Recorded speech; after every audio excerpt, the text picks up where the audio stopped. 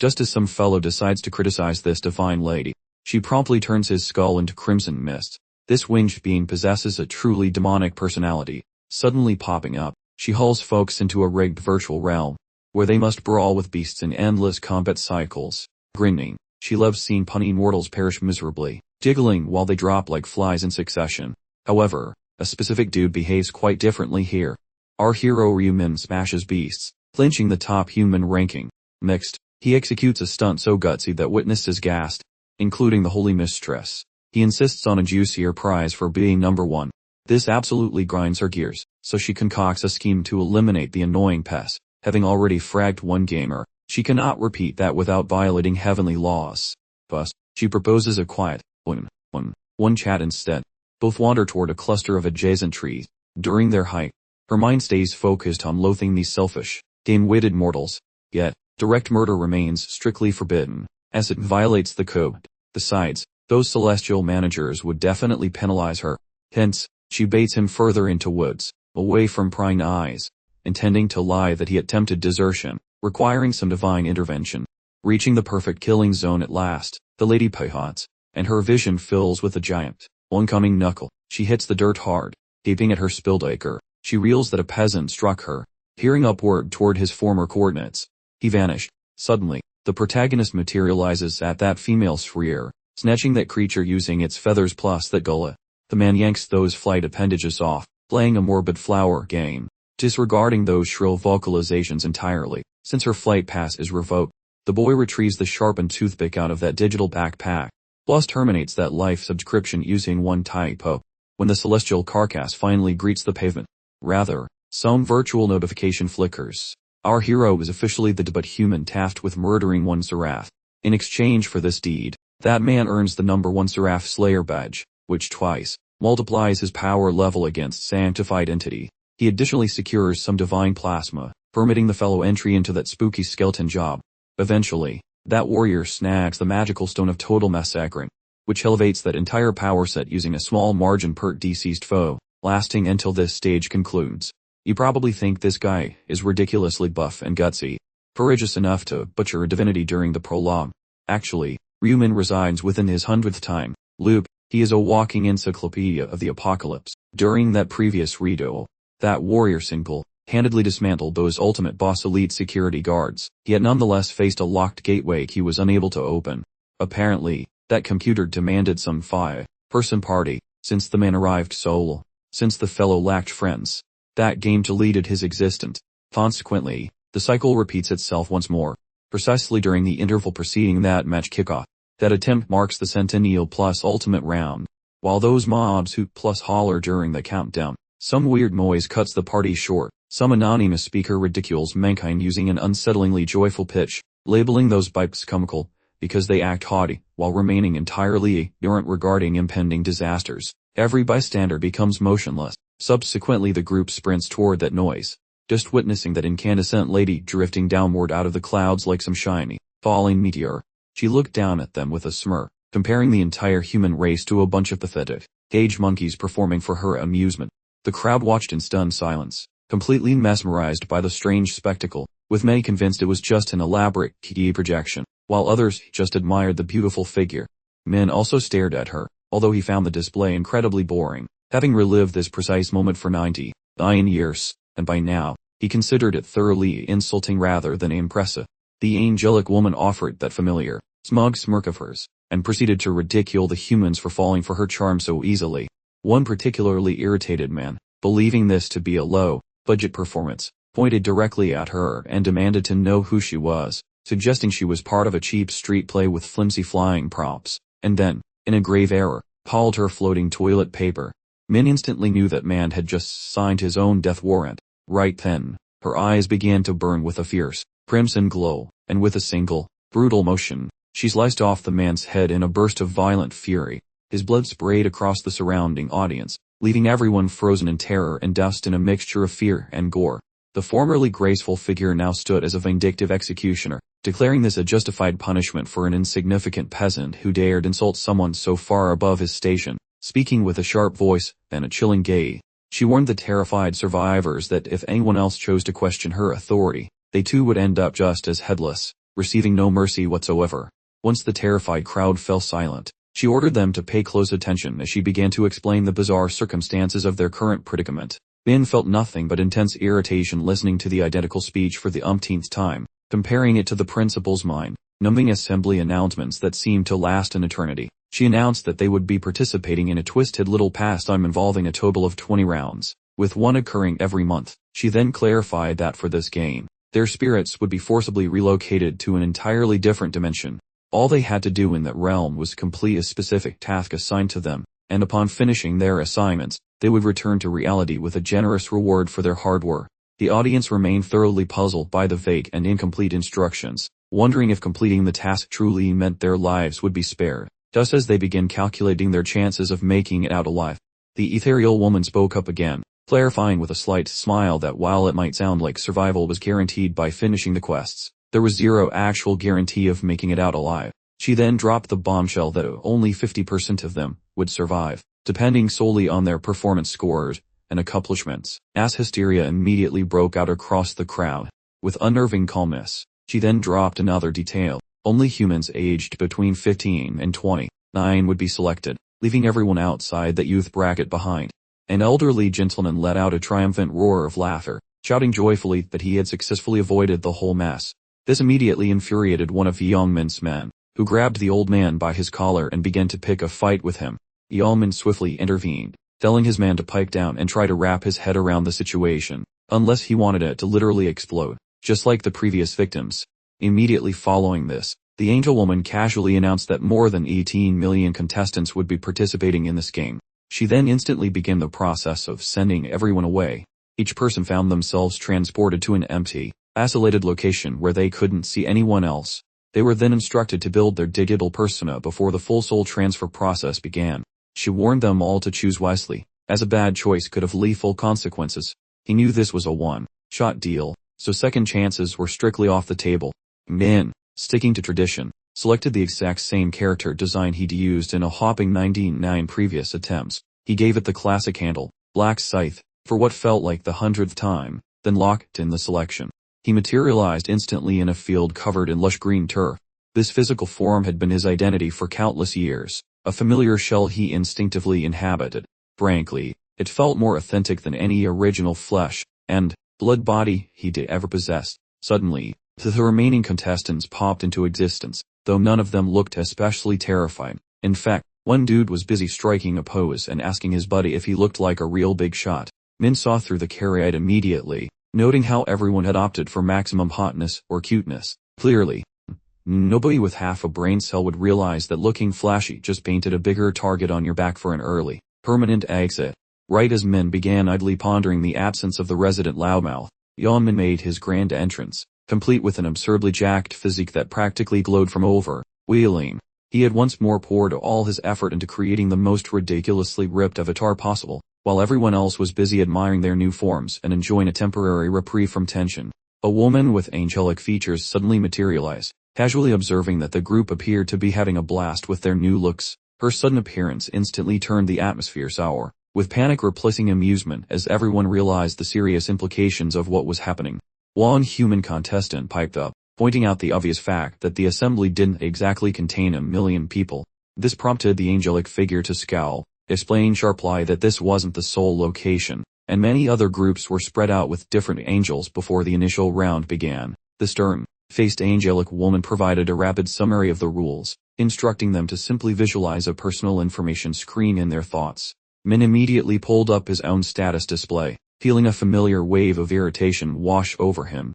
He knew he faced the tedious task of leveling up from absolute zero once more. Just as everyone else finished reviewing their stats, the woman then informed them that they were essentially level 1 characters, which any veteran player could have figured out in an instant. She advised them to begin leveling up, and mentioned that successfully completing all 20 stages would lead to a great reward. They would not only survive, but also receive the bonus prize of 1 granted wish. She proceeded to tell them to access their inventory, mentioning that she had tucked a small present inside for every single person. As everyone examined their stash, they discovered 1 unique rune fragment waiting within. The serious angelic woman clarified that this particular rune fragment was a consumable item and could only be activated while the user remained at level 1. She emphasized it was a singular gift provided solely for this instance and detailed the proper activation method, prompting Yeoman to immediately trigger his without a second thought. He seemed genuinely blown away by the outcome of the activation. The stern angelic woman commented nonchalantly that the results would satisfy every participant, regardless of what they got. As soon as the rooms finished imprinting on everyone, she finally announced their primary objectives. In that precise moment, a quest interface appeared before every individual, assigning them the task of taking out 100 goblins apiece. Swarms of goblins started materializing from all directions. The humans were immediately forced into defensive positions. The entire scenario began to feel suspiciously like virtual reality had somehow been weaponized, turning them into unwilling beta testers for a new product. That grumpy supreme overlord sends 10,000 green gremlins charging toward a group of 5,000 pathetic bites who never even swatted a fly, demanding they commit maximum violence to turn those softies into permanent landscape decoration. Min saunters out like he is taking a Sunday stroll, approaching the ugly horde, capturing the public's attention, while instantly flattening a squat creature, as if it were a cheap soda can, making this battle look effortless. He knows a grand entrance ensures people remember his face forever. Plus he really enjoys the idea of being the most famous guy in the room for once. His logic remains straightforward. If people are scared they will stop bothering him with their annoying requests for help, so he must display overwhelming power to establish dominance. Plus there is this extra bit. He also hopes to flirt with that pretty divine maiden, to reach every objective simultaneously. He stages a display so intense that every witness watching begins questioning if he was manufactured in a top-tier government lab. Furthermore, they all think his edgy handle, the Jet Black Reaper, sounds incredibly badass and stylish. Witnessing this expert slaughter provides a sudden boost of false confidence to the shivering crowd nearby, so they jump in, assuming these short green idiots are just low-level fodder. Right as their egos inflate, a sneaky monster leaps from the shadows and shoves a rusty blade directly into a poor soul, proving this survival situation is definitely not a safe video game environment. Once the blood sprays, terror erupts, and everyone forgets about assisting. Everyone retreats like frightened squirrels. The green tide engulfs the cowards and begins carving them up, transforming the area into a disorganized disaster zone. He reads their thoughts perfectly, since many idiots likely assumed this struggle was merely an immersive virtual reality simulation. Yet he expects their primal terror to kick in soon, leading them to ditch their friends and prioritize their own skin above all else. Min played the coward before, requiring a couple of reincarnations to realize that cowardice is a dead end. No use fleeing from these beasts, and a frantic lady attempting to dash for it slams her face into a transparent wall, demonstrating to the survivors that their only options are to get busy killing or get busy dying. To pampered citizens never even having squashed a tiny spider in their air-conditioned homes, having to gut monsters for breath forces them to evolve. And now their only path to victory involves a total personality transplant. Bodies pile up rapidly, while the few remaining losers beg for a hero to swoop in and rescue them.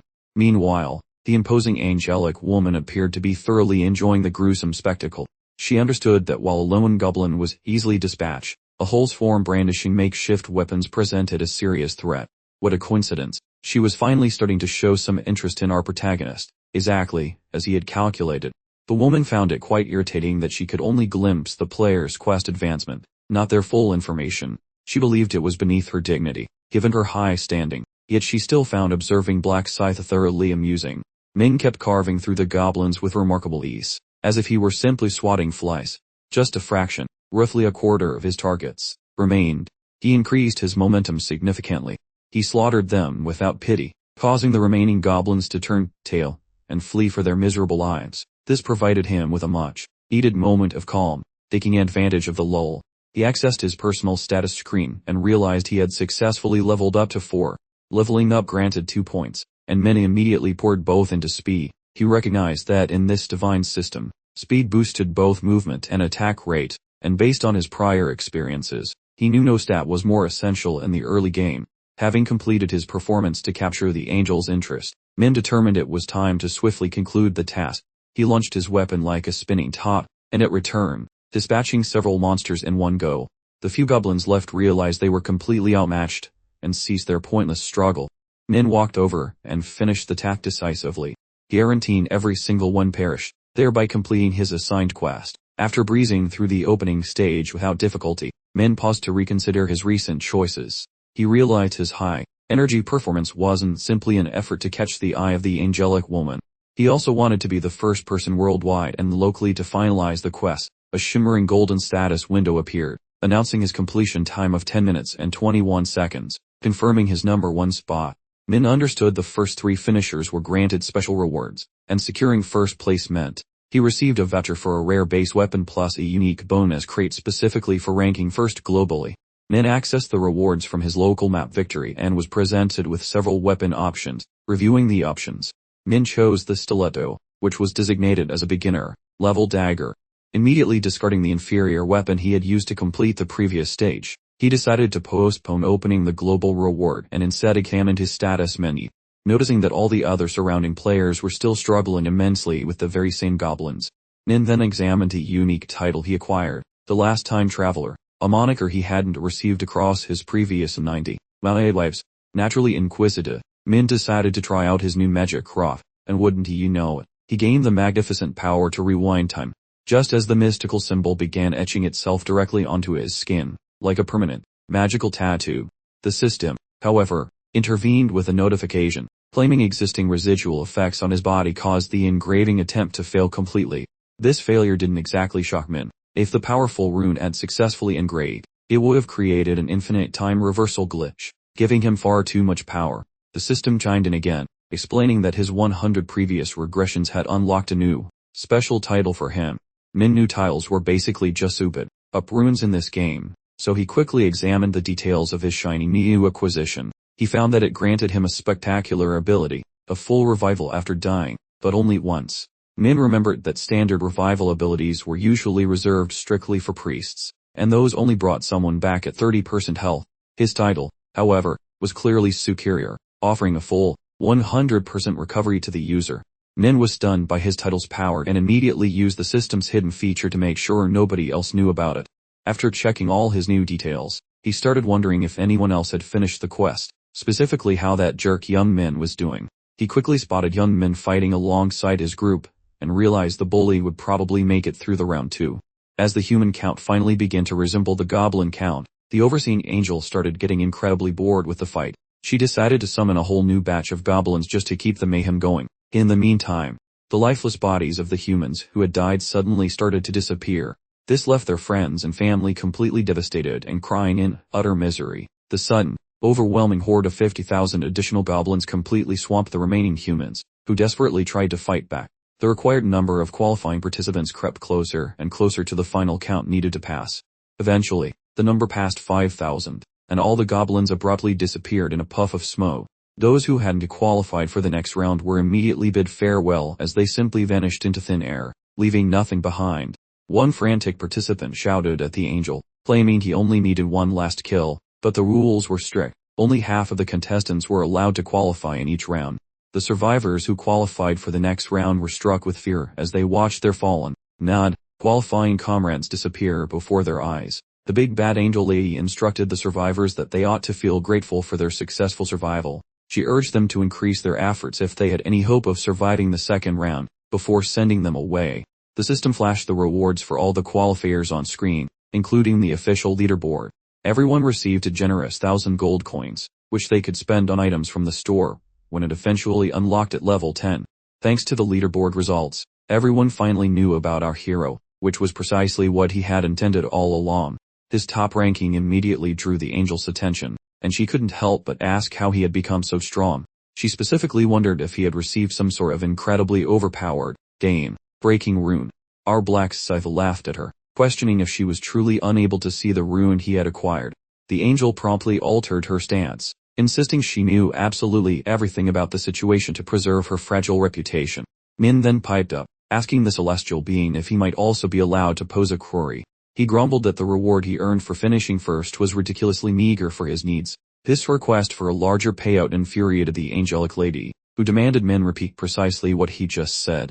And, with the intellectual consideration of a brick wall, he did exactly that. This only fueled her rage. The angel scowled in fury, completely baffled that a simple mortal would be dissatisfied after taking down some low-level goblins. In her absolute fury, she briefly considered vaporizing Min's head entirely, but she then remembered that she had already used her single-use kill card, regretting she wasted it on a different, equally irritating human earlier. Just at that moment, however, A truly sinister idea popped into her head. She asked Min, dripping with false sweetness, if he really needed a more substantial reward. The angel explained that typically, the strict rules and regulations would explicitly prohibit her from doing such things, but she hinted she might be willing to make a very special exception, telling the other mortals to wait as she needed to speak with Min confidentially. Total chaos erupted among the crowd as they debated whether negotiating rewards was actually permitted, and everyone decided to ask for better prizes too. The spectators grew highly suspicious about this supposedly fantastic new prize, given that the angel was whisking Min away for a secret meeting. A few onlookers even began to seethe with envy over his apparent stroke of luck. Min carefully followed the angel deep into the thick forest, maintaining a cautious distance between them. She noticed his hesitation and barked at him to keep up the pace. Enraged by his slow pace, she mused that humans were nothing but pests who only moved when yelled at, but she managed to suppress her fury. She was well aware that messing with the divine game system, established by management, was strictly prohibited. A devious grin spread across her features when she realized her malicious intent. After passing a specific milestone, she planned to dispose of Min. She was fully aware that murdering a human simply for her own satisfaction would likely create significant administrative problems. Besides, she didn't possess the necessary clearance for such drastic measures, and she could face serious disciplinary action for interrupting the established order. Once she reached her carefully selected ambush location, she abruptly wheeled around, only to be greeted by an immediate, shocking surprise, a fist connecting violently with her jaw. The unexpected counter-attack caught her totally unaware. The powerful strike sent the angelic woman tumbling to the ground, and a strange golden liquid began to leak from her wound, instantly escalating her fury to unprecedented heights. Absolutely livid and hellbent on crushing our boy, she tried to charge at him, only to be utterly astonished. He had simply vanished into thin air. Ian, moving like a shadow, easily crept up behind her, taking her completely by surprise. He secured her wings in a powerful one-handed grip. With his free hand, he clamped down on her throat, effectively neutralizing her struggles while she shrieked for him to stop. Min remained completely unaffected by her desperate cries. He systematically tore off her wings, one section at a time.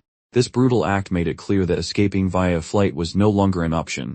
After finishing the destruction of her wings, he mockingly leaned in and asked if the process was painful. The angel, enraged and thoroughly confused, questioned if he had lost his mind, prompting Min to respond with a self-satisfied smirk. In calmly explained that he had known all along about the dagger she had hidden in her wings, fully aware of her intention to kill him. The woman continued to vehemently deny any hostile intent, insisting her plans were completely different.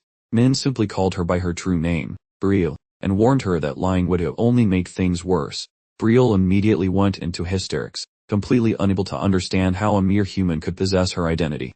Min then revealed her weapon, instantly terrifying her beyond comprehension. In a desperate attempt to bluff her way out, Brielle threatened to use her head-exploding ability with a mere flick of her finger. Min instantly dismissed the threat, reminding her that she had already wasted her high-damage move. This sent Brielle into full-blown panic, causing her to scramble for excuses and attempt to strike a bargain. She tried one final intimidation tactic, claiming her allies would punish him for her demise, but Min saw through the lie, stating plainly that her so-called angelic friends were nothing more than self-absorbed narcissists who wouldn't lift a finger to save her. She argued that her death would prevent her group from returning home, but Min corrected her, explaining that the system automatically sends players back once rewards are announced. Without requiring her specific approval, she kept trying to negotiate with flimsy excuses, offering him any information he desired in exchange for allowing her to live just one more day. Min remained completely unconvinced, informing her that he knew everything about the game and that angels like her were nothing more than glorified pawns designed to guide players. Displaying zero mercy, In plunged his blade straight through her, ensuring her complete and permanent defeat. Once he had finished off the angel, the system promptly notified him that he was the first person ever to eliminate an angel, rewarding him with the first Angel Slayer title and a bonus.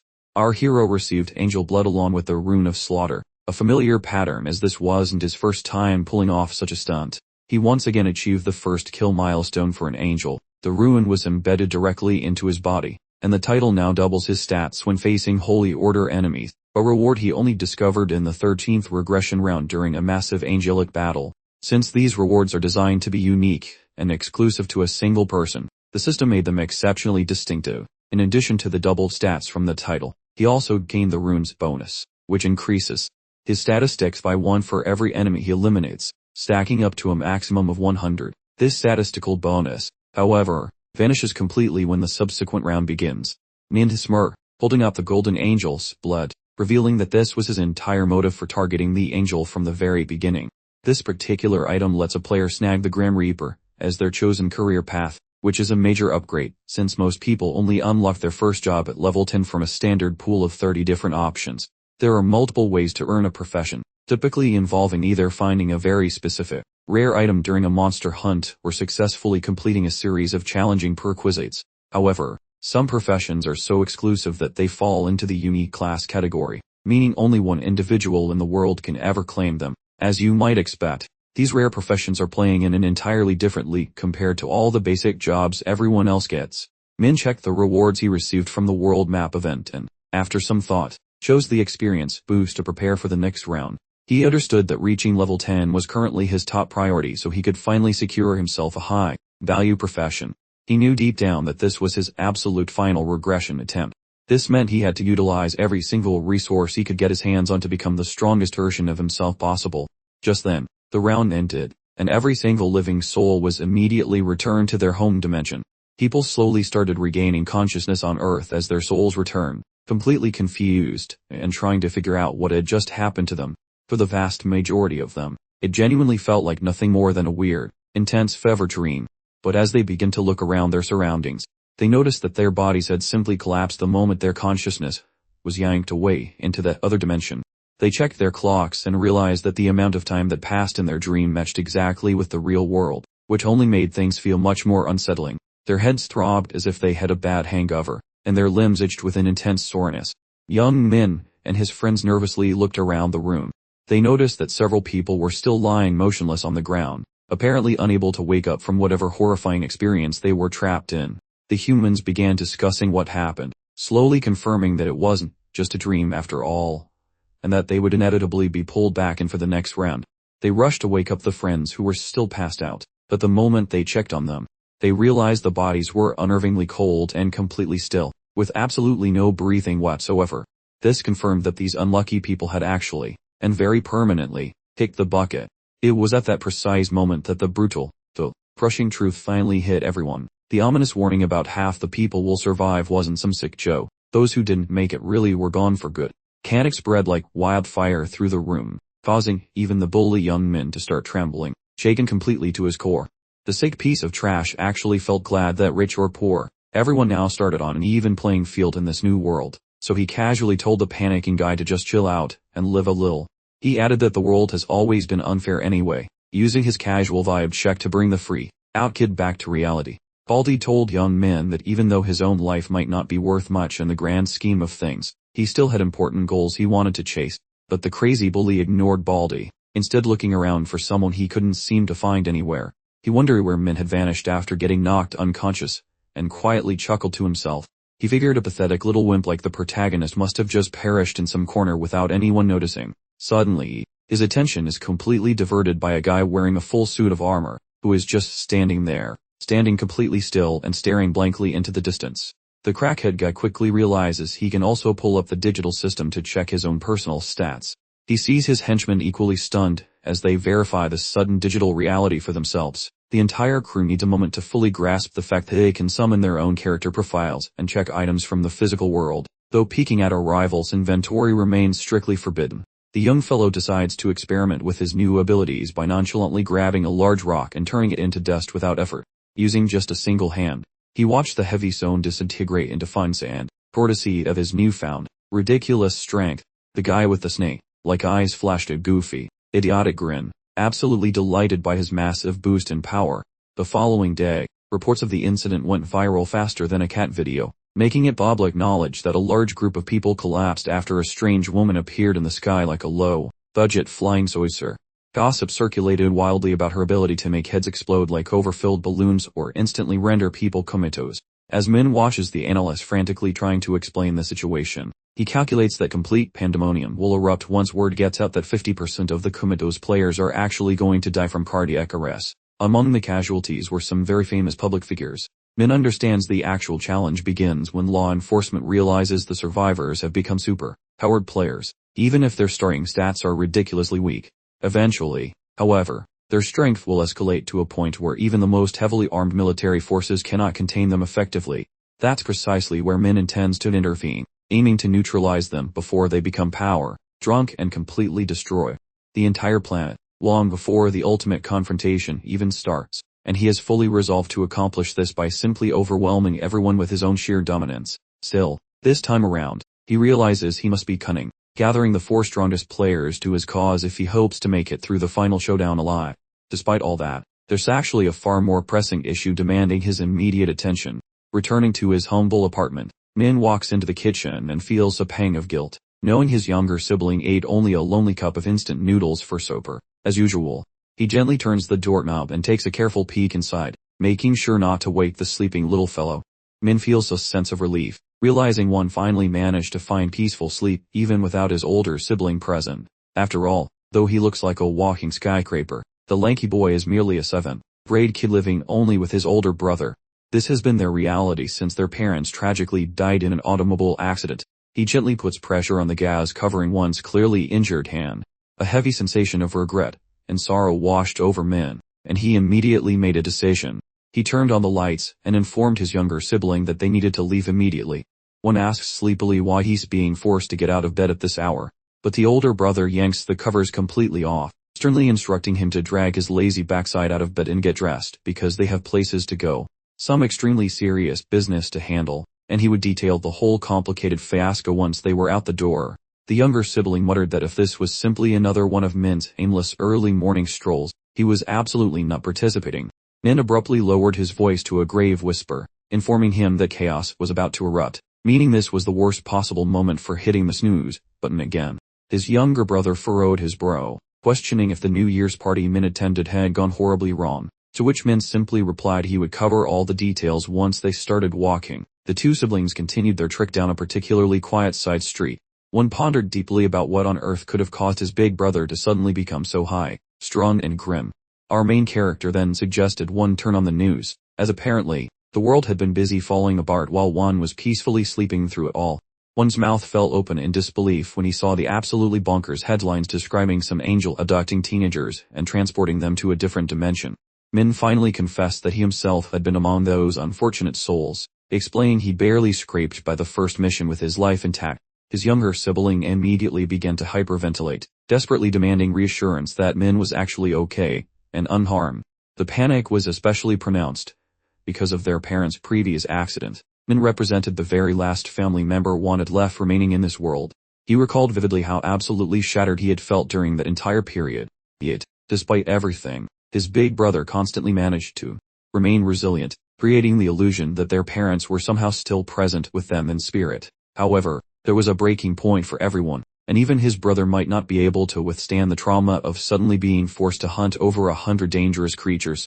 Predicting his little brother's exact fears, Min composedly assured him that the newly acquired stat system continuously strengthened players. Therefore, even someone with a physique as pitifully weak as his could manage to survive just fine. Noticing Juan still looked completely unconvinced, Min guaranteed that all his worries would vanish completely once he actually saw him fight, insisting that Juan just needed to follow along and place his full faith in him for the time being. However, the younger sibling folded his arms stubbornly and refused to budge even slightly until Min finally confessed whatever secrets he had been concealing for this long. Min's gaze fixed on the unpleasant-looking bruise covering Juan's hand. Min's expression became stone cold once more as he finally spoke and directly named the pathetic jerk who had been tormenting Juan this whole time. The sudden revelation immediately caused the nervous kid to break out in a cold sweat. Hearing Min utter the name of his aggressor, Juan felt entirely blindsided that Min already possessed knowledge of the entire situation.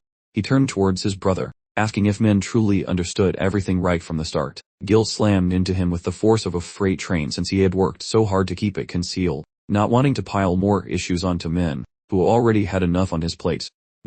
Deep inside, felt compelled to apologize to his younger sibling, as he hadn't actually properly registered the heavy burden Juan had been silently enduring for so long.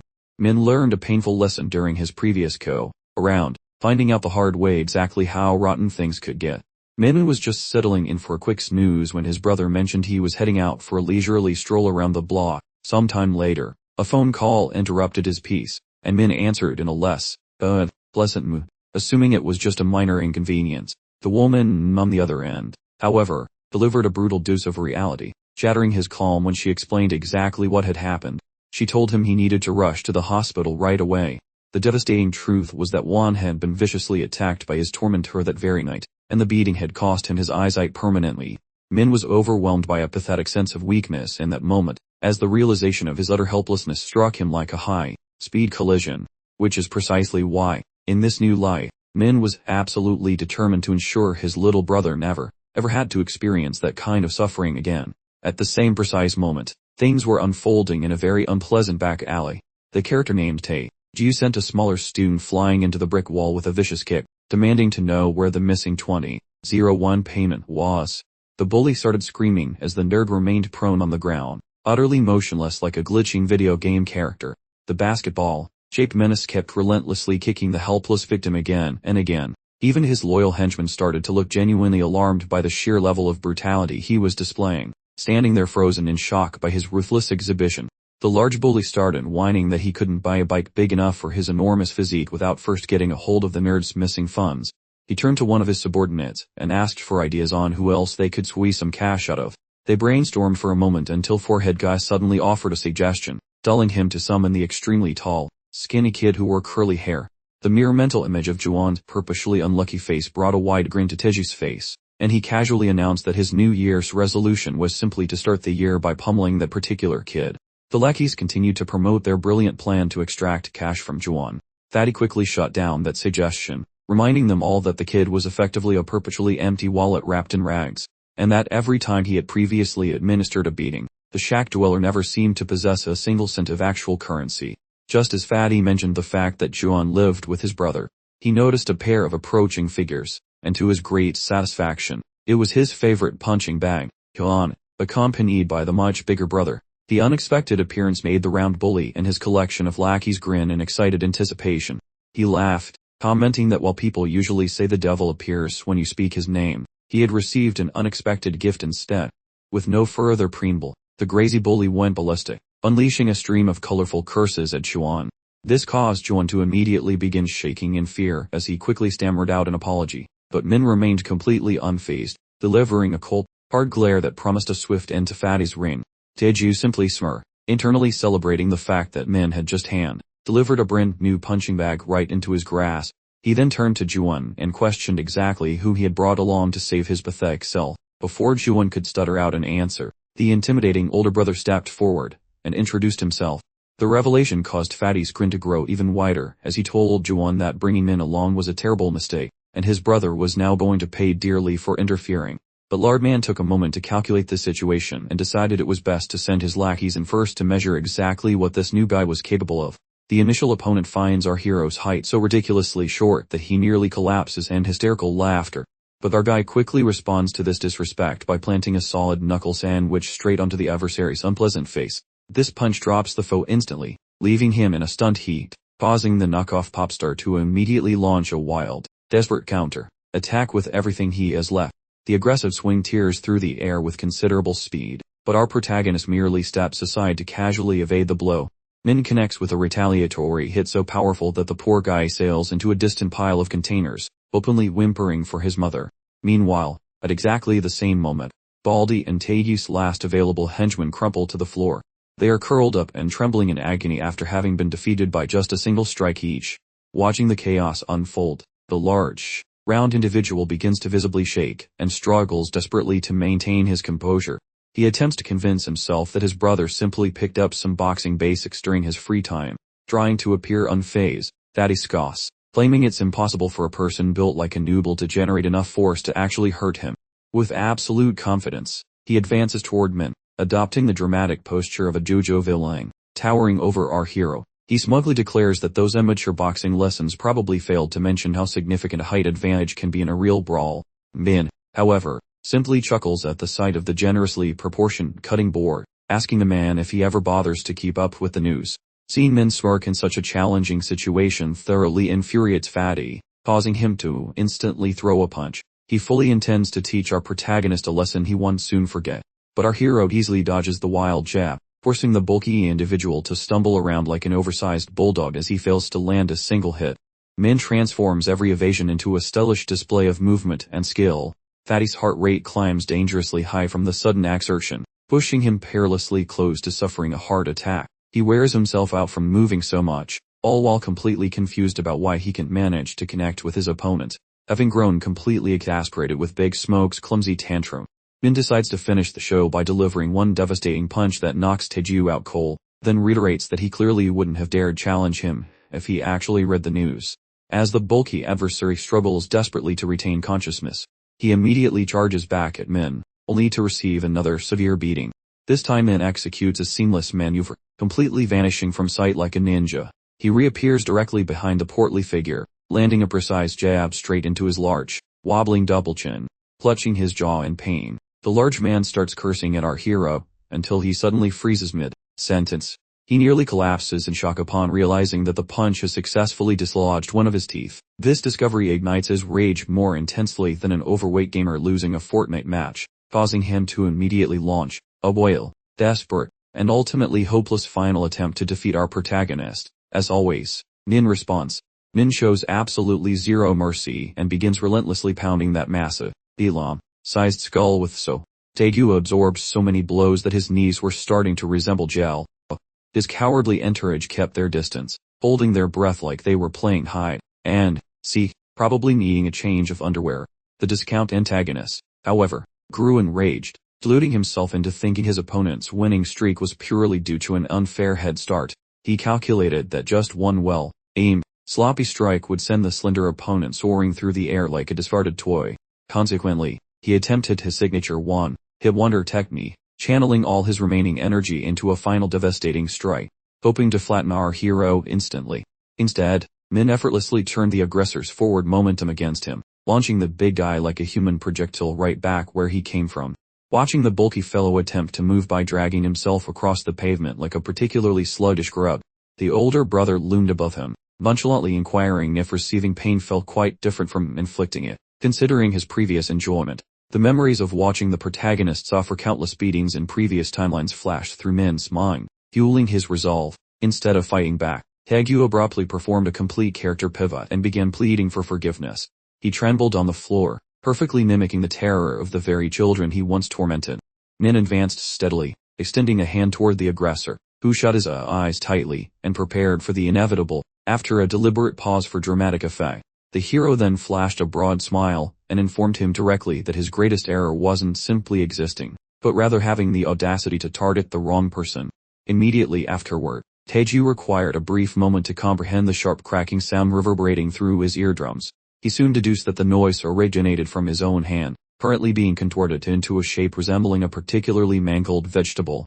Min continued his work without hesitation, securing the second hand as well. The distinct sound of snapping bone became so horrifyingly loud that even the observing goons fled in terror from the unfolding chaos. Given his naturally squeamish nature, the protagonist quickly averted his gaze as his brother finished the job. Min made certain that the self-proclaimed bully would never again mistake kindness for weakness, or consider repeating his past actions. Min grinned at the pleading bully, mocking him for assuming he could be easily manipulated, and confirmed he would never put faith in such a lowlife.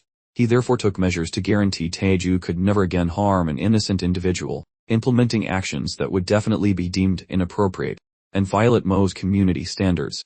Afterward, the protagonist inquired how his brother suddenly managed such outlandish feats, completely baffled by the dramatic shift in skill. Curious if Min had been secretly practicing martial arts for years without telling him, Min revealed that recent news reports had detailed how a select group of individuals were chosen to access extraordinary powers from another dimension while remaining on Earth. He then nonchalantly presented one of his new daggers to one, which immediately caused his sibling to start geeking out over it like it was a rare, high-value video game cosmetic. Min elaborated that his impressive combat maneuvers were all thanks to his increased speed attribute, which easily surpasses the capabilities of top-tier professional athletes. However, the chatter immediately ceases when one gets too nosy, bombarding him with question after question. Min just offers a non-committal shoulder shrug, recalling the disastrous outcome from the previous time he spilled too many beans. That particular incident culminated in one being snatched away by another online adventurer. Even though the kid thankfully returned unscathed, our protective older sibling has zero intention of letting him endure any more trauma, ever. Out of nowhere, he snaps his head around, because a massive, wrenching grumble echoes from one's midsection. Min swiftly suggests a trip to the corner shop for a celebratory, the lamentus breakfast treat. Within the store, Won poses perhaps the saddest query imaginable, observing his surroundings, and wondering mournfully about the destination when the instant noodles are already ready. The big brother motions for patience, while he goes to retrieve a substantial portion of his reserves, representing the overwhelming majority of his entire nest egg in a single transaction, reassuring his little brother not to stress over the financial maneuvers. He then airily informs his younger sibling that the entire premium snack section is his personal shopping mall. One pauses his decision-making process momentarily, fretting that their funds might vanish before the calendar hits January 1st, yet he capitulates instantly, snagging a carton of fried chicken bites without giving it a second thought. His face absolutely beams as he confesses his lifelong ambition to sample those exact treats. Witnessing that pure joy makes Min feel so good that he vows a future dinner outing so the boy can finally taste actual cow meat. Observing Won's ecstasy over $5 processed poultry prompts a pride thought bubble for Min. One just needs to hold tight a tiny bit longer until the major cash flow truly begins. Following that, Min watches Won radiate happiness as if he has successfully completed his ultimate life quest. But then a crucial detail pops back into the older brother's mind, signaling the primary caretaker's return. He sharply places a writing stick onto the flat surface, stunning Won by declaring he just mortgaged nearly every penny he owned on state-sanctioned gambling slips. Dread beads form on Won's forehead as he nervously inquires precisely how much was squandered on those flimsy papers, only for Min to coolly announce that he zeroed out his entire bank balance, sending the younger sibling spiraling into a full-blown anxiety episode. Min wastes no time and begins scratching furiously across the paper surface, and as Won leans over for a peek, he spots something peculiar in the pattern and asks why the identical digit was inscribed across every single slip out of the 20. With a playful, wide grin spreading across his features, the older champion proudly proclaims that this happens to be his personal charm sequence. Back in their shared dwelling, one sibling sits stiffly, dreading the slow reveal of the winning lottery pairings by the television presenters. He commences nervously gnawing on his fingernails, pondering the lavish feasts they could have devoured, rather than just vaporizing all that cashlick amateurs. Nevertheless, his anxiety vanished quicker than free cake when the commentators began shouting the ridiculously fortunate digits. He glued his eyes to the monitor. He was utterly flabbergasted, recognizing a perfect alignment with the scribbled numbers, especially when the voice declared them the undisputed heavyweight champion victor, convinced he must be trapped inside some nonsensical, high-stakes fevered dream. He promptly got misty-eyed and begged his sibling for a painful hinge, a vital reality check against sudden wealth syndrome. Their elder sibling merely mocked him, suggesting he cease fussing like a toddler, flashing a Cheshire cat smile while confirming their new status as outrageously, unbelievably wealthy magnates. Min nonchalantly instructed the hysterical one to cool their jets dramatically and stop acting utterly unhinged. Otherwise, they risked annoying the poor folks next door. Inwardly chuckling like a mischievous hyena, recalling that time he shrieked like a startled soprano the first time he accidentally stumbled upon the winning combination. However, now that chaos reigned and the market was being systematically obliterated by high-level gamers, accruing ludicrous wealth felt astonishingly simple, like stealing candy from an unguarded infant. Our hero sauntered into the financial institution looking suspiciously relaxed, informing the teller he was the supreme champion and was there to collect his massive payoff. The employee offered congratulations but privately mused that the grand prize recipient appeared alarmingly adolescent, resembling a suspiciously wealthy high schooler. He inquired where Min had procured his scratchers, and the instant the specific branch identification number registered, the poor fellow went into immediate meltdown mode, because a previous conversation popped into his head concerning 100+ winning slips originating from one solitary retail location. The teller suddenly understood, realizing with dread that a single individual must have vacuumed up the entire jackpot supply. Furthermore, he recalled the mandate to instantly summon the big boss if a legendary top prize recipient ever dared to appear in person. Consequently, he very courteously asked Min to please hold his horses for just a tiny second. Soon enough, the director materialized in the lobby, the senior executive introducing himself with a grin that seemed suspiciously overzealous, looking disturbingly prepared to relieve Min of his valuables, yet he still offered hearty congrats before personally leading him up to his executive lair. Upon entering the swanky office, his personal assistant instantly executed a profound, low bow toward both gentlemen, clearly believing the director had merely dragged his own offspring to work for an educational field trip. Nevertheless, the director swiftly corrected the misconception, stating Min was an extraordinarily important visitor who deserved an embarrassing amount of royal treatment. The woman immediately deduced this young man was the mythical champion who secured 100 jackpots, and desperately fought the urge to spontaneously combust from excitement, while she wobbled slightly trying to properly butter him up. Min merely gave a dismissive hand gesture and ordered her to quit stalling and deliver his gigantic stack of cold, hard cash already. He nonchalantly presented the impressive pile of winning slips, and her nervous system nearly fried itself upon realizing that the identical, impossible number was stamped on every last card. Once the lady verifies that every voucher is genuine, our lead character cuts the catter and demands the final tally. As things stand, following the surrender of 30% of that jackpot and state coffers, the lead still secured a staggering 15 billion in cash. Consequently, our hero bought a modest flat and started exploring investments whenever the guy felt slightly bored, mostly because he is certain that the Bitcoin market is currently fueling its engines for a trip to the stars. Upon arriving, Min startles the boy with a penthouse resembling a majestic dreamscape, though his kin promptly asks why they only lease rather than buy the property, especially now that the duo owns massive wealth. The protagonist proudly admits being destitute once more because he dumped every cent of their prize directly into decentralized, digital assets, which forced the sibling's mind to essentially dissolve into a pile of ash right then. A senior sibling calmly touches the boy and swears that this plan is definitely under control, suggesting the kid relax since a phantom geezer within those visions likewise provided the lucky sequence for the coming 4 gambling contests. Upon learning this, Juan commences vibrating Min similar to some fizzy beverage and bellows for the guy to stay focused. Hard to imagine the fellow forgetting anyway, since he has endured this repetitive garbage countless occasions previously. Moving on, Min instructs him to stop dawdling and begin stuffing their belongings into bags.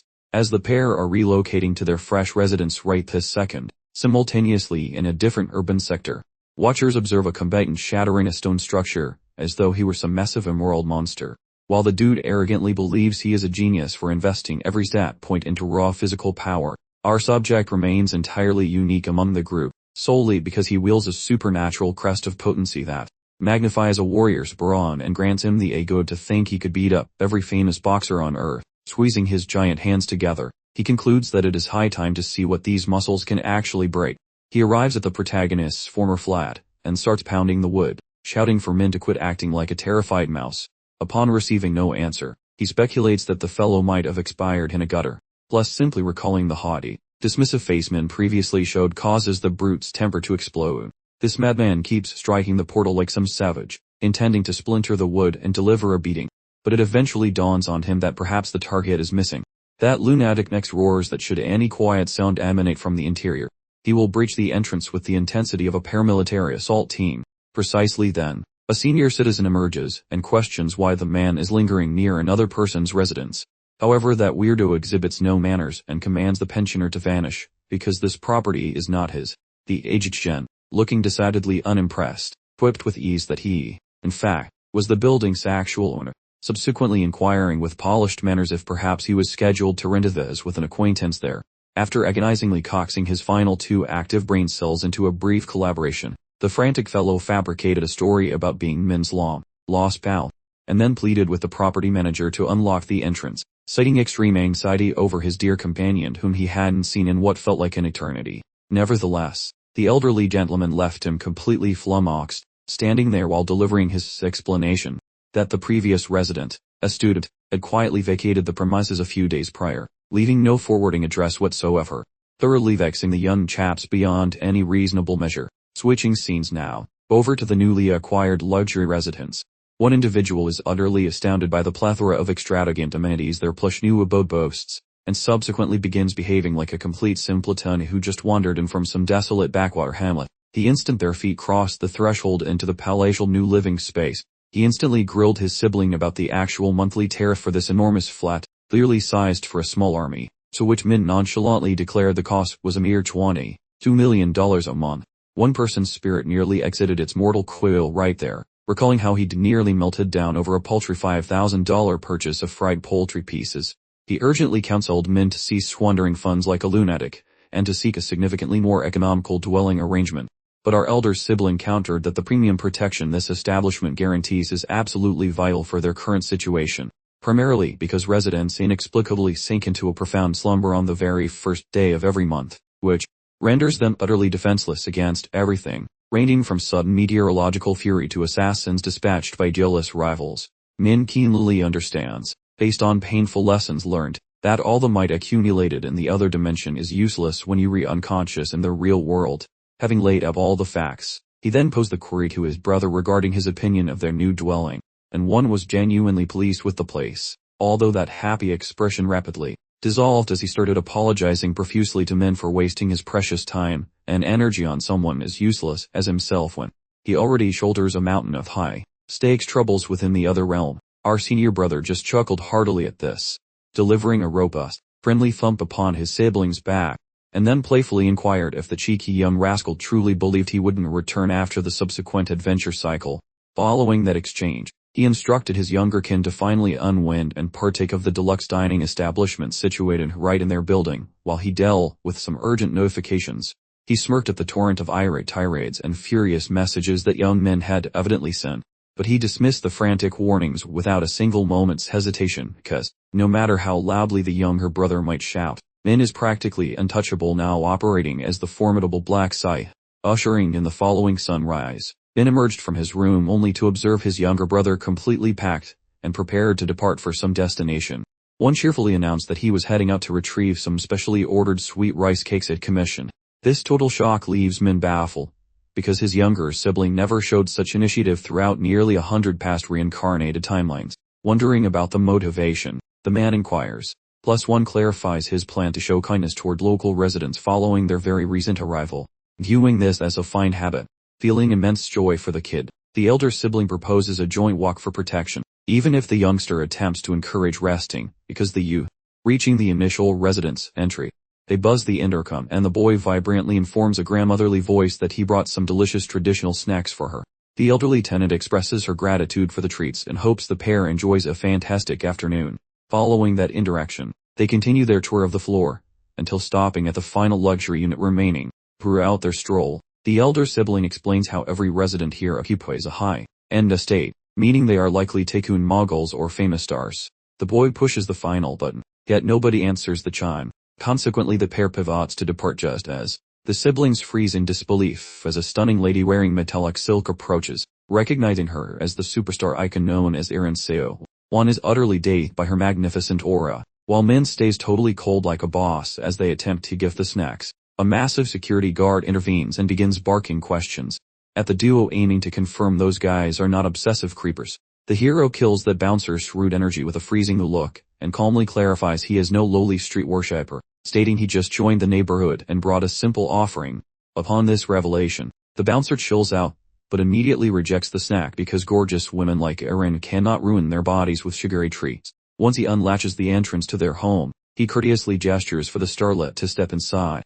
Yet that lady looks over her shoulder at those guys with an expression suggesting regret for that protector's foul personality. The protagonist stays rather annoyed, and mentions to his sibling how much he hates the arrogant energy, plus advises that the kid simply disregard those snobs moving forward. However, one transforms into a pathetic devotee and begins screaming with excitement so intensely that his older brother becomes utterly baffled by the cause of this chaotic excitement. The lanky beanpole seizes his elder sibling and commences rattling him vigorously, shocked to his core that the man is ignorant of the legendary status belonging to the great Erin Seo. Elsewhere, the starlet keeps spotting news reports claiming a majority of famous targets in that parallel dimension have been liquidated or decided to retire from life permanently, causing her to feel immense dread regarding whatever terrible fate might await her personally. At that moment, a text arrives from a peer stating an industry veteran just died, and questioning if she plans to attend the memorial tomorrow. Following those thoughts, the starlet ignores her device, and realizes that lacking her unique safeguard, she would undoubtedly become another tragic name within journalism. This aspiring starlet realizes her ego was bloated, seeing she's just a corporate puppet whose fame and tiny residence are entirely funded by her greedy agency while she struggles to stay relevant. Noticing her massive state of distress, her muscle-bound protector Sunchul softly inquires about her mental burdens, despite her claiming the issue is trivial. This fellow suggests she candidly vent every concern, regardless of how bizarre the topic might be. Erin eventually confesses she is terrified of the upcoming challenge, especially when famous folks are crashing faster than a failed tech company.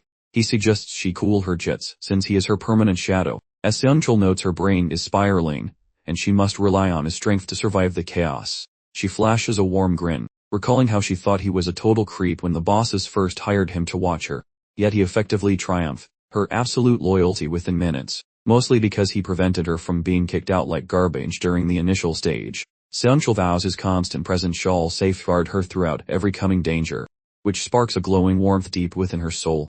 She teases that those neighborly snacks look tasty, yet the guard retorts she is developing a spare tire, and should avoid the extra calories to stay fit. Still, she argues that being a jerk was unnecessary, as it is quite rare to find anyone practicing old-fashioned etiquette in this modern era. However, Seonchul claims that kindness is just a facade used by blood-sucking leeches who only want to mooch off others in return. Arin remains unconvinced by his bitterness, as she cannot forget how adorable and harmless those people appeared to be. The girl remarks that one specific youth appeared quite aged, pondering if he is secretly another supernatural competitor. It is wild how modern children can butcher an army of monsters and then eat lunch like they did not just commit a horrific massacre. Seonchul chuckles, stating that any competent person should be capable of handling a few dozen green pests without breaking a sweat. However, Arin counters that normal people lack those elite murder skills, unless they are professional protectors like her own muscular companion. Yet even he was totally outclassed by that spooky dude who goes by the incredibly edgy name Black Scythe. Witnessing his bloodbath makes her pity those poor victims, leading her to suspect he might be a professional killer, especially since guys like him are basically guaranteed to survive. Arin frets over whether a fragile cupcake like herself can survive the following massacre without being turned into a soggy pancake. Once morning light returned, as Juan tidies the living space like the helpful little servant he pretends to be, Min eventually returned to the flat, complaining the fourth prize drawing was far less lucrative than his previous gambling jackpot. When Juan asks about the public reaction to his suspiciously long streak of good luck, Min explains he told everyone a tall tale about a magical geezer who whispers winning digits into his ear at night. Juan inquires if Min is still gambling his life savings on digital currency, and the older boy boasts that his crypto investment has skyrocketed. The younger sibling suggests he stop being a greedy pig and take the profit before the market inevitably explodes, but the older brother Min tells him to relax his tiny brain, because everything is proceeding exactly according to his master plan. Everything was sorted out, so they zoomed straight to the mess hall, ready to absolutely devour the gourmet rations, treating the whole affair like a starving politician at an all-10 heat steakhouse. Time, which apparently waited for no one, decided to speed up dramatically, meaning the calendar now showed only 5 brief minutes remaining until the glorious debut of the following month. The small fry clung desperately to his older sibling's arm, gripping it like a lottery ticket, and tearfully insisted that regardless of whatever chaos unfolded later, the big lud absolutely had to promise to return safely to his side. Min gently recalled the epic beatdown he recently administered to that obnoxious tormentor, before affectionately delivering a supportive tap to his worried younger brother, right on his mop of hair, assuring him there was definitely zero reason for such excessive anxiety. The older boy instructed him firmly to hit the snooze button, promising they would both greet the rising sun together soon enough, and after that brief exchange, he waved goodbye to his sibling, and then Black Scythe was unceremoniously whisked away into the ethereal new domain, alongside every other participant in the cosmic rigged game. Confusion instantly spread through the crowd because their current bizarre location looked nothing like the last time, unlike their inaugural experience. And then somebody suddenly let out a yelp once they noticed the undisputed top-ranked player absolutely storming through the masses, radiating overwhelming cosmic energy. Black Scythe, being highly observant, immediately realized that literally everyone present was actively creating a respectful, or perhaps terrified, buffer zone around him, and, just when he began pondering the extremely vile question of when the celestial hostess would finally grace them with her presence, a brand new winged attendant materialized, remarkably similar to the last one, and nonchalantly inquired whether the entire assembly had successfully checked in. Catching the general hubbub, she chirped happily that the former round 1 angel was currently enjoying a much-deserved sabbatical, thanks entirely to her embarrassing little workplace incident. Sporting a smile that would make a tax collector look trustworthy, she reassured the nervous crowd that there was absolutely no cause for alarm, as they were now exclusively her problem. Following this charming introduction, the glorious heavenly being unfurled her luminous pinions and dramatically declared the assigned objective for this new session.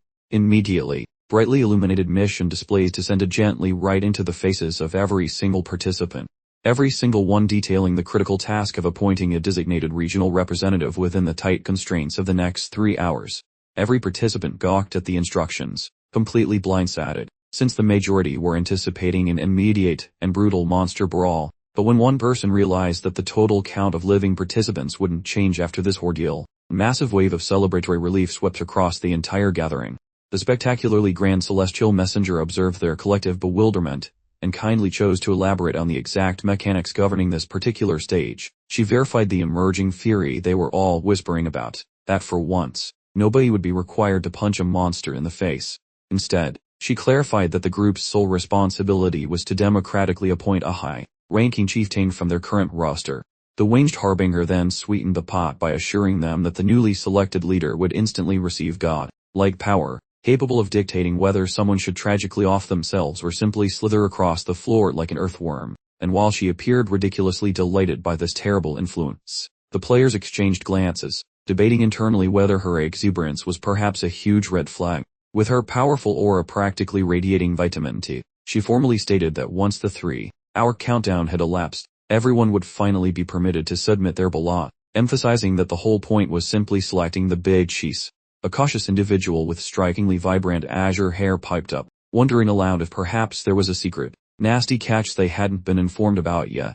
However, the celestial host smoothly dismissed his fears by cheerfully assuring him that no further complications existed, promising everyone that immediately following the vote they would be safely transported home, brazenly labeling this entire ordeal a genuinely pleasant and utterly stress-free break from the norm. The entire group erupted in celebratory shouts, overjoyed that for once the mortality rate was 0, and many were already cackling about this remarkably straightforward assignment. Yet while the masses partied, Min remained completely motionless, simply gazing into the distance with an expression as clear as mud.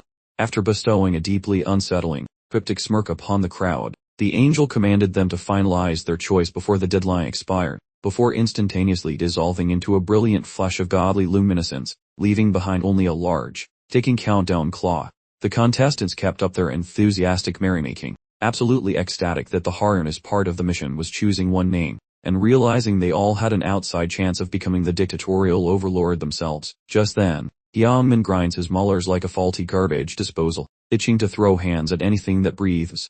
A henchman attempts to soothe the beast, yet the goon bellows about wasting his stat points on pure brawn without a chance to smash skulls, which fuels his internal bonfire. Our main guide eavesdrops on the chatter and deduces that the grumpy fellow definitely snagged that B5 strength rune for himself. He mumbles that the script is following the original plot like a loyal puppy, with 0 surprises popping up to ruin the fight. Furthermore, he suggests that while the crowd bickers over popularity contests, a far more critical detail is flying right over their oblivious heads. The protagonist reasons that main tasks always come with juicy side hustles while entering the woods, where a secret job, Picking quest finally shows its face. The lad whips out his blade with a singular focus on hitting the big level 10 mark before the sun even blinks. He notices a distant green, skinned pest and deletes its existence before it can even process its own sudden demise. His special talent boosts leveling progress and ensures his pockets get heavier with every single victory he claims, confirming his gut feeling that hunting was the smartest choice he could have made today. He observes that where there is one smelly goblin, a whole bunch of its cousins are likely lurking in the shadows, and precisely at that moment, a collection of creepy glowing peepers stares back at him from the thick dark shrubbery. Min cracks a tiny smirk while preparing to welcome the incoming mob with a very sharp and unfriendly greeting. He slices through the group like a hot knife through butter, and the game ding informs him of a fresh promotion. Checking his status screen, Min finds himself at level 9, but he resists the urge to dump everything into raw muscles. He funnels his points into speed, noting that being strong is pointless if you are too slow to dodge a casket. Min realizes each unique ability holds distinct importance, because the spooky reaper job he desires requires a mix of hitting things hard and casting some dark wizardry. It is logically sound to keep his attributes as balanced as a professional tightrope walker. He suddenly freezes upon feeling a nearby presence, understanding far too late that the thrill of the slaughter blinded him to the voyeurs watching his every move. He levels his weapon forward and shouts for the hiders to reveal themselves or prepare for a very unpleasant funeral, ensuring they understand that making the wrong decision will result in an immediate and very permanent dirt nap. Emerging from the leafy cover, a remarkably beautiful young woman steps into the light with a nervous shuffle, and Min stares blankly as he recognizes the famous celebrity stalker, who immediately offers a clumsy apology for tracking him, and a second person pops out right behind her. This newcomer also says sorry, and insists they had no bad intentions, pleading for him to lower his pointy metal stick. Min identifies this character immediately as Sun Kul, who serves as a devoted lackey for Plus Ma. Ma is the big shot called the Heavenly Demon, and Min intends to add him to his personal roster eventually. Additionally, he hunts a cleric tied with the chief for very crucial matters, questioning why he bothers with a famous starlet. He ponders the situation. He concludes the muscle-bound fellow is definitely the protector hired for her, most likely executing the leader's demands. Our hero demands answers about their constant stalking, irritated that his future keeps changing in ways he never planned. The lady admits they trailed him since the start, offering apologies if they behave poorly. As he continues his interrogation, she suddenly spills a pitch for a partnership. Since he completely demolished the initial challenge, she hopes to create a squad with him. The lead snickers at her plea, remarking that a pact only functions when she possesses actual value to trade back. Our man answers with a frozen voice that he lacks need for help, doing great solo. Thus they ought to reconsider and retreat toward the meadow.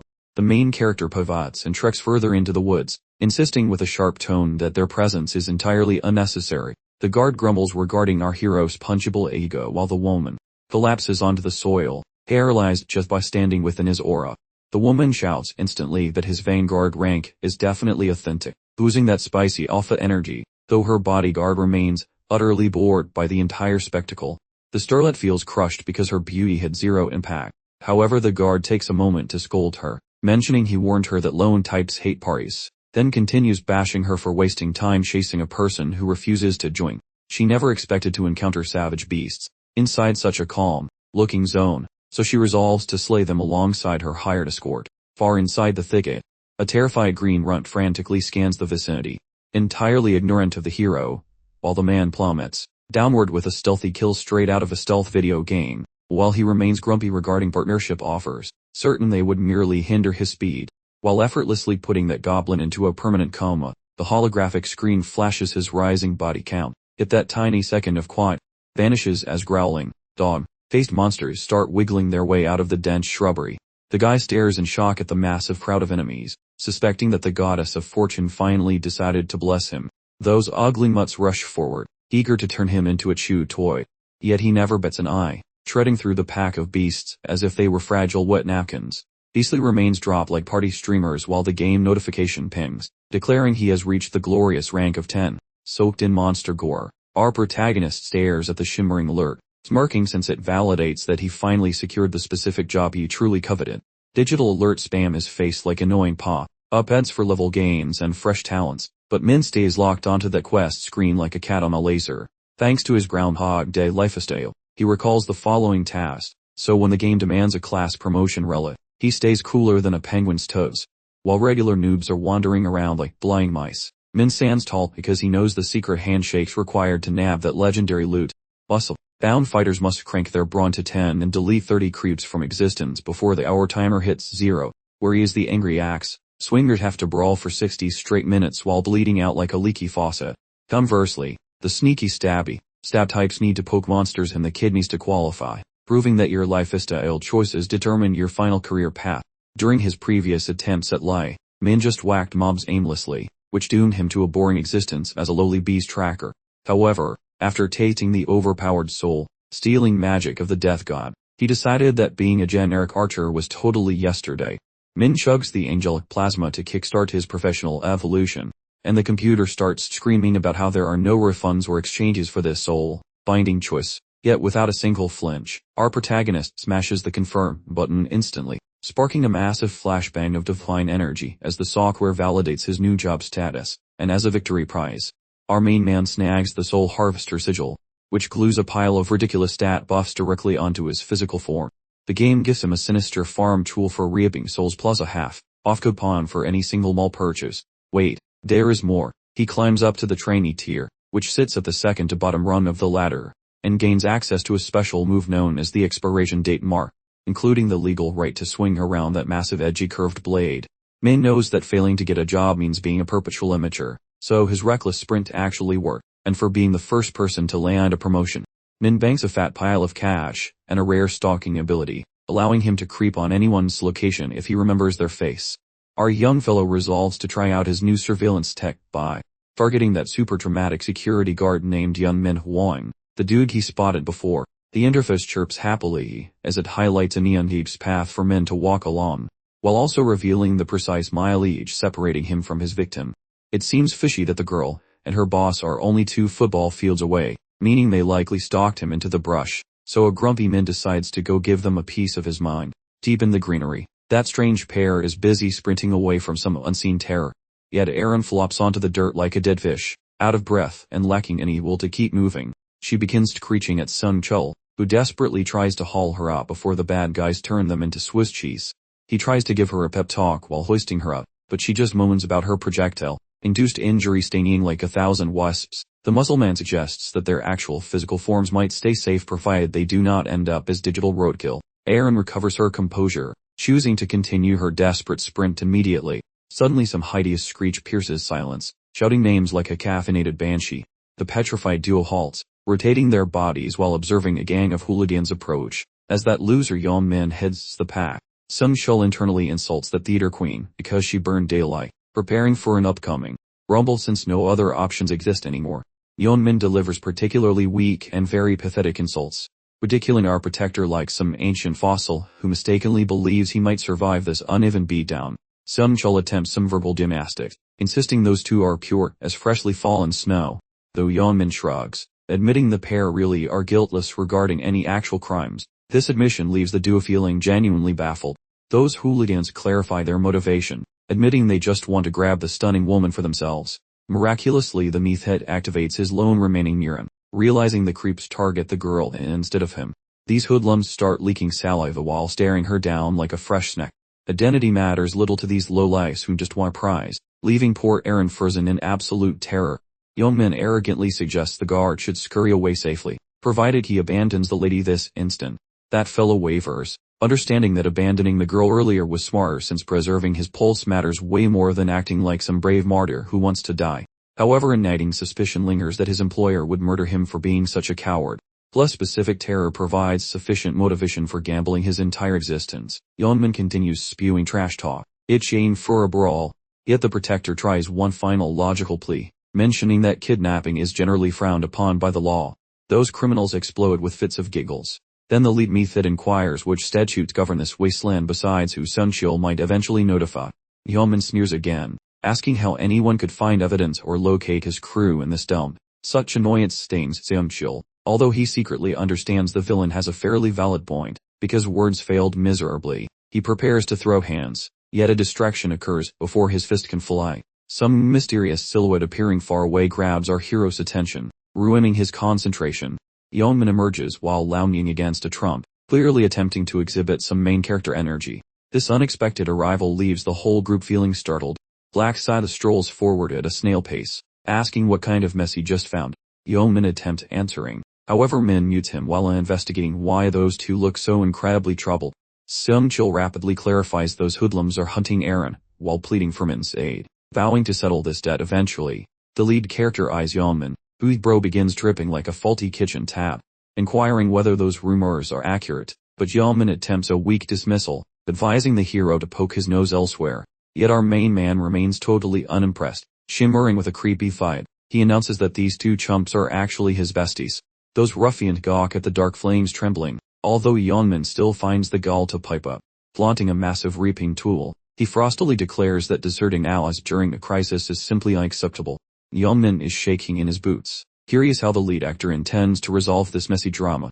This pair finally relaxes and thanks the Dark Blade Master, yet our protagonist wants way more. Our hero desires a specific fate, stubbornly declining to exit this scuffle without clutching some sweet rewards.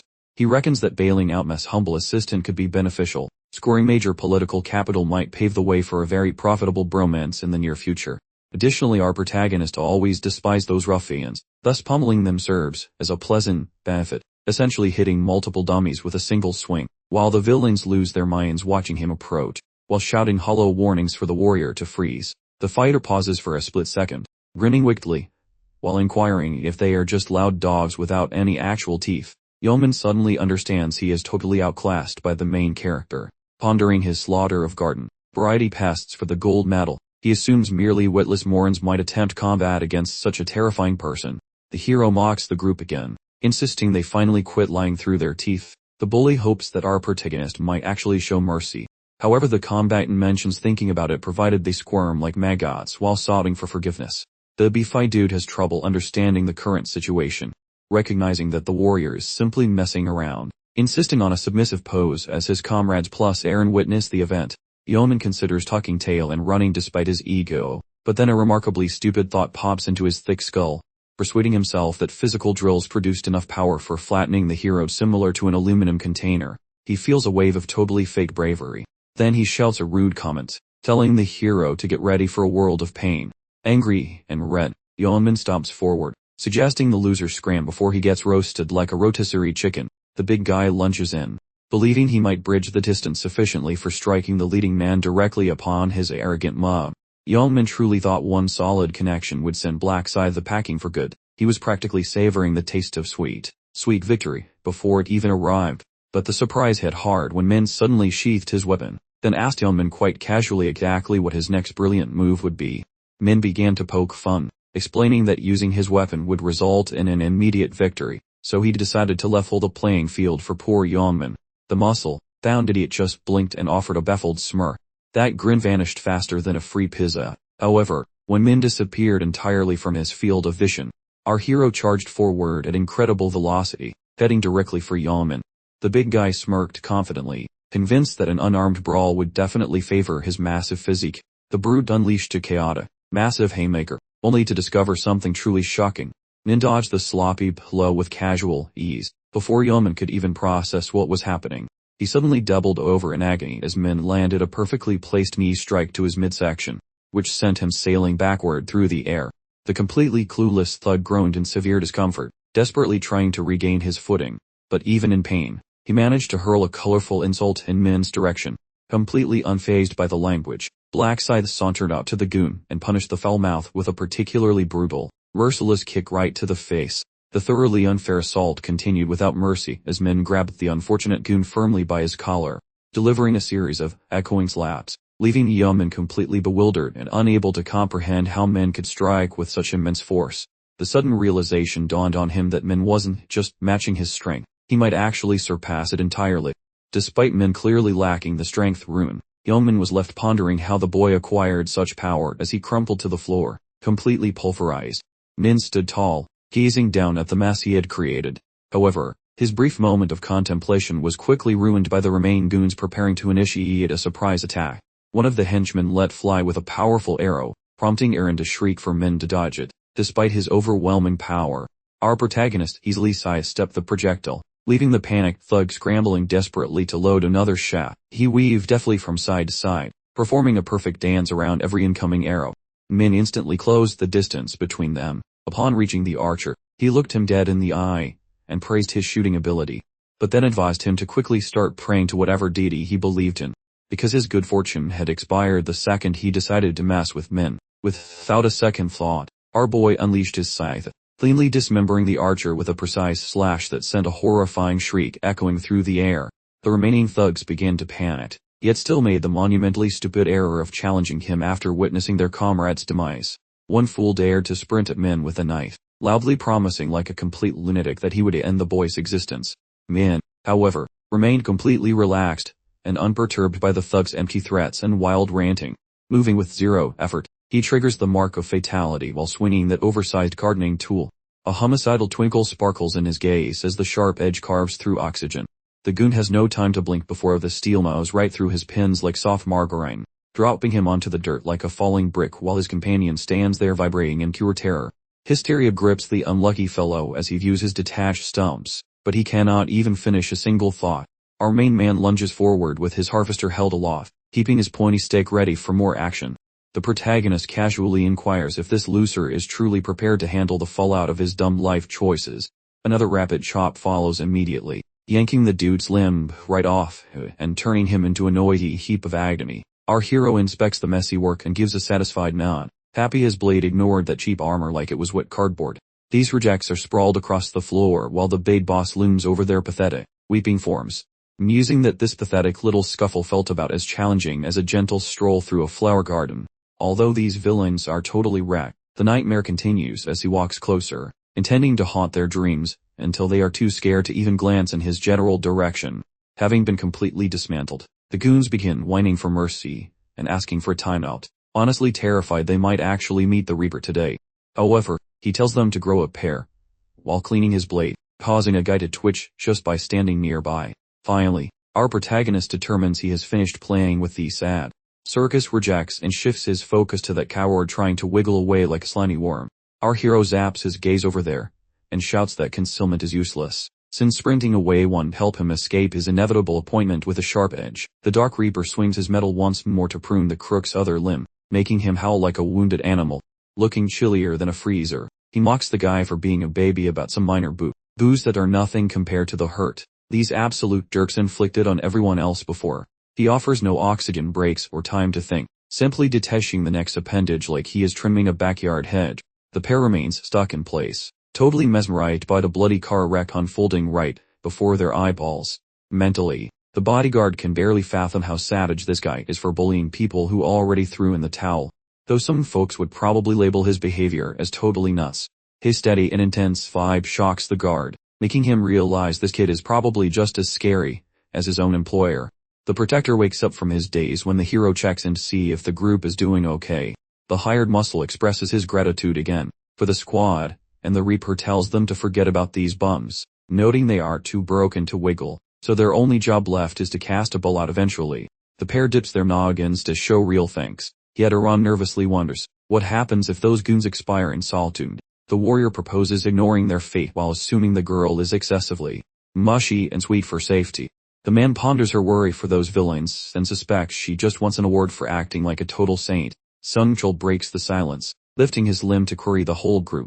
He asks why villains survive, echoing their claim that deleting people should be as simple as throwing out old trash in this era, which gives the protagonist some serious creepy crawlies. That guy smirks at the query, stunned the bodyguard actually owns working brain cells, and replies that deleting those losers is a total waste of energy. The hired muscle claims these weaklings could seek some petty revenge later. However, he scoffs while viewing those shaking faces plus notes they will not start. Unprecedented roadie behavior. He notes that execution is a strategic blunder, because killing folks now just means the survival game gets way more boring for the survivors. Reality smacks the guard, who realizes the kid has a massive intellect to match those biceps. The man gazes at the fighter, dazzled by his deadly mix of power and brains. The security guy grumpily decides on letting the heap of human garbage rot. Content with his chores being finished, the hero pivots to leave, yet the pair halts him regarding bank info, wanting to provide cash for his recent rescue. The protagonist tells them to keep their change while strutting away like a boss on a mission, making the pair feel flabbergasted, since he did not even request a single tip. While the employee decides on informing his employer about this mess, focus is ruined because Yunmin is making sounds like he just received a surprise vasectomy from a metal pipe. That muscle wants to finish him, yet follows the Reaper's logic, hurls sped at the loser, and assists the girl in leaving this crime scene.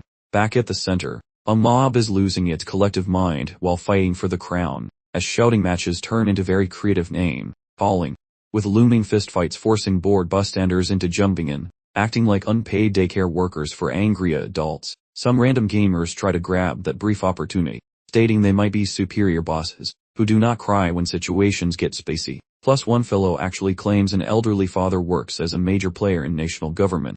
However, the rest remain doubtful, since that man lacks any receipts to prove such a tall tale. Within the messy noise, a smooth voice yells for an end to bickering, which pulls human gaze toward the clock, begging folks to stop acting like cranky toddlers. Intrigue, those fellow competitors inquire whether that chap sporting toothpaste colored locks possesses some rapid solution for this current predicament. Such a bold response keeps everyone anxious, although internally he guffaws regarding their hilarious lack of basic intelligence. That mystical influence functions flawlessly once more, mostly because of the deceitful runic stone currently in his possession. Our peppermint-headed protagonist recalls the moment he unlocked this gift, assuming he definitely purchased a totally defective product. Back then he considered it absolute garbage, believing he would become a garment snack for monsters immune to his charms. Right as that depressing realization settled, a brilliant scheme emerges when he notices his peers pinning green-skinned goblins against the filthy ground. Selecting a generic background character, he bellows that everyone must immediately rescue a supposedly trapped maiden. Those idiots bolt away instantly, abandoning their loot and experience points just to fulfill some heroic fantasy. Once the suckers depart, the sweet-toothed prankster slays the leftovers to finalize his 100-kill quest requirement. A sinister grin consumes his face, salivating at the prospect of ruling this entire territory like a tiny emperor. Returning to reality, the canty-loving schemer suggests picking several potential victims prior to casting any official ballots. These mind-controlled puppets bob their heads, agreeing to what seems like a totally reasonable and honest arrangement. Hence the pastel-haired lad begins listing options, urging the sheep to suggest folks they mistakenly believe are trustworthy. An oversized aristocrat gamer attempts to volunteer his own services. However, the minty mastermind insults his intelligence, arguing that permitting sell votes would result in utter chaotic nonsense. Dismissing the snooty player without blinking, the crowd accepts these rules silently while the chocolatey liar giggles internally at how easily he bamboozles them. Bewilderment infects the masses because none of them have any clue which person actually earns their support, yet our herb-flavored hero anticipated this, realizing people naturally flock toward whichever shiny object catches their eye. A random victim bites the bait, suggesting that the fellow with the azure scalp should take charge, raving about his natural talent for bossing people around. So the peppermint fellow begins. A harmless facade while the game character validates the choice, oblivious to the fact he fell for a prank. Offering a cheeky smirk of gratitude, he acts thankful for the incredibly predictable assistance provided by the stranger, then inquires if the peanut gallery has any further sacrifices to present for the position. Somebody suggests the Dark Blade user, because he dominated the earlier phase, while 2 additional voices shout names of the runners, up from that previous round. Having gathered 4 contestants, the Peppermint Lab requests additional entries, but the quiet mob offers nothing else. Minty slaps his palms together to conclude the process, inviting the losers to walk up and mumble some words. Basking in his own magnificence, he strides forward immediately, convinced he has successfully treated the entire audience like idiots. The tooth-based-colored orator opens his yap, but hardly utters a syllable before a heckler screams for him to pipe down. After a brief halt, the fellow pivots his cranium in total bewilderment while searching for the noise, locating the legend Joe, famously called Life is a Documentary. Striding into the limelight with a face like a slapped putt, he marches over to investigate whatever sugary prank the Choco Lad is attempting to pull. Mangboy waltzes forward, attempting to stop the social explosion from ruining everyone's lunch. Regardless, the bully dismisses him, questioning which person appointed the Cocoa Fellow as the supreme leader of every single choice.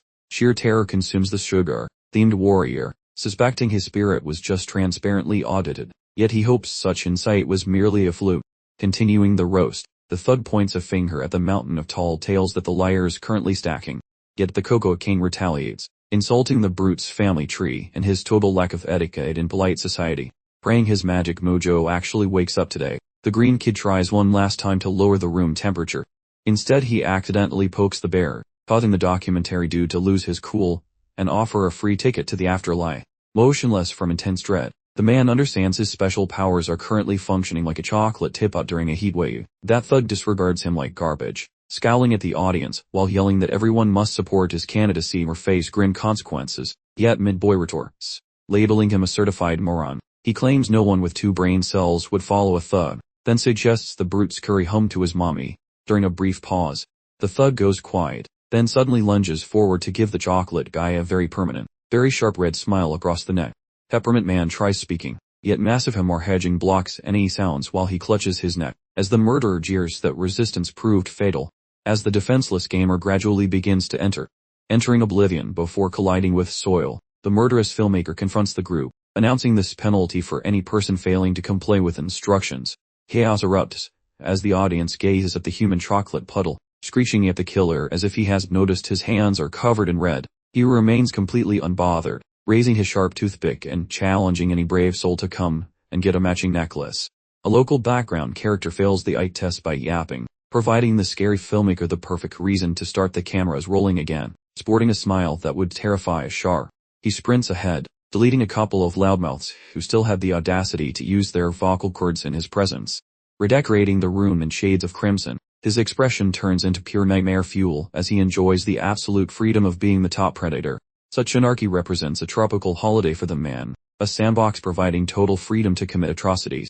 Holding a leaky sword, he points it at the remaining survivors and asks who else wants to participate in his stabbing seminar.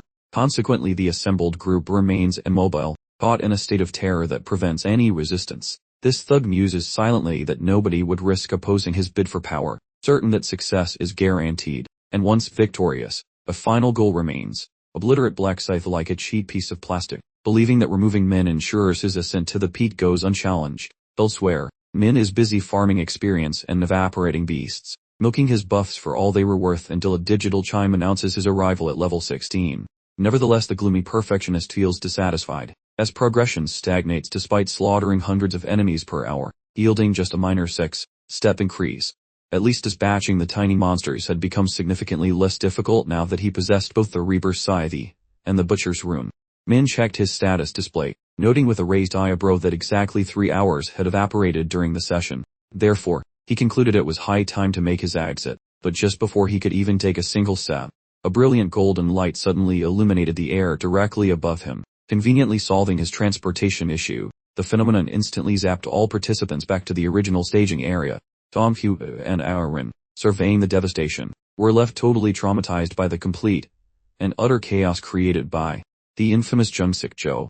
Min attempted to rationalize the bizarre turn of events, remembering that Joe, as the chieftain of the Jungsik gang, was expected to be a highly experienced combatant consistently occupying the second-place spot in the regional standings. Even though his character traits were universally considered complete garbage, Min calculated that such a highly volatile individual should only be approached at the opportune moment. All the while, this certifiable maniac was striding nonchalantly right toward him. The protagonist, unimpressed, simply asked what he wanted. Joe responded by generously suggesting that Black Scythe should consider joining his ranks, unless he preferred immediate expiration. Our protagonist perceived this as a profound slight, countering instantly by telling Joe to kneel and plead for mercy if he actually valued staying alive. Completely oblivious to the impending danger, continued to babble on about becoming the official representative, but our boy rapidly silenced him by summoning his Scythe, inquiring whether Joe might absorb instructions better once he arrived in the afterlife. Joe's jaw dropped in genuine shock, absolutely flummoxed by the sight of the weapon, instantly comprehending his fatal error in judgment. The protagonist reiterated his position firmly, waiting a definitive response.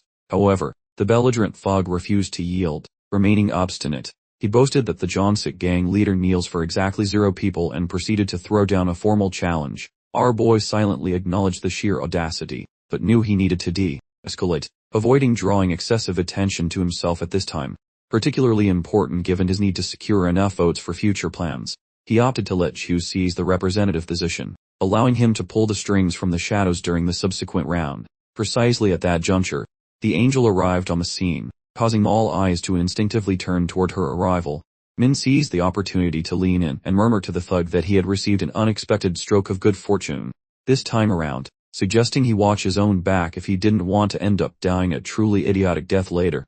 Jungsik finally exhaled in relief as the tense atmosphere dissipated, slowly comprehending the extent of his narrow escape from certain death, vowing internally that revenge would be swift once he secured the position of representative. The angel surveyed the gathered chaos, wondering if these humans had actually managed to pick a representative without causing a massive brawl in the process. She appeared slightly shocked by the unfolding pandemonium, yet coolly stated their life status was irrelevant, given that she viewed them all as nothing but insignificant little insects. The angel then kicked off the election, summoning a ghostly, translucent screen that floated above the crowd, ready to explain the bizarre voting method. The rules required everyone to simply fix their gaze on their preferred candidate and mentally wish for them to win, which felt suspiciously like a magic trick. The angel also added a friendly, but firm reminder that anyone who didn't vote within the next 5 minutes would be immediately executed. As the players started locking their gazes on different people, Noah immediately assumed he was receiving all the votes. He was convinced he had become the main attraction, but the instant he noticed people were staring elsewhere instead of him, his ego deflated. He immediately launched into a tirade of intimidation and threats. He warned everyone present that their failure to vote for him would guarantee their imminent, painful deaths. The final seconds ticked by, the countdown hitting 0 just as every participant successfully managed to cast their vote, officially concluding this dramatic phase of the game. The moment the angel revealed the final tally board, she announced that Joe, whose chosen moniker was The Truly Bizarre Life is a Documentary, had just barely scraped by for the win, while Black Scythe finished in a very close second place. The angry thug stood frozen in disbelief, glaring at the crowd while silently determining exactly which individuals had dared to vote for Black Scythe instead of him.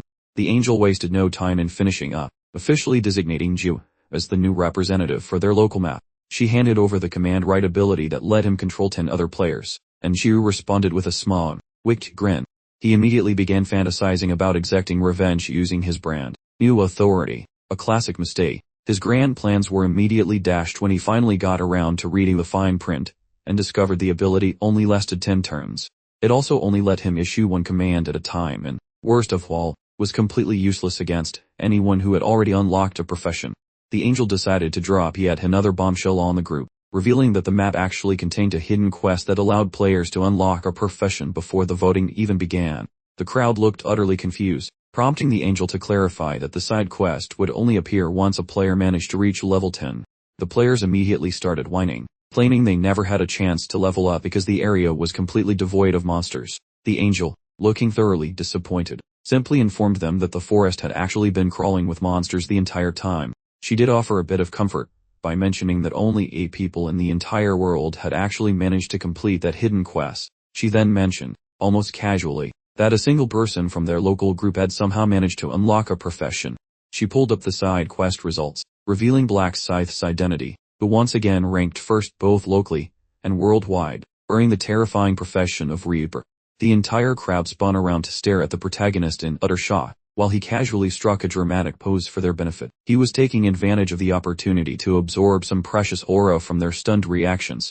Everyone started to wonder exactly what the Reaper profession entailed, assuming that his possession of the actual scythe was directly tied to the new class. Joe completely froze in place, utterly bewildered, having designed his entire strategy around forcing Black Scythe to delete using the command right, only realizing now that the ability was completely useless against this particular protagonist. The angelic figure subsequently clarified the ranking system, explaining that the positions were awarded based on how swiftly players managed to complete the optional side mission. She appeared genuinely amazed that our protagonist didn't just manage to unlock a specific profession, but he also somehow achieved the number 1 spot across the entire world map. She began to question if the flawless correlation between his name and his unique job specialty was truly nothing but a coincidence, or if he already possessed some prior knowledge. But our protagonist simply insisted that it was pure happenstance. He flashed a knowing grin, fully cognizant that the angels were totally clueless about the precise requirements for that new specialty. The angel found this highly entertaining and publicly pondered whether this was what humans affectionately referred to as destiny. She then pointed out the absolutely wild fact that he was now completely impervious to the command right. That news clearly caught the rest of the players completely off guard. After successfully snagging their attention, she clarified that anyone who had unlocked a specialty could no longer be controlled by the representative. Just when everyone figured she was finished, she completely destroyed the thug's plan as if she'd been waiting for the opportunity to strike, revealing that he could only utilize the command 10 times toable, instantly causing a massive wave of relief to wash over the players. Joe, meanwhile, clenched his jaw in an explosion of pure frustration. The angel finally turned to our protagonist and delivered the prizes for completing the side quest and securing the top global position. She presented him with a low-tier armor ticket, plus a special reward treasure chest. He redeemed the armor ticket and received the prompt to choose between 3 distinct styles of armor. He chose the skilled hunter's leather armor, since it provided the precise equilibrium between defense and agility. For the special rewards chest, he had to decide between an experience buff, 3,000 pieces of gold, or intel about the upcoming challenge. Knowing perfectly well that there would be countless creatures to slaughter during the upcoming phase, he confidently opted for the experience point buff.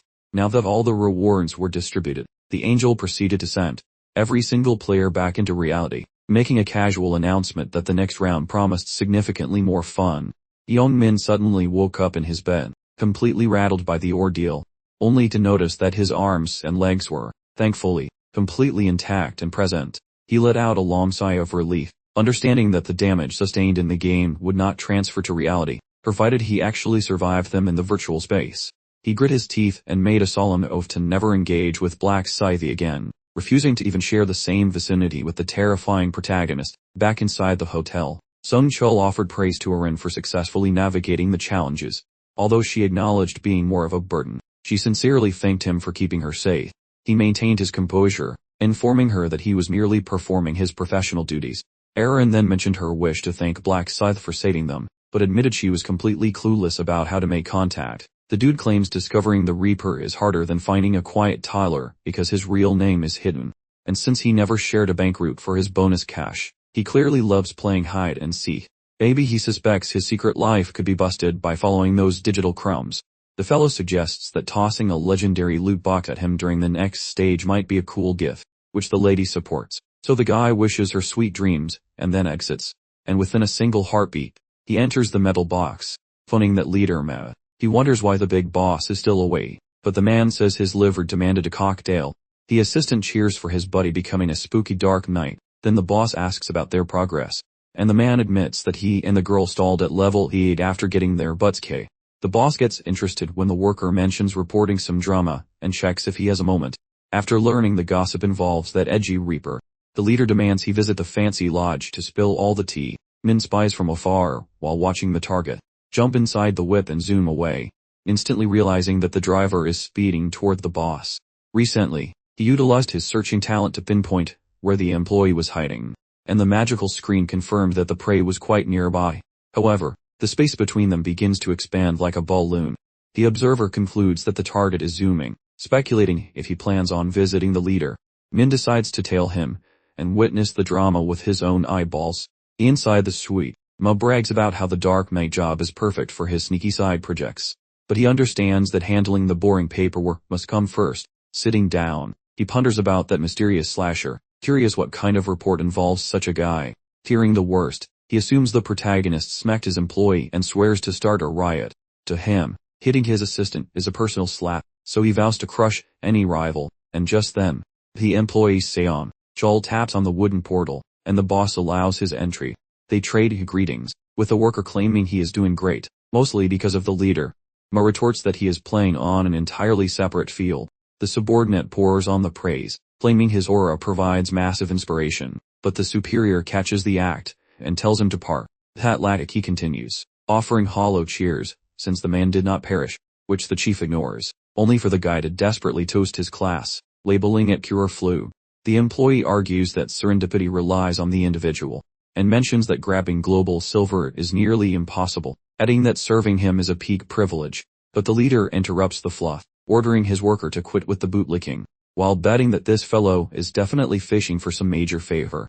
Ma gives his employee permission to speak, causing Xiangqiu to waver before questioning the source of his gear, where the fighter mentions he acquired the equipment through slaying beasts. In truth, the item emerged from a random gift given to every participant when things began, during stage 1 via that first celestial.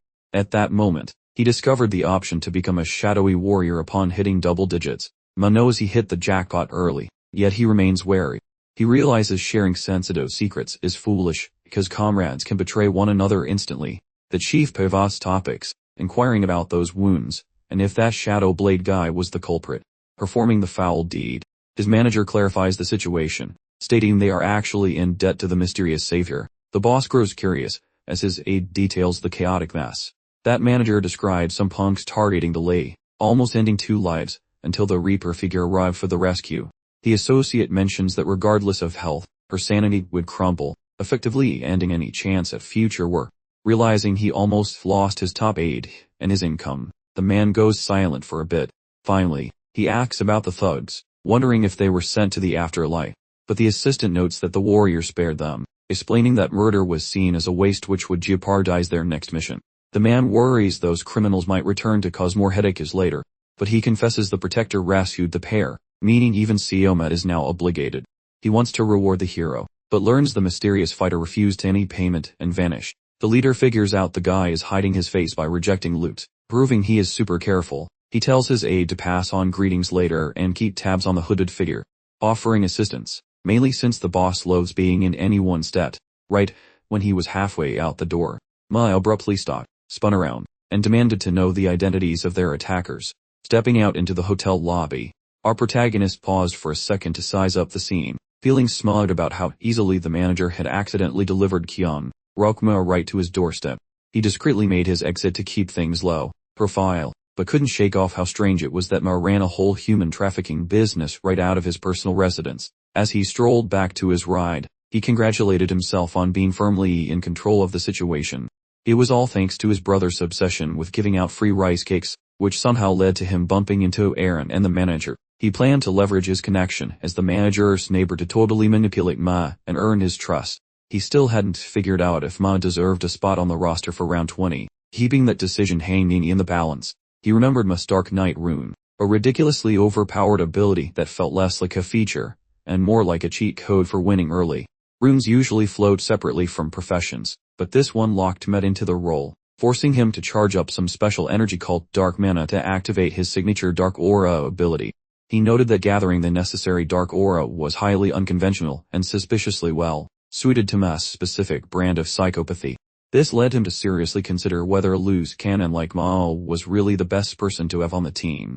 Ah's potential usefulness, however, convinced him to keep the psycho on reserve as a backup plan. He knew other strong players were available, including some mysterious girl. He then figured it was time to put his plans into action starting bright and early tomorrow morning. The next morning, we find ourselves at a local retail shop, where the shop owner let out a deep sigh, clearly distraught by the plummeting sales figures. Right on cue, his daughter Chiri walked in. She immediately asked why her father looked so glum.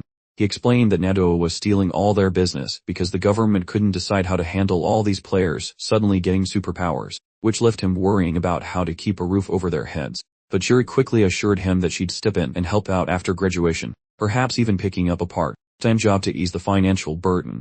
Her father pleaded with her to ignore the money issues and concentrate entirely on school. He reminded her she had excellent grades and could easily get into a top university to pursue her dream of becoming a doctor.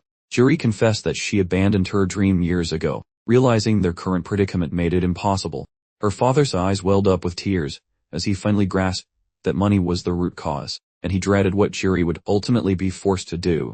He was completely overwhelmed by emotion, collapsing into tears, and unable to articulate his guilt or frustrations. But Chiri gently held his hands, telling him not to blame himself since these events were simply out of their control. Before her father could even process her words, she casually announced that she had acquired a profession during the second round. She then used an ability that caused a strange green glow to surround him, leaving her father thoroughly bewildered. She explained that she had become a buffer, which meant she could bless regular people with the ability to boost their stats. It felt like a sudden rush of energy, making her dad instantly feel better, and Chiri promised to apply the blessing regularly. He felt completely rejuvenated, and declared he would try his hardest. Right before Min walked in, stopping the owner dead in his tracks, Chiri grills her old man regarding the stranger, and he mumbles that Min is the lunatic who nailed the bean sweepstakes by using identical digits for each individual entry. Consequently, Min asks the boss if he remembers the big spender who purchased a fortune in passes worth 100,000 won during the previous month, making the merchant quite curious why the legendary gambler has appeared today. The lad mentions how he desires to offer some penance, citing reports about bean vendors yanking inventory because of his jackpot. He clarifies that creating a headache for the establishment was certainly not his original intention. The proprietor insists that patrons are blameless, mentioning that a lack of fermented snack sales will not lead to his financial destruction anytime soon. Regardless of the reassurance, Min produces a thick envelope containing 10 million won and slides it over as a tip for the trouble he might have triggered, leaving the merchant totally shocked and frantically arguing that the boy really does not need to pay a single cent. Regardless, Min sternly insists the man keep the cash, as it provides peace of mind, before he promptly departs the premises. The storekeeper is totally overwhelmed by the chaotic situation, and simply cannot accept such a mountain of moolah from a stranger.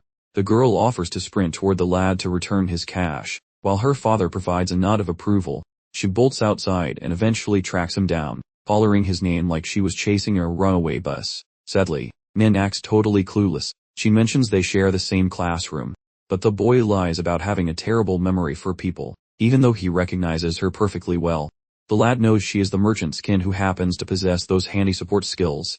Our protagonist remembers their earliest meeting and his utter bewilderment upon realizing they attended the same school. He deliberately staged their first encounter in this timeline to look like a fluke, ensuring the girl would join his squad without asking questions. Jury suggests a private chat, and Min nods his head. The two of them relocate to a local park and settle down on a wooden bench. Chiri tries to return the stuffed packet. Our hero spots the bundle previously presented to the manager. As Jury elaborates how pocketing a giant pile of cash is simply impossible, the boy smirks, aware she would refuse, because Jury hates being indebted to folks, regardless of how broke she might currently be. Jury practically begs him to take it, but Min declines, stating the gift serves as his penance, and his personal honor prevents him from snatching the cash back. The girl reiterates that the massive sum makes everyone feel quite awkward, which is a sentiment the boy understands. He argues that this sum is basically pocket change for him, so they should stop worrying. While Jury remains baffled by his extreme stubbornness, he stands up and starts wandering away. She halts him to haggle, asking if returning 9 million and keeping one would work, but Min asks how she can decide without the boss. The girl confesses the manager is her dad, while Min fakes a stunned reaction and labels it a total fluke. Jury found it quite suspicious that the prestigious NADA contest winner ended up being her actual classmate, yet he apparently couldn't place her face, while she had instantly recognized him the minute he strode into the convenience store. Then, playing the part of the amnesiac, fibbed that he struggled to retain faces, and claimed this was their initial personal interaction. Jury concluded this implied she was so forgettable he must have only learned her name for the very first time just moments ago. She rose from her seat. She marched over to him, made a fresh introduction, and begged him to please recall her features in the future. Min promised he would definitely try. Jury then became overwhelmed by the sheer tragedy of needing to reintroduce herself to schoolmates when they were just days away from graduation. Min offered comfort, vowing to remain in contact after graduation, and then, immediately afterward, requested her phone number. Jury experienced a moment of hesitation before finally inputting the digits into his waiting mobile device. Min declared they were now friends before beginning his exit. Jury suddenly realized she still held the envelope. Shouting after him, Min merely waved goodbye and continued walking. She remained frozen in place briefly, then felt completely faint from the realization that he had requested her contact information. Despite his assertion that it was purely platonic, Jury's heart did a little flop because, deep down, she harbored a significant crush on him. She recalled a previous instance when she observed him being aggressively tormented, and felt obligated to help, so she phoned the authorities. She discreetly tailed him to his residence, only to find him engaged in his part-time work, acting completely unbothered by recent events. It was then she realized precisely how formidable his personality was. From that point onward, her curiosity about him expanded significantly, yet she was paralyzed by shyness and couldn't muster the courage to initiate any contact with him. She decided to abandon her timidity immediately, reasoning that destiny had clearly united them, particularly after he had so generously gifted them a huge 10 million won. Feeling resolute, she determined to be bold and organized a plan to extend a lunch invitation. The focus moves to our male protagonist, relaxing in bed at his apartment when he received a message from Jury, requesting a lunch date because she needed to chat. Min attempted to cover the cost, but Jury firmly announced she was paying. He smirked, confident that his meticulous scheme was progressing flawlessly. At Jury's desire to avoid feeling indebted meant she would gladly assist him in the future. He got out of bed to prepare for his date, deciding that he would allow Jury to survive until the 20th timeline loop this time around. Right before exiting, a housemate inquired about his whereabouts. Min stated that he was off to meet up with a buddy. John, ever the nosy brother, immediately pounces on the gender of this supposed friend. Min totally confirms the assumption, explaining he's going out for a meal, which means Juan will need to fend for himself for dinner. This whole exchange leaves poor Juan in a state of comical confusion. He's pretty sure his brother has finally found himself a partner. Now, we cut away to a brand new setting. The action moves to a fancy eatery where Min and Jury are busy devouring steak for their lunch. Jury feels starstruck, unable to comprehend that this one-on-one meal with Min is actually happening, making her too nervous to speak immediately. Eventually, she builds up enough nerve to ask him exactly how he pulled off beating Netta 4 consecutive times. Min flippantly responds that a dream gave him all the answers, leading Jury to press him on how much money he actually made from those cards. Min smugly informs her that his financial worries are completely gone for the remainder of his life. Jury suddenly recollects something important, and questions Min about his inaugural game round. Min explains that corralling all the goblins proved rather difficult. Jury wonders about his specific player map location. He replies that the full number escapes him, but he definitely recalls the final digit being 5. She pouts, regretting that her map code concludes with a 7, which prevents them from encountering each other in the new world. Nin, however, reveals they are bound to cross paths later on, once the maps eventually merge as the player count decreases. Next, Jury questions him about his level progression, prompting Min to fabricate a story, and declare he has reached level 10.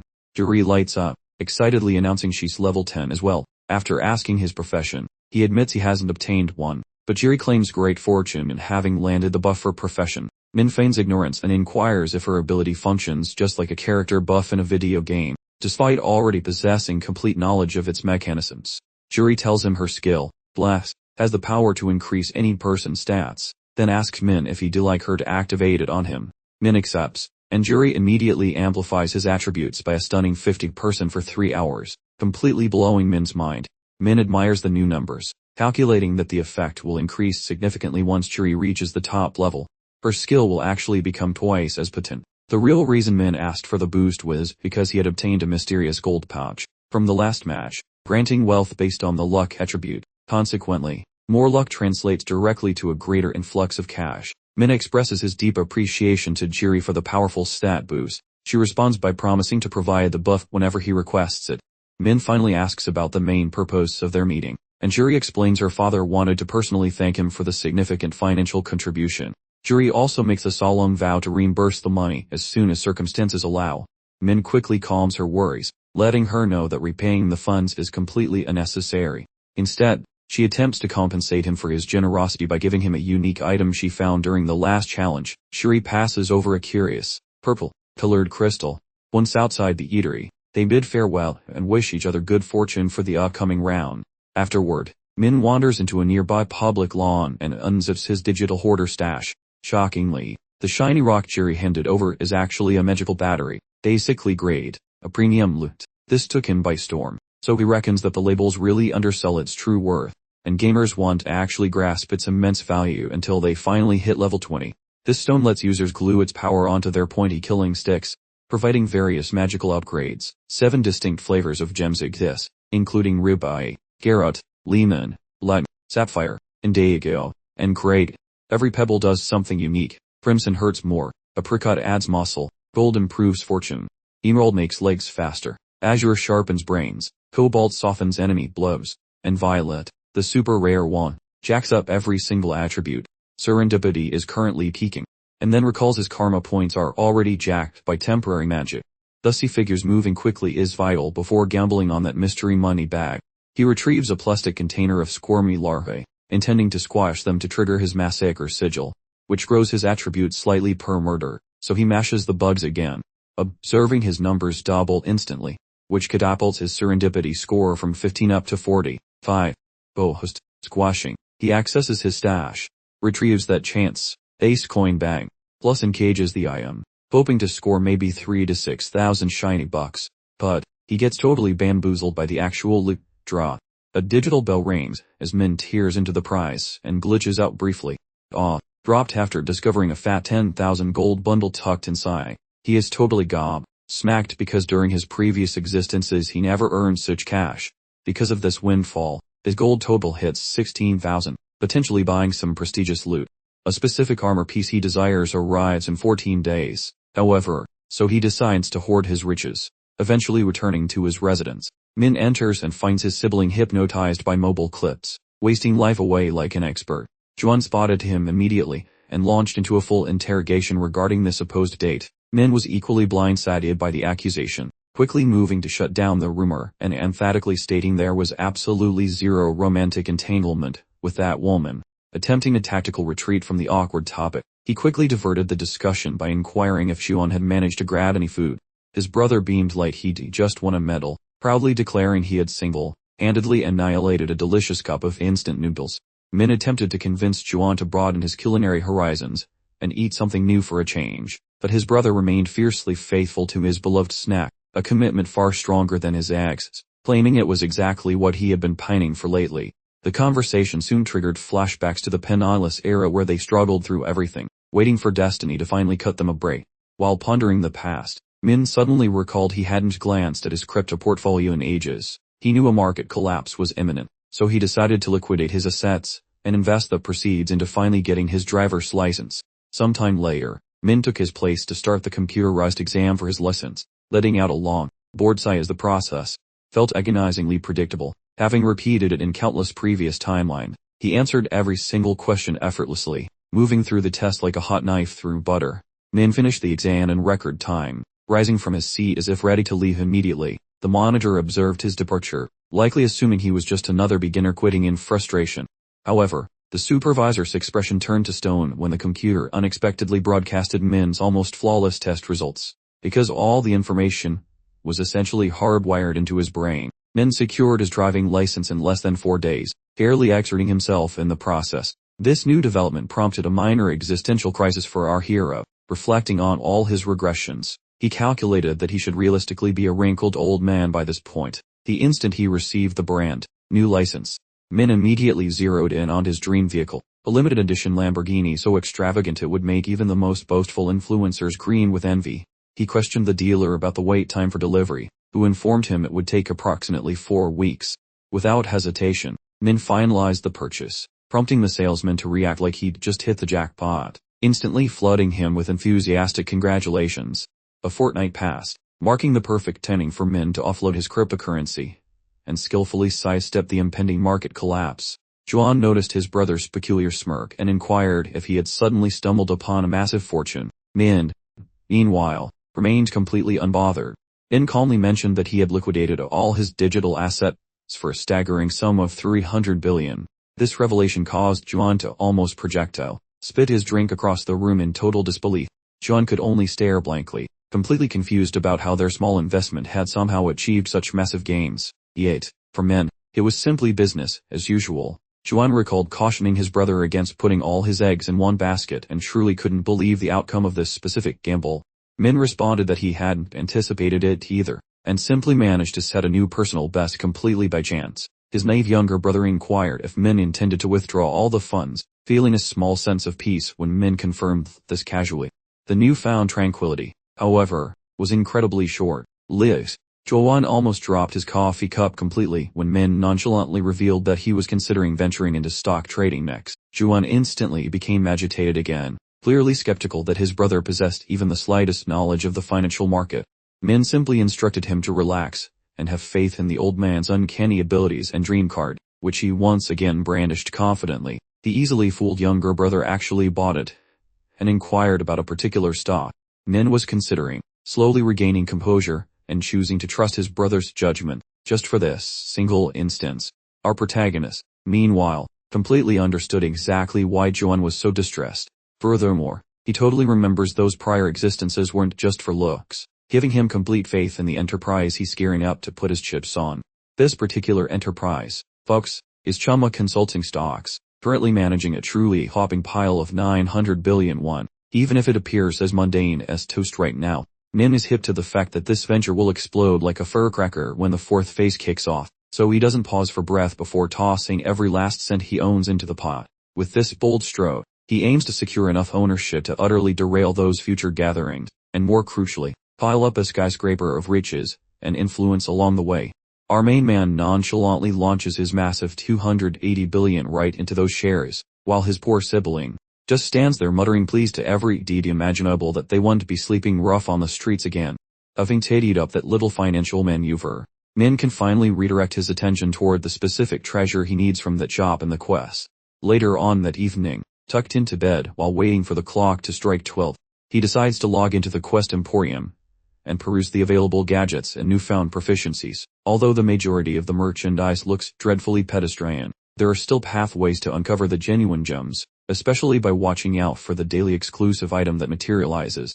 To the typical gamer, this strategy sounds about as smart as wearing socks with sandals, but our protagonist has endured over a decade of life and already has a mental catalog of the shop's every daily offering. Thus, he jabs the confirmation key like that button personally insulted his mother, and voila, today's prize is revealed. It's a bony skull necklace that cranks up how fast you swing, yet it's being hawked for a fraction of its actual worth, a total bargain. However, Min hasn't quite finished his shopping spree yet, sir, because he promptly whips out that forgotten discount voucher he snagged earlier and snags the trinket for half the already low sticker price. Our champion quickly surveys his remaining funds and immediately sits up straighter than a flagpole, completely taken aback to discover a hefty sum of nearly 14,000 gold coins still lounging comfortably in his wallet. He then switches gears entirely, adopting a full-blown Sherlock Holmes persona, meticulously pondering whether snagging some protective plating now is wiser or saving another 6,000 gold coins to unlock a completely overpowered ability down the line. Ultimately, he settles on the skill being the more prudent gamble, and fortune smiles on him, seeing as the subsequent phase solely involves slaughtering mobs, making the rest of the money collection a breeze. Time marches on swiftly, and as the first day of March dawns, all the participants are unceremoniously plopped back into that parallel reality, still utterly clueless about the next divine curveball the overlords plan to throw. One and after another, every player materializes in the new zone, and instantly begins dissecting the strange territory where they've landed this time. The location resembles a small hamlet, or perhaps more accurately, the skeletal remains of one, since there isn't a solitary living being present, besides themselves. As they wander about, they notice the place is ranged by defensive structures like a small fortress, complete with entry points extending in every direction imaginable. A massive, glowing crystal situated dead center bathes the entire settlement in light, further muddying the waters for the players regarding the precise objective of this particular round. Lounging against a weathered support beam, Min calmly surveys the unfolding chaos from a safe distance. showing not an ounce of surprise that the others are already freaking out in this odd new locale. On the other hand, Joe appears remarkably collected initially, like he just finished a nice yoga session. But that surface tranquility vanishes the moment the other players start murmuring conspiratorially about him right behind his back. Whispers fly around suggesting he's a fearsome mob boss, along with tales of him strong, arming votes, even when most preferred the rival known as Black Scythe, which naturally makes the tough guys see red. A slightly more level-headed gamer attempts to chill everyone out by noting Joe could just zap their chatter away, but no one seems intimidated since his magic button only has 10 pushes left. Joe, having reached his limit, starts tossing insults around like cheap party favors. Yet, this action only throws lighter fluid on the situation. As they gang up and start roasting his truly dreadful personality, Joe bellows at the assembly, trying to spot the snitch who kicked off the nasty banter, but not one person steps forward to claim the title, which only serves to crank his anger up a few more notches. A sudden heavy sound jolts him from his fury as one of the tough guys bends way over, greeting the crime lord like he's spotting his favorite movie star. Joe squints at the newcomer as if he sprouted another facial feature and demands to know this stranger's identity, using some colorful language. Young Min cheerfully blurts out Joe's complete, officially registered name, and explains he is present to conduct some very formal introductions. The heavy hitter immediately grills him about his gang affiliations, but Young Min denies belonging to any crew, instead voicing his deep desire to join Joe's operation someday, turning the tiny, rusty gear in his cranium. Joe's mind just turns to scrambled eggs as he tries to fathom that this remarkably silly person wants to become a gangster. Young Min blurts out that Joe is his absolute favorite person, and sweetly states his wish to join the tough guys group. The crime boss attempts to make some sense of this bizarre encounter, but Young Min suddenly drops dramatically to his knees and proclaims Joe to be his lifelong, respected senior. Joe lets loose a strangely curved grin, not anticipating anyone could match his own level of bizarre behavior. Though he admits to enjoying Young Min's daring moves, Joe commands the aspiring tough guy to rise and clearly state his objective, given that no rational human would grovel before him after the previous round's drama. Young Min puffs out his chest with immense pride, and announces that yesterday's antics mean nothing to him, and that he truly reveres Joe as the supreme leader. He insists he ignores whatever nonsense others chatter about, claiming that becoming the senior's loyal assistant is the peak of his life's ambition. Joe easily swallows the hook, and agrees to groom him into an unstoppable power-leveling thug that would make even Pablo Escobar look like a lightweight. Relieved beyond measure, Young Min bends nearly double with another profound bow, and thanks Joe for such magnificent generosity.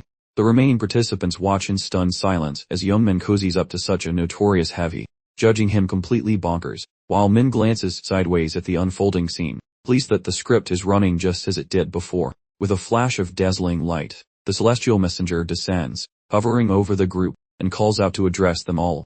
The angel feigns surprise while casually noting the fewer number of survivors compared to when the last game concluded, which leaves the assembled players looking baffled as they try to process her strange remarks. Nevertheless, the official system bulletin successfully captures their attention instead, as they finally observe that a substantial number of competitors have vanished. The angel then ponders aloud that since fighting amongst themselves this early seems improbable, they must have engaged in real-world altercations instead. One of the remaining players yells loudly, instructing everyone to check the tally of people set to win this specific round, leading to an explosion of disorder as the system declares only 1 in 4 participants will advance, with one even daring to suggest the computer is malfunctioning. The heavenly messenger completely lost it, erupting in giggles over the side-splitting retort. She then swiftly assured the bewildered audience that, naturally, she had committed absolutely zero errors whatsoever. With the competitors looking utterly baffled, she chirped a reminder that the official regulations mandate halving the head count during every single progression stage. Given that the previous Saimin was disappointingly bloodless, the divine scorekeeper deemed it entirely reasonable that 75% of the participants should instantly disintegrate into fine powder. The assembled victims attempted to complain, but the angel airily interrupted them, suggesting they simply try not to be utterly awful. The angelic host proceeded to elaborate that the subsequent challenge would involve beasties materializing simultaneously from all 4 access points. These creatures would focus their attention on the enormous, gleaming rock sitting prominently in the town square during 5 distinct assault cycles. She stressed the critical necessity of teamwork, since failure to guard this precious item for the necessary 180 minutes would result in extremely unpleasant outcomes. Interestingly, whether or not they successfully defend the monument is irrelevant, as their personal performance score relies solely on the aggregate quantity of beasts terminated. The busy speaker continued, mentioning that despite the incoming overwhelming swarms of fiends, their power level would be significantly reduced, just enough to prevent the competitors from immediately despairing. Yet, tragically, the quality of items they abandon will also suffer drastic adjustments. Joe was practically vibrating with anticipation, thrilled about slaughtering enemies until he was satisfied, and the cherry on top was his current possession of the leadership credentials. As if reading his innermost thoughts, the divine being sharply brought her hands together. She then notified the specific zone delegate that Joe was permitted to utilize his official powers during this particular stage. Simultaneously, she decided to quell the barrage of questioning stares being directed straight at her. This was achieved by dramatically revealing exactly what messy situation occurs if the zone's representative happens to meet an untimely demise. A creepy grin slowly spread across her lips while she detailed that should the commander bite the dust thanks to a creature, the authority associated with the role vanishes completely, like a bad password. However, if the death blow is delivered by another participant, that lucky killer instantly assumes the position of the new delegate and acquires comprehensive governing rights. Suddenly, every single person present started intensely staring at Joe, treating him like the solitary, coveted sugar biscuit forgotten on the plate. Meanwhile, the nonchalant angel cheerfully informed them that the horrible monsters would be making their grand entrance in precisely 600 seconds. With a truly waked sneer, she tossed out a totally serious suggestion that the competitors really ought to try being the best of friends. Following her advice, she instantly evaporated, disappearing into the ether, which seemed appropriate. Joe could not restrain himself from shouting terrible profanities directly at the heavens above. Yet, his verbal abuse ceased instantly the moment he recognized the highly distinctive, unpleasant noise of numerous weapons being unsheathed nearby. The thug swiftly materialized his personal shiv and challenged the assembled amateurs to try their luck if they genuinely believed they stood a chance. The mob began hurling insults and prepared to attack, utterly obsessed by the delicious, avaricious fantasy of immediately seizing his hard-won authority. Nevertheless, Min appeared to be operating on a completely separate agenda, sauntering calmly away from the group while the rest of the players instantly froze, afraid to twitch even an eyebrow. Joe heatedly required an explanation of what exactly Black Scythe assumed he was accomplishing, but the stoic young man placidly informed him that his sole intention was merely to engage in a short, friendly conversation. The notorious gangster attempted very hard to seem utterly unfazed by our protagonist's appearance and nervously insisted on knowing his intricate scheme. However, Min smoothly interrupts his spiel just as he's casually dropping a proposition for a deal. Spotting that poor Joe has gotten himself neatly wedged between a veritable boulder and a truly hard place, Min casually arcs his terrifying scythe over his shoulder while extending a deal to shield the thud.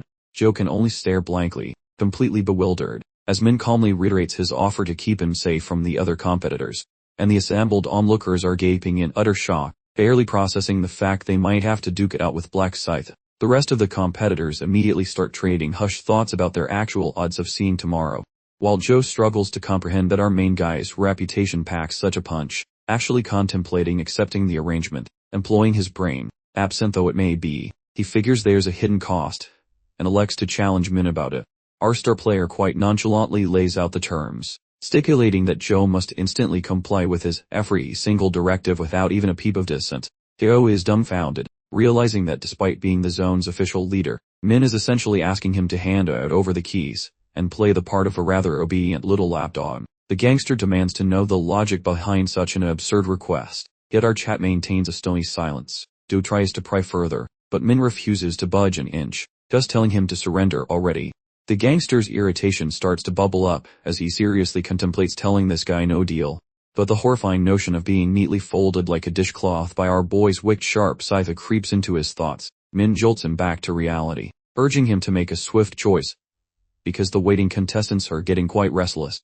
A single drop of perspiration traces a path down Joe's cheek as he finally blurts out his response, rejecting the splendid offer like a true simpleton. But our main dude had already predicted that Joe's colossal pride would vet such an offer for 1,000 lifetimes.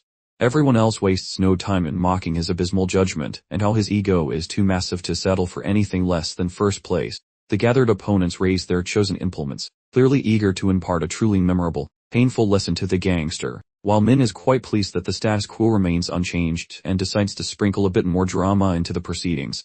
Meeting his gaze directly, Min calmly proclaims that since Joe clearly spurns his assistance, everyone else is perfectly welcome to deal with him however they see fit. Our hero pivots and departs, coldly stating that the gangster's continued existence will ultimately amount to absolutely nothing, while the other players eagerly begin to close the gap. weapons brandished, itching to utterly dismantle Joe.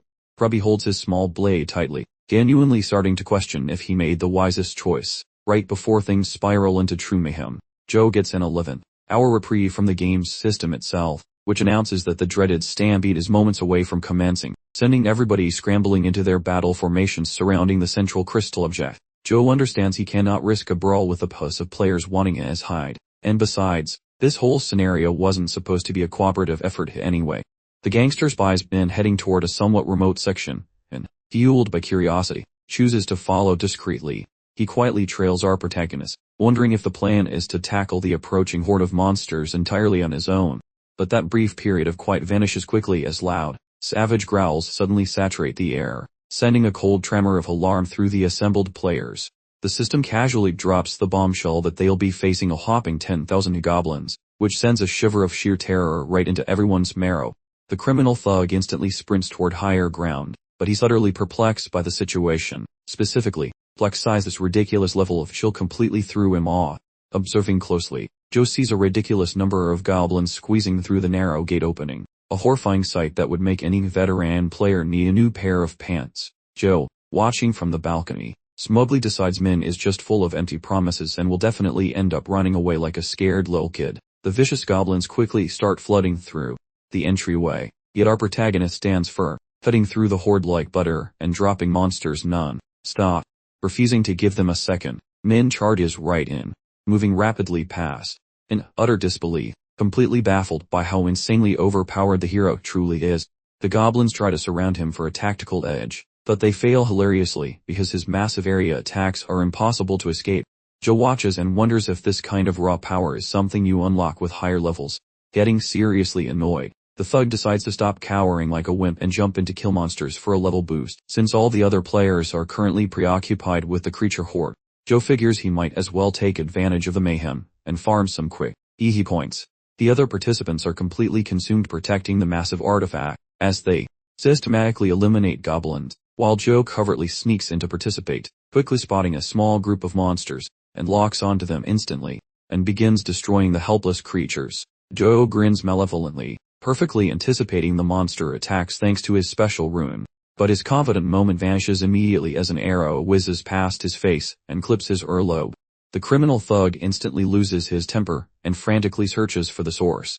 But he finds no goblin archers, realizing a player is targeting him. His rage skyrockets as he fantasizes about squeezing the life out of the little coward. But just before Joe moves, he feels something sharp jab into his side as a nearby player slides a spear into his gut. The other fighter begins to celebrate, but the tough guy casually pulls the spear out like a Tubble legend, which completely startles the other player, who is then hit with a string of insults. The attacker instantly panics, but it's too late, because Joe quickly repays the gesture with his own blade.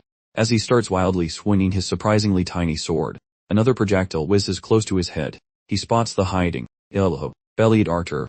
Joe immediately aims the spear he just removed at the coward. The enemy tries to shoot once more. A swift poke to the noggin halts that dude right where he stands. Grabbing his leaky hip, Joe fumes about being a clumsy oaf with bad luck. Our filming expert craves a name change, mourning the sweet deal he tossed away earlier like trash. Yet he chooses to go over barking for master, scouting the area like a lost tourist to dodge aggressive geeks and find some peaceful monster murder elsewhere while avoiding the scary mob. Luck strikes when the bronze medalist of this death game wanders into view, seeing that dark, bearded lizard dude turning tiny green guys into pulp. A creepy grin stretches Joe's lips while he creeps toward the scully warrior. He unleashes his dominant aura, and commands the man to act as the big chief's private meat shield. Meanwhile, Min snacks on sweet level up juice while deleting tiny green pests without ruining his hair. The main hero peeks at his digital backpack, jiggling because he already nabbed enough shiny loot. Hard work never ends, so he hunts for 2,000 extra coins for the giggles. Min uses his massive forehead power, realizing he can grab 2 abilities and snag that thinking rock sooner. Those sneaky short sacks attempt to ambush the edgy blade wielder during his daydream. However, he stays alert, pruning the green garden of idiots with one smooth swing of his farm tool. The remaining runts reconsider their life choices after seeing their pals turned into chunky salsa. Min refuses to quit, mocking those pathetic losers before sprinting at them like a hungry wolf. Suddenly, a giant laser from the heavens brightens the darkness, making every fighter pause their violent dancing. Each little monster begins to shimmer before poofing away like a bad magician's trick. The survivors throw a party for beating round 1, even though they look like absolute hot garbage. Min notes 1,000 corpses, pondering if these short green dudes are actually somewhat scary threats. Our hero looks through the leftover humans, spotting Joe. He wonders how the clumsy clown lived, though round 2 will likely end his lucky streak. That grumpy hoodlum feels salty because people ignored the monsters to hit him. Every gamer wants a piece of him, including one loser creeping behind him like a ninja. The non-player character jumps in, only to get floored by the mind-melted obsidian wyvern and tiny men. Joe feels blessed to be breathing, thanks to those 2 meat shields guarding his pathetic hide. The small boy frets over the old man's puncture, yet the boss finds it hilarious that no psychological manipulation was required for this absolute moron. He makes sad noises while squeezing his puncture hole, hoping his strawberry jam stops leaking out everywhere, pondering whether his life continues past this imminent stage of warfare. Clenching his jaw, the man draws inspiration from pure resentment to outlive anyone who questioned his hidden talent. Unexpectedly, a noisy alarm notifies each participant that a following stage starts soon, featuring those chunky hobgoblins too. Fresh uglies charge in immediately, but Min just hangs back to soak up energy like a greedy sponge chasing free experience points. Our favorite protagonist unfreezes his green-skinned extermination project, whipping that lethal blade around with renewed vigor, slicing through mobs as if he were just popping bubble wrap. Shortly thereafter, digital alerts notify our protagonist regarding hitting level 20 alongside receiving a regular status promotion. The warrior feels immense joy because he finally accessed manufacturing, which lets him merge garbage items into superior equipment. Moreover, digital tools grant another ability, while refining that specific seal of death skill, resulting in joy for men seeing how these talents match those mystical runes flawlessly. Those brainless creatures attempt another strike against him, but they are immediately blinded within shadows once our hero triggers that fresh Night of Death ability. That midnight weapon zips through those sightless monsters with total effortless speed, putting every creature into their final rest. Individually, this void consumes everything nearby and creates a massive pile of monster remains. As the interface declares that round 2 finish, causing Min to discard his scythe noisily before visiting the premium marketplace to purchase additional abilities for his arsenal. Our protagonist navigates the electronic catalog, and ultimately chooses that 6th sense trait. Such a perk enables him to perceive nearby entities, but presently he just detects cadavers, and recalls needing 20,000 more currency pieces to reach his next objective. Phase 3 commences with our hero slaughtering emerald pests as per his daily habit, whereas that dark beast keeps sprinting about governed by Joe's psychological dominance. Once that tertiary phase concludes, every survivor battles those gnolls during the 4th encounter. The villain boldly utilizes psychic authority, turning neighbors into his sacrificial fleshy blockades to preserve his miserable life until game alerts signal that this difficult 4th tier ended. The criminal wobbles on shaky limbs, leaking perspiration while contemplating a self-made disaster, since he spent every single psychic energy charge, and prays his enslaved teammates avoid perishing. The interface warns that the grand final involves slaying 11,000 massive giants, a revelation that leaves every surviving participant paralyzed with pure, unadulterated shock, leaping straight into insanity. Humans plus creatures remain occupied piercing one another, as the villain frantically attempts to harvest growth points and eventually secure that premier ranking. The man's goofy fantasy terminates instantly as he rotates his neck and perceives that a pair of his lackeys get skewered by foes while rival participants, craving that leadership position, assault Joe to disable him.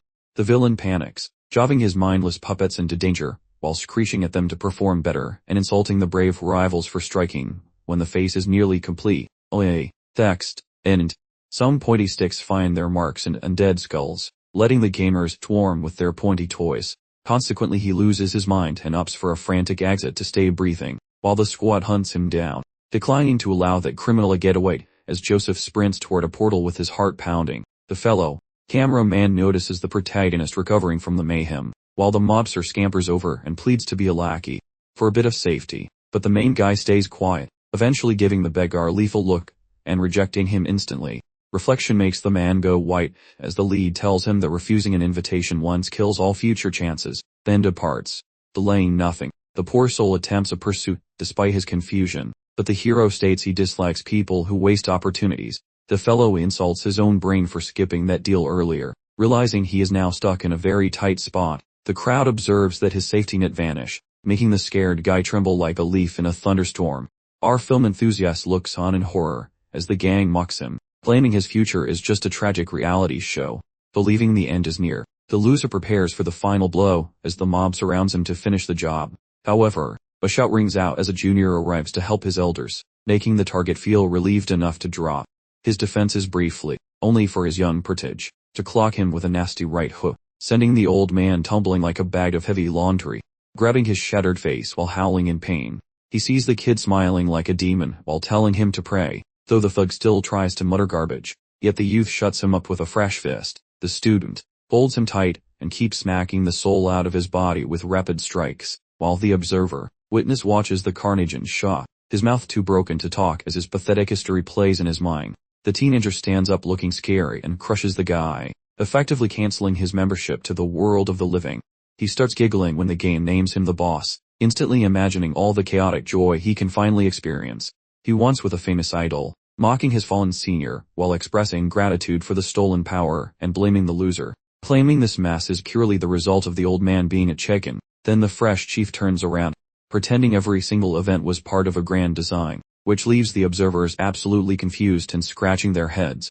Each witness feels a mix of revulsion and surprise that a human being could sink to such pathetic depths, hissing the mobster's boots just to stab him in the spine when the clock ran out.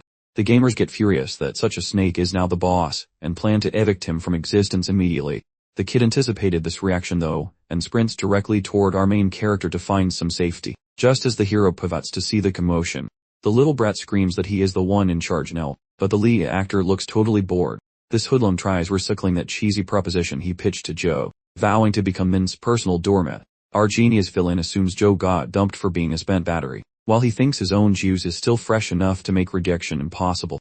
Min mentions the guy's face looks like a squashed potato, suggesting a humble floor hissing session might prevent his immediate demise.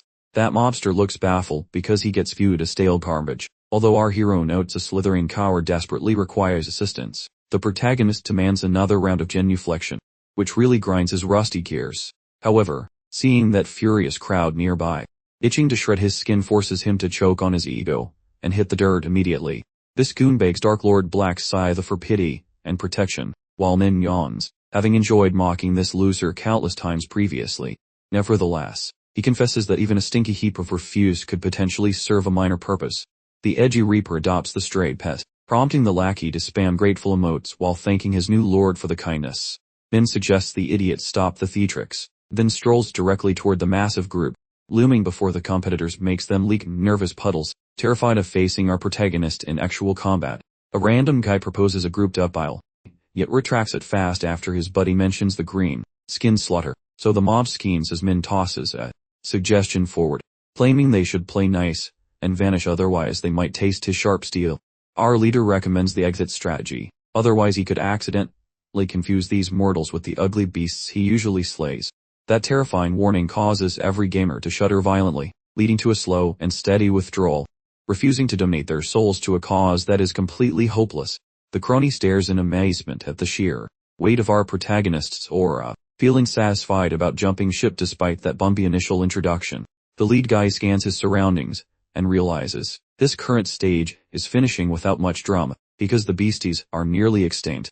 Desiring to add a little chaotic flavor, Min sports a devious smirk and shouts for his fresh servant, who snaps to attention, receiving instructions to obey every command without a single peep of whining.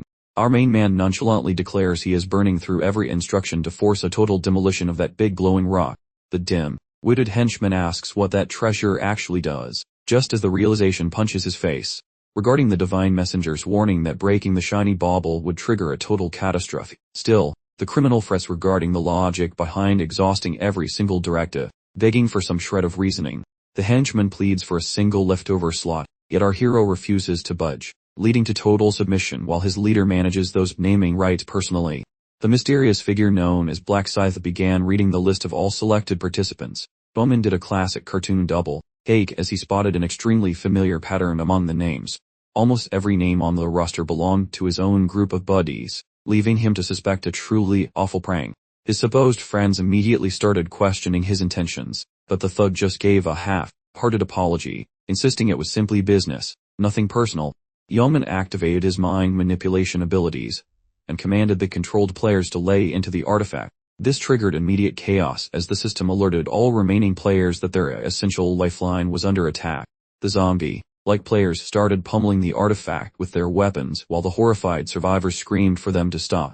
They sprinted toward the glowing crystal, desperate to snap their victims back to reality. When yelling failed, they turned to physical force, but it was already too late. As the enormous crystal exploded into countless fragments, the crowd instantly descended into mass hysteria as the system announced that their punishment for failing to protect the item had commenced. A divine punisher would now descend, raining destruction on them for the next 30 minutes while they scampered around like terrified mice. Men stood completely still with a subtle, villainous smile because the system had officially unlocked the hidden quest, and offered a hefty 3,000 gold reward for completing it. A secret mission and side quest appeared, challenging all players to outlast the punishment deliverer for half an hour. The reward would be 3,000 gold, significantly better than the paltry 2,000 gold they missed by failing to protect the artifact. Everyone began to cheer. But Min, possessing greater foresight, realized that destroying the artifact probably came with a hefty price tag. The attributes of the players who attacked the artifact were promptly decreased by exactly 50%, making them understandably furious with the map's representative figure. In that exact moment, the artifact singled out Yongmin, penalizing him by permanently reducing his statistics by 50%, which Min viewed as a guaranteed death sentence. Our protagonist decided to access the in-game store and purchased some fundamental items with his remaining gold to improve his stats for the upcoming challenge against the deliverer. He quickly began using craft combinations, first merging a necklace with a purple crystal, which increased all his attributes by 1 point. Next, he combined his armor with a navy crystal to reduce incoming damage by 1 point, then paired his scythe with an orange crystal to enhance its power by 2 stat points. Knowing that he would absolutely require every little bit of advantage he could muster, suddenly, a high-pitched whirring noise filled the atmosphere as every individual prepared themselves, getting ready to face off against the powerful deliverer of divine judgment. This was no easy feat, a fact Min knew all too well from a previous game session where only 500 players survived. Outlasting the deliverer is such a monumental challenge that it typically requires 5 level 40 players working together to take him down successfully. Min, however, was determined to tackle the challenge entirely on his own, planning to claim all the rewards for himself. As the sky tore open and golden light poured out, Min remained completely confident. He knew he could succeed, because he held the special First Angel Killer title, which handily doubles all his stats whenever he faces an opponent from the Holy Order, containing that holy spanker currently loitering nearby. This celestial janitor floats down to earth, and folks first assume he is harmless because he is pocket-sized, believing dodging this short stack would be an absolute breeze. While those jingle bells upon that rod create sweet melodies, the divine bouncer struts a bit toward the crowd, lifts his magic rod heavenward, and whacks the floor with some serious aggressive energy, quickly generating a growing bubble of stay away known as the no-fun zone. That round barrier grows larger, catching plenty of gamers within its walls, and the moment they are snagged by it, character values tank exactly half. Our protagonist figures about 300 victims are stuck, totally screwed by destiny, since the holy hitter starts his big offense. Using a gorgeous sapphire glow, infinite light spears blast out from that magic stick into every corner, destroying every lonely soul and item along that path. These gamers try escaping, however dodging light darts fails while caught within the barrier. Just how Min anticipated, spotting a gap, the fighter zips past that target and lingers until the dome evaporates. Once it disappears, our champion attacks noisily since the boss lacks hearing. Our hero closes that space, arriving within 16 feet of the high-level guardian, then attaches a fatal mark of ending upon the entity. However the clock stops, the big guy irritates yet the black blade stabs that eye, then the boy scurries away toward a secure location. That murder mark reveals the big guy lost 40% of his life after a single poke. Just as foreseen, the holy man pops his bubble once more to catch the shadow fighter. However that hero vanishes, the barrier drops, plus our protagonist moves quickly. The fighter sprints toward the celestial warden once more, targeting the other eyeball. This divine warden shouts in misery, then activates the safety bubble one more time, locking the protagonist within. Yet he remains totally chill. He realizes the monster can see, but shoots like a galactic soldier in white plastic. That holy janitor tries murdering our champion by firing glowing bolts into every corner. That heroic gesture quickly turns into a tragically wasted opportunity the instant Min unleashes his devastating Night of Death power. This darkness eagerly vacuums up every single projectile, meaning those sharp implements vanish faster than a politician's promise during an election cycle. Black Size promptly decides gravity is overrated, and performs an epic, giant-sized forward jump. He twirls his enormous, curved blade, slicing with lethal accuracy to ensure this messy business is concluded immediately. A quick surgical sweepo of that infamous scythe, and Min neatly braids one of the unfortunate deliverer's beautiful wings right off. Naturally, the now lopsided deliverer attempts to stage a comeback, but our agile hero sidesteps the counter, move like a seasoned dance partner, and subsequently lops off the remaining avian appendage. This dramatic amputation leaves the deliverer's vital signs hovering dangerously near the 10 mark. Oddly, instead of ending the entire ordeal immediately, Min wisely retreats as the deliverer triggers his legendary failsafe, the last glorious storm, granting him a brief, golden period of being utterly untouchable. Had Min aimed for the skull, the foe would have survived long enough to teleport away, proving that finishing the fight was a risky poker game during the shiny invulnerability window. The desperate deliverer then unleashed a furious, chaotic storm of blows, genuinely hoping to erase Black Scythe from existence. Min, however, observes this panic display from a comfortable, safe distance, looking thoroughly entertained. As soon as the magical safety blanket evaporates, our efficiency expert does not dither, employing one flawless, economic movement. He sends the deliverer's noggin soaring through the atmosphere. Min's experience points shoot up instantly, rewarding him with a massive payout of virtual cash for securing the world first achievement of defeating the deliverer of divine punishment. Furthermore, he gains the prestigious title, the one who defies heavenly retribution, ensuring that when engaging foes of the Holy Order, 80 of damage simply bounces off him. He pockets a rare, highly compressed ether resource along with the newly acquired rune of the Glorious Storm. This special ether essence is essential for smithing the most ridiculously powerful, divine tier equipment. Meanwhile, the rune dramatically boosts the effectiveness of God tier special abilities, and simultaneously grants an impressive bonus to mental acuity based entirely on the user's current standing. Everyone who completed the minor task happily receives a bonus of 3,000 gold pieces, a financial windfall that leaves the entire group relieved and quite thrilled as the chatter picks up. Still, a collective nervousness hovers regarding Black Scythe's absolutely terrifying level of power. Even the celestial angel looks mildly stunned and insists on an immediate interview, questioning his logic for executing the deliverer of divine punishment, when merely surviving the encounter would have still guaranteed the reward. He straightforwardly explains that watching people perish is something he fundamentally dislikes. This unexpected revelation thoroughly shocks the crowd, who suddenly discover their hero possesses actual standards of decency. The perplexed angel genuinely ponders how mere mortals manage to flip the switch so effortlessly between murderous intent and neighborly protection. Our protagonist grins, realizing those ego-driven celestial beings possess zero empathy for others. That divine winged being clarifies that status dictates survival, then flashes the scoreboard. Predictably, the legend known as Dark Blade secures the crown on every territory, slaughtering 3,600 beasts solo to hit level 30, powered by a massive X boost. The champion gathers an uncommon gift container along with a quality jewelry coupon for being number 1. Regarding his loot choice, he selects the Band of Defiance, aware that, although its flavor text seems pathetic, it blocks lethal debuffs from ending him. Choosing the cash option for his grand prize, he predicts the following stage lacks combat elements. A heavenly referee declares that exactly 1,225 souls shall endure this phase, triggering a massive panic among the bottom tier trash while they frantically try purchasing their continued existence. It fails miserably, as anyone outside the cutoff simply vanishes into thin air. Meanwhile, the lucky survivors find themselves warped back to Earth. Perspective follows Erin, who rouses within a private sleeping chamber. Glad she didn't perish, she celebrates obtaining the rare Conjurer class for future battles, enabling her to call upon sprites that generate protective energy fields. Those mystical barrier bubbles combined with her comrades' distraction tactics saved her, helping her evade a gruesome fate and land a bronze medal locally.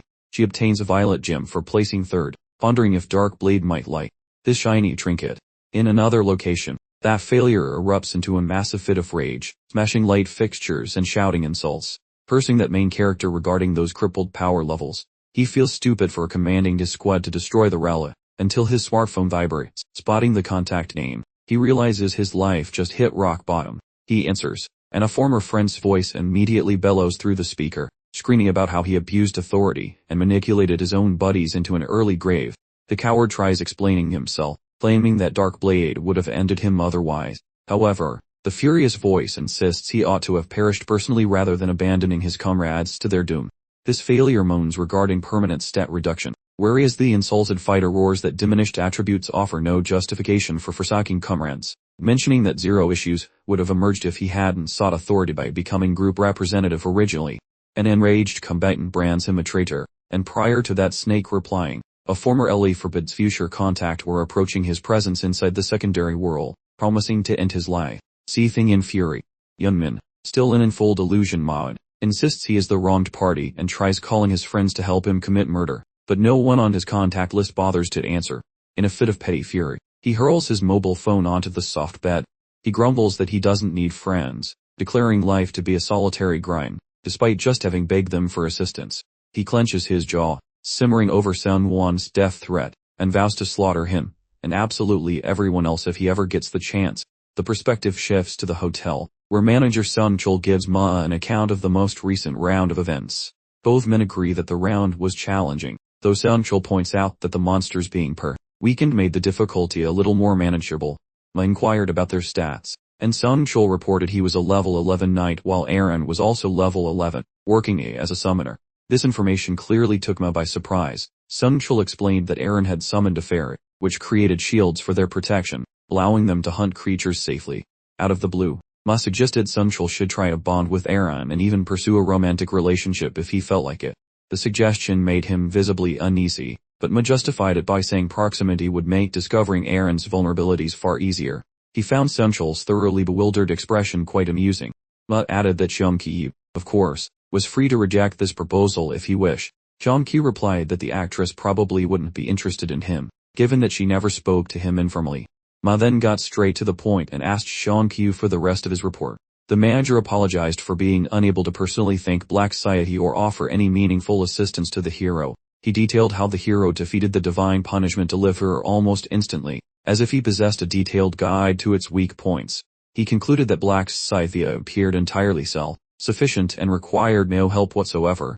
Ma realized he had seriously underestimated Black Society, and felt deeply embarrassed about his previous assumptions. He felt ashamed for believing himself superior merely because of the Dark Knight rune. He now harbored a strong desire to meet the hero in person, and absolve the manager of blame for failing to complete his assigned task. Next, he inquired whether the manager had tracked down the thugs responsible for assaulting them. The manager confirmed the progress, revealing the primary suspect as Manhwa, although many shared the name nationwide. Narrowing the search to Seoul left 5 potential culprits. The manager further estimated that triangulating the exact location of the individual would take roughly 1 month. This timeline coincided with the end of the 4th round. Ma then shifted topics, asking Xionggu about his accumulated gold reserves. The manager replied with 10,000, prompting Ma to point out that this was only half the amount necessary to purchase the skill tracker from the game shop. At that moment, the manager recalled a crucial detail, and informed Ma about a stakeholder who had recently bought a significant portion of shares in their company, Chuma Consulting Group. Upon hearing that the person had acquired 31 of the total shares, Ma was rendered completely speechless. The realization hit Ma like a financial brick wall. This whole investment totaled a whopping 280 million won. He immediately started calculating which eccentric billionaire, or hidden, rich relative would splurge on something so huge. He quickly narrowed down the suspects to either a shadowy corporate rival or one of his own scheming brothers, because acquiring a third of the company's stock is less about investment, and more about staging a hostile takeover. Feeling a cold sweat, Ma immediately ordered his manager to provide the contact information for this anonymous investor. Meanwhile, back at the hero's apartment, Min was chilling on his bed, waiting for a certain incoming call. Suddenly, his younger brother burst into the room like a tiny tornado, demanding to know Min's current level in the game. Apparently, one's friends at school had been bragging about their siblings' stats, specifically teasing him, because some kid's brother was already level 11, and had a profession. Min confidently assured him that his level was significantly higher than that meager number. However, he kept his actual level a closely guarded secret, which was necessary to protect his real identity. Min offered Wan a decoy number, claiming to be level 12, but refused to share his profession, acting completely mysterious. He declared his job title classified information, and shooed his brother out of the room dismissively. Just then, Min's phone rang with an incoming call from none other than Kyung Rukma. The CEO of the company himself was calling. Min immediately put on his best poker face and resolved to reveal nothing about his true nature. He answered casually, asking Ma to explain the reason for the call. Ma replied that he wanted to meet the company's largest shareholder in person for a dinner engagement. He suggested that they meet on Friday. Since Min was preoccupied with a heroic quest on Friday, they rescheduled their meeting for Saturday instead. As Min had correctly predicted, Mu's massive investment stunt was actually a desperate attempt to impress his father and gain his attention. The hero immediately began making plans to obtain the invaluable Rune of Thoughts before he had to attend the meeting with Ma. Min recalled that there were several different methods available for acquiring a rune. This could involve visiting certain specific locations across different timelines or rounds. He also considered completing difficult quests or defeating powerful boss monsters. Sometimes, you even get lucky, and regular monsters might occasionally drop one. However, finding a rune in the real physical world is incredibly rare, requiring a highly specific set of circumstances to occur. He thought about these conditions while entering a dilapidated warehouse to meet someone named So Hyun Kyanan. Bizarrely, Jiang's nickname was identical to his real name, a fact the hero recalled very vividly. This criminal was responsible for kidnapping Min's brother during a previous timeline, hoping to extract vital information about upcoming events. Jen had figured out Min was a time traveler because he possessed the Rune of Thoughts, which allowed him to read both Min's mind and his brother's mind. Ever since that harrowing experience, Min has made it his personal mission to hunt down and take revenge on Jiang in every subsequent regression cycle thereafter. Even though the lead character swears he is over his resentment, he still sneaks toward the storage facility, hoping to grab the mental gem before Jiang can, wearing a disguise for anonymity. All at once the entryway crashes wide and that thug marches inside, lugging a woman over his back without stalling. He flings that dame across some dusty floorboards, ruthlessly peeling that gummy adhesive off her lips. The villain tells her to keep it quiet, but the second she can speak, she begins shrieking for assistance at top volume. That criminal looks super annoyed and suggests she skip the usual boring scripts about begging for pity, having children, or offering cash bribes for her life. But the lady throws a curveball by asking for a pardon, which honestly stumps him. Jiang scowls while demanding to know what she is sorry for, so she shakily admits that she gazed at him too long yesterday, which apparently ticked him off. This absolute tool sneers and wants to understand why she would act so foolishly if she felt bad later, grumbling about how her eyeballs totally killed his vibe. Our villainous friend starts thinking back to 48 hours prior, when he was just roaming the pavement searching for some unsuspecting target to bother. That was when he noticed a lady who caught his eye. Stealthily, he trailed her like a creepy shadow, biding his time for the perfect opening. Once she strolled into a deserted side street all by herself, he took his shot by leaping into her path and turning on a power that made him shine like a massive light bulb, basically mimicking a famous spiky-haired and warrior. The gal, dazed by that flash, lost her vision completely, making her an easy mark for his schemes. This bully really enjoyed having total control, getting a huge kick out of knowing that the guy basically possessed a magical get-out-of-jail-free card for any mischief. He brooded over his former pathetic existence of boring sandwich eating before the Room of Radiance turned him into a professional flashbang specialist who could rob people blind, literally. During a separate encounter, our local menace saunters into a cafe, spotting the attractive lady brewing beans like she was a caffeinated angel. He requests a cold iced Americano, and she requests a kidney, or rather, $5,001. Following the robbery disguised as a transaction, he asks about the missing student worker, claiming he is a loyal patron. She explains everyone quit, because the current apocalypse makes surviving a shift harder than winning a survival game without a respawn button. Wondering if she is the owner, he investigates her age, noting she looks 32, which means she is a non-combatant civilian, a trait he finds quite appealing. Truthfully, he just likes that she has the combat prowess of a wet noodle without special powers. Suddenly, he demands her digits with all the grace of a falling piano. Confessing his awkward affection, the lady freezes, looking like a deer caught in high beams, completely baffled by his aggressive social skills. Her fragile ego thinks her silence is a critique of his face, so he yells about her judging his looks, and then tries to get his overpriced coffee money back as emotional compensation. Grabbing his cash, he stomps out like a grumpy toddler, grumbling that pretty girls are judgmental, completely missing the fact that he is a total creep. Obsessed with getting even, he plots a sneaky surprise party for her in a dark, scary alley later that night. Trapped in a dusty warehouse, she begs for mercy, promising she will never look at anyone funny again. But the jerk is not amused, so Jen roughly pins her wrists against the cold ground, claiming she lacks true emotion. He informs her that a heavy punishment is coming for her bad acting. The woman struggles for freedom, but the creep orders her to remain motionless during his cruel attempt at mockery. Out of nowhere, a heroic voice booms from the shadows, telling the creep to cut that nonsense out. This noise makes Jang jump out of his skin like a cat. Assuming a cop arrived, Jang shouts to identify the hidden stranger. Instead he sees a giant terrifying silhouette holding a massive scythe meant for reaping souls from bodies. His facial features are hidden behind a white mask. Our masked savior calls the thug a moron, advising the lady to sprint away, while his attention is diverted. Jenin tries to bark out a threat, but the main character moves much faster. Diving ahead, he delivers a brutal strike with his scythe handle directly into the bad guy's most sensitive lower regions, causing him to drop in a wave of misery. Min simply instructs the female to make her exit. After the dame hits the road, he faces the pun, whispering that the actual contest is finally starting. This ruffian begins hurling insults at Min, attempting to look like a hardened warrior, yet Min finds the entire display quite hilarious. The criminal lunges toward the veiled champion with frantic blades, but Min sidesteps every poke like he is participating in a casual dance. Feeling totally bored, Min ridicules him for clutching that pathetic little kitchen utensil, then instantly removes his nasty paw with one chop.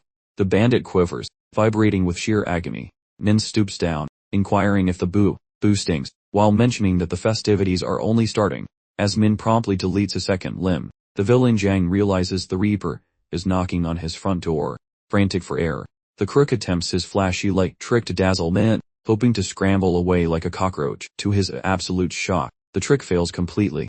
It seems Min pulled the shades early using his dark aura, vacuuming every single photon from the area before the clueless idiot even noticed what hit him. Skipping any potential idle chat, he glides across the shadows, trimming the ankles of the criminal with a very surgical and precise blade stroke, causing a fresh symphony of screams while the bad guy swears and hits the dirt. The loser yells out, asking why the caped warrior is being so mean. So Min avoids the speech and just pokes his sharp steel deep inside the meaty part of his leg, nonchalantly asking why gardeners spray for bugs in the garden. Giving the target 0 seconds to ponder that riddle, Min buries the steel into the remaining limb, softly mentioning that vermin create too much drama if they are not squashed immediately. He continues by dissing him from left and right with a very violent sequence of rapid cuts, obviously trying to shatter the last bit of ego the jerk possesses, who is now struggling for words. The rascal mumbles about why the world is so mean, speculating if Min might have some deep personal beef with his existence. The torture intensifies until the poor sucker simply cannot handle any more physical misery. Trying a pathetic exit strategy, he attempts to chomp his own tongue and punch his ticket early. Min spots the suicide attempt and stops the claw, clarifying that there is zero probability of him passing away comfortably today. He keeps on poking the guy with extra enthusiasm, ensuring the creep knows the party has plenty of time left. The crook Jen pleads for a final, merciful exit, yet Min just giggles at the plea, asking if the dummy even realizes why he is getting the special treatment. Only, end. Once the jerk confesses his utter ignorance, our hero explains that their destinies collided previously, even shouting out the scoundrel's specific title. The criminal then begins theorizing our hooded hero is kin to the lady. However, Min kills that theory faster than a fly on a hot plate. Our protagonist details how the trash bag previously abducted his small sibling for classified data, while the lowlife attempts to refute the claim, although his excuse gets cut short. Our hooded legend interrupts to say that disaster hasn't actually gone down yet, because it is currently scheduled for the future. Furthermore, the scoundrel might have secured the telepathy relic if our hero hadn't intervened, consequently leaving the dazed jerk struggling to comprehend his current reality. Nevertheless, our champion persists, explaining the relic solely ignites after sensing authentic vocalization. Thus, had the monster completed his assault, the lady's legitimate screams for compassion would have satisfied every necessary requirement, enabling the creep to grab the mind-reading artifact, facilitating additional disgusting deeds through its supernatural influence. Our man mentions verifying these facts during his time travel loops, claiming the trash should perish for committing a dozen sins, each more annoying than the previous. Upon hearing his fate, the scoundrel whines again for a quick exit. However, the champion declines and sticks the wooden base of his weapon directly down the villain's throat, then chillaxedly clarifies he was merely burning daylight, permitting the target to expire organically while our main character continued a lengthy monologue. Muzzled by cold steel, the monster internally screams for lethal release to stop his agonizing torment, while contemplating why our protagonist employed such a silence tactic if the mind-reading gem needs total sincerity from someone to ignite. Given those facts, remaining quiet seems useless, yet our hero nonchalantly answers those internal musings with his own mental powers, explaining that the psychic buff turned on the second the loser begged for the sweet release of the grave with total sincerity. Knowledge surfaces regarding how the psychic gem solely functions when a target remains within a 30-meter distance, giving the owner the power to eavesdrop on a person's most innate thoughts. Our hero admits he simply desired to verify the artifact's functionality, and since success was achieved, he feels content. Where is the criminal prays for execution once more?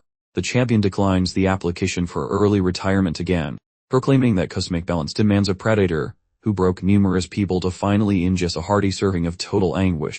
Finally, the lowlife finally kicks the bucket, while our champion casually boots up a technique labeled Tracer Rays, erasing all hints of the struggle from that alley, making the body vanish like a magician's rabbit. Our guy loves the spotless result, and feels stoked about grabbing the mind-reading gem, consequently planning a rend his ass with a fellow named Kyum, Prek by tomorrow afternoon. Returning to his crib, our legend puts on his fancy threads while the younger sibling pokes fun at him, inquiring about which unlucky female is the intended target. His sibling keeps pestering. However, our protagonist mentions he must attend an extremely professional corporate encounter.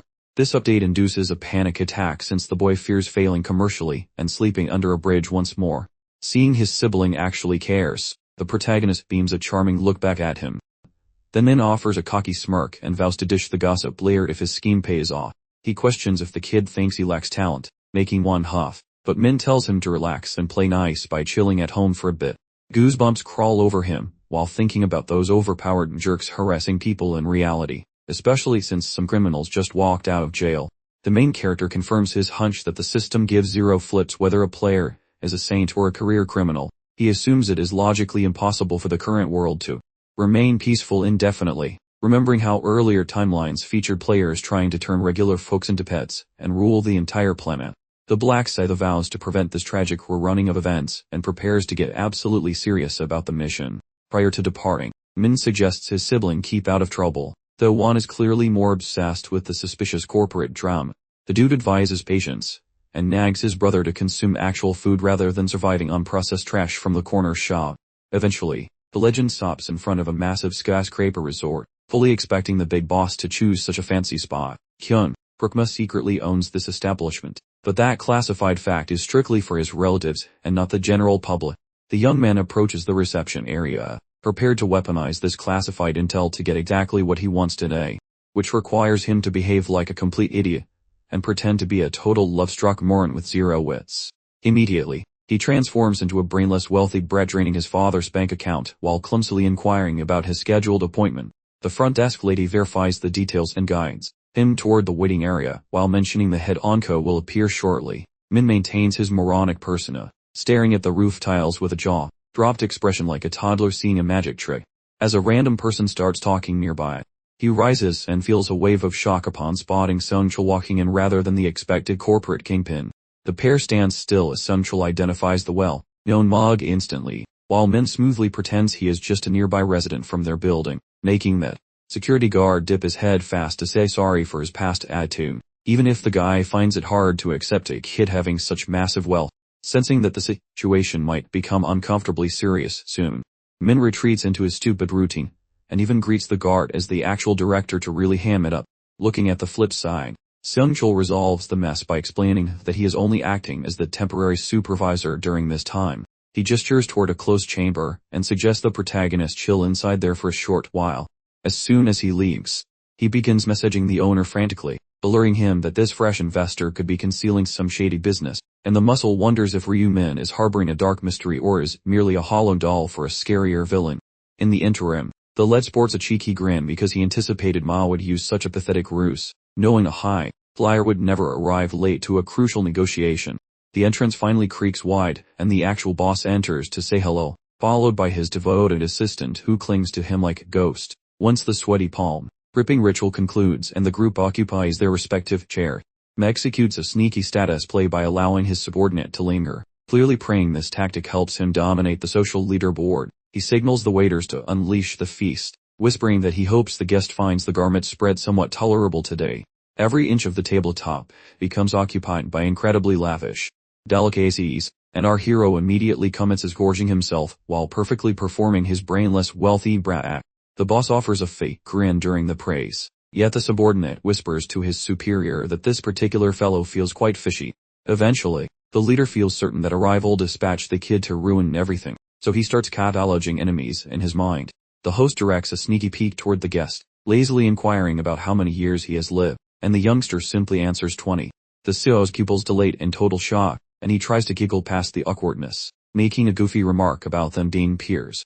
At that point, the man quits dancing around the topic and bluntly demands to know how the kid acquired such massive wealth. Our main man remains icy cool, explaining that he was merely a boring scholar just a few short months back. The employer thoroughly misses the obvious signal. Consequently, the lad mentions a famous news story, asking if he recalls the jackpot victor, before revealing his true identity as that lucky guy. Ma almost loses his mind, but remains composed, mentally connecting the dots, and wonders how the kid multiplied that 60 billion jackpot into a larger fortune. Instantly thereafter, the boy brags that he threw every penny into digital currency, while Ma confessed he lacked the guts for such a suicidal gamble. Seonchul offers a wild theory, suggesting that the kid must possess some sort of divine cheat code for luck. However, the young man denies it, leading the guard to remember a report about the boy seeing the winning digits in a dream. Nonetheless, our hero rejects that fable as well, finally spilling the actual beans. Although it makes him feel twitchy to confess, he explains he possesses a mystic stone that allows him to view upcoming occurrences, effectively transforming the youth into a roaming clairvoyant. Hearing this insane flex leaves the duo completely stunned, making them question if the boy has a few loose bolts in his head.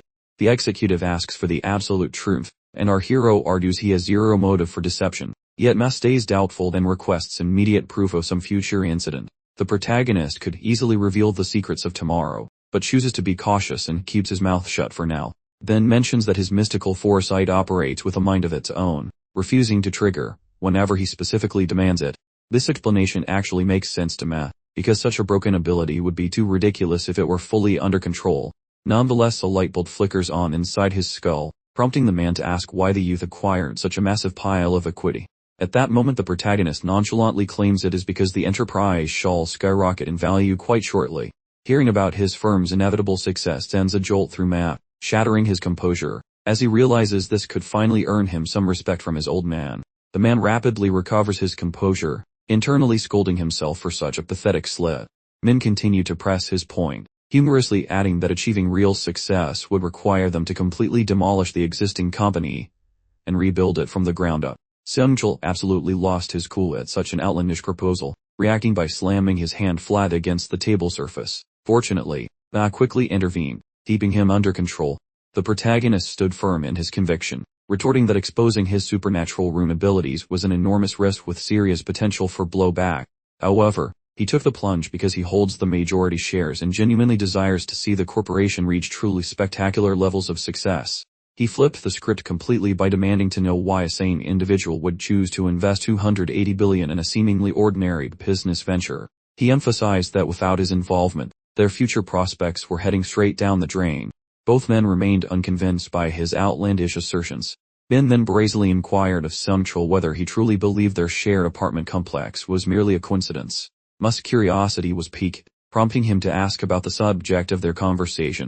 The bodyguard explained that both brothers moved into the building 2 months prior, and Min clarified he chose to do so immediately after acquiring his foresight rune. That tidbit of information completely infuriated the CEO, who demanded an explanation for why it was only just surfacing, but Seonchul immediately claimed total ignorance.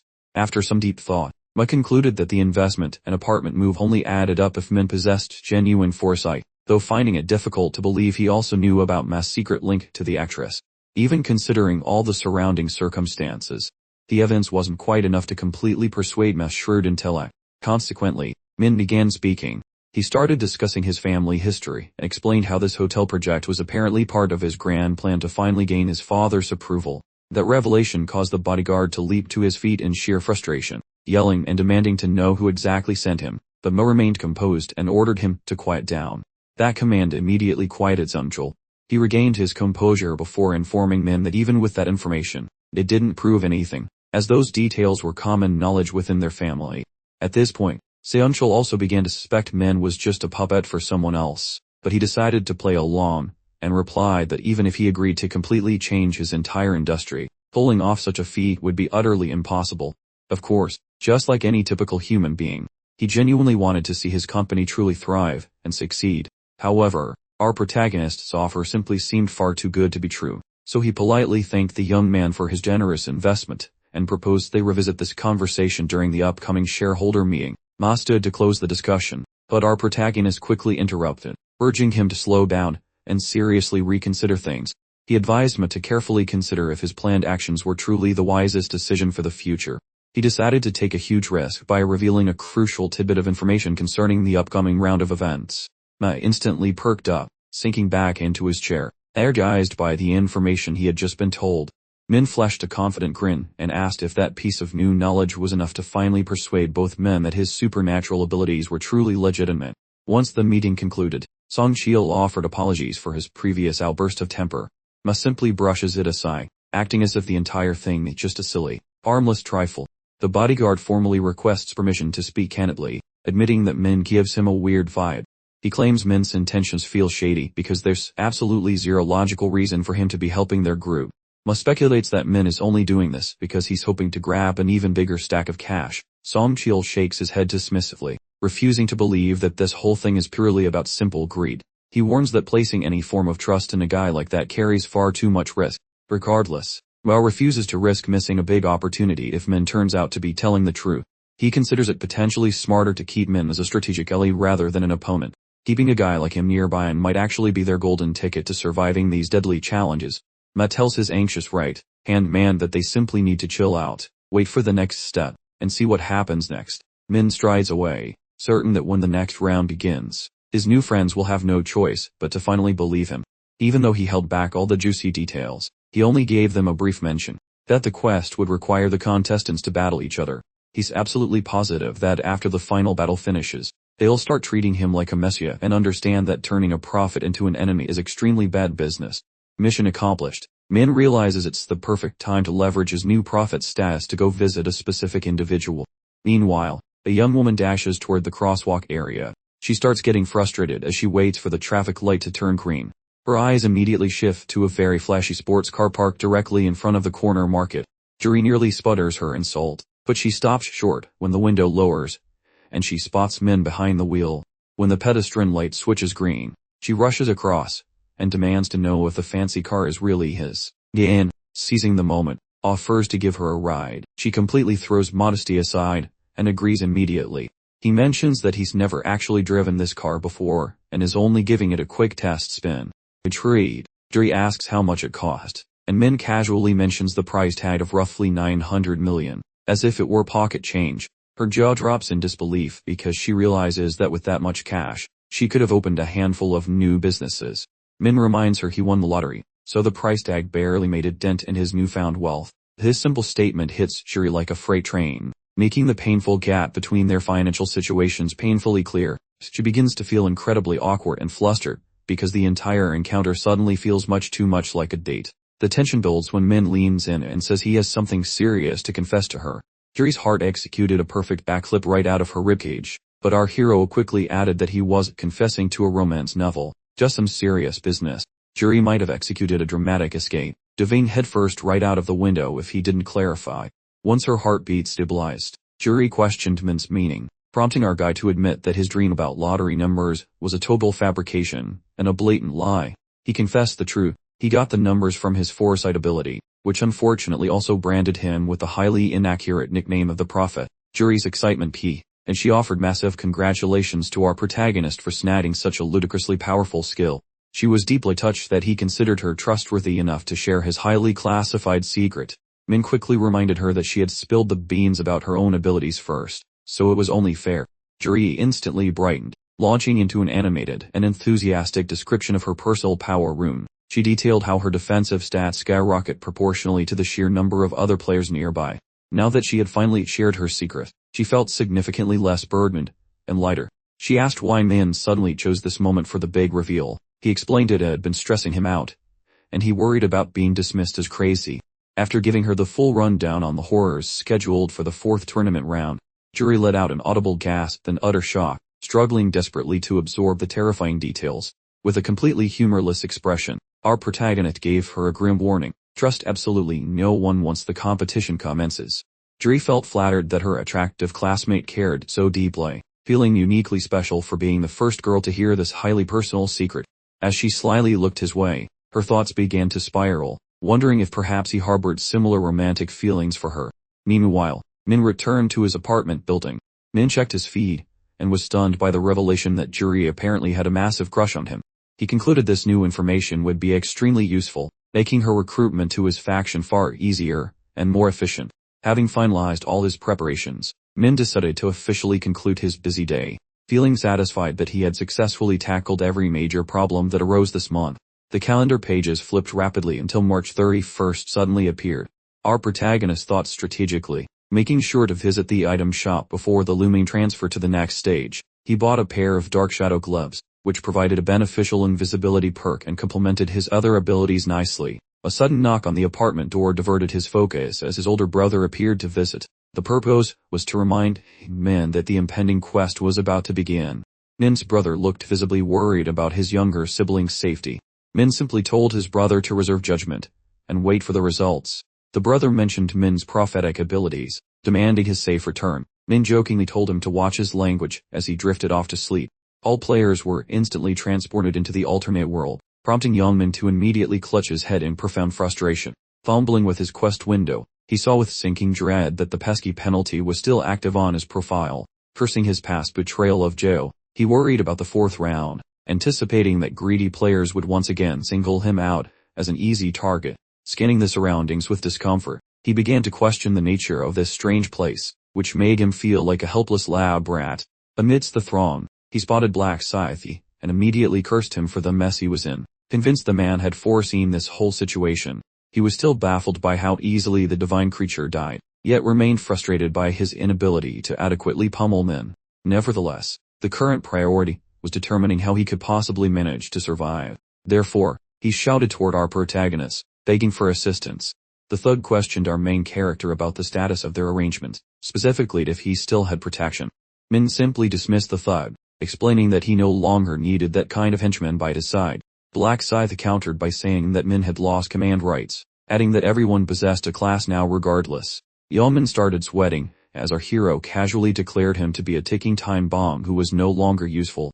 Min kept nervously looking around, while our protagonist insisted he just needed to relax. The thug looked bewildered, but Min pointed out that the representative role held no prestige anymore, since everyone now had a profession, and there was no bonus for attacking him.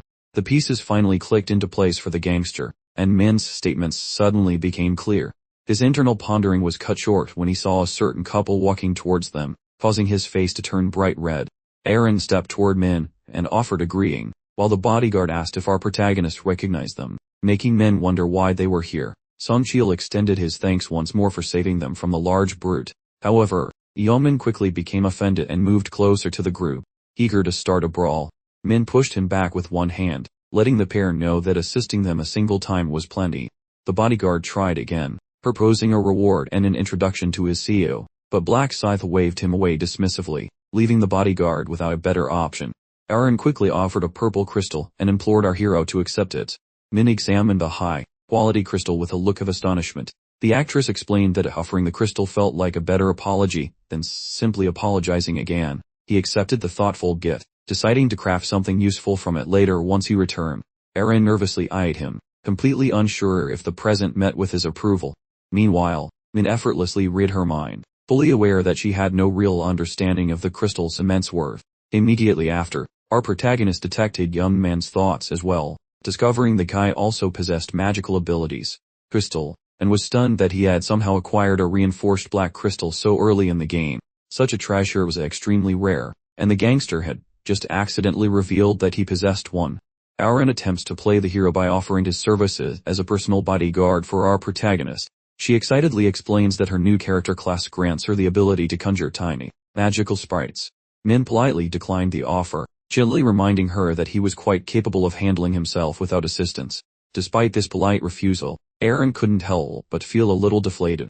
The two then exchanged pleasant farewells before separating. However, our protagonist intervened, halting the thug's escape attempt just before he could depart.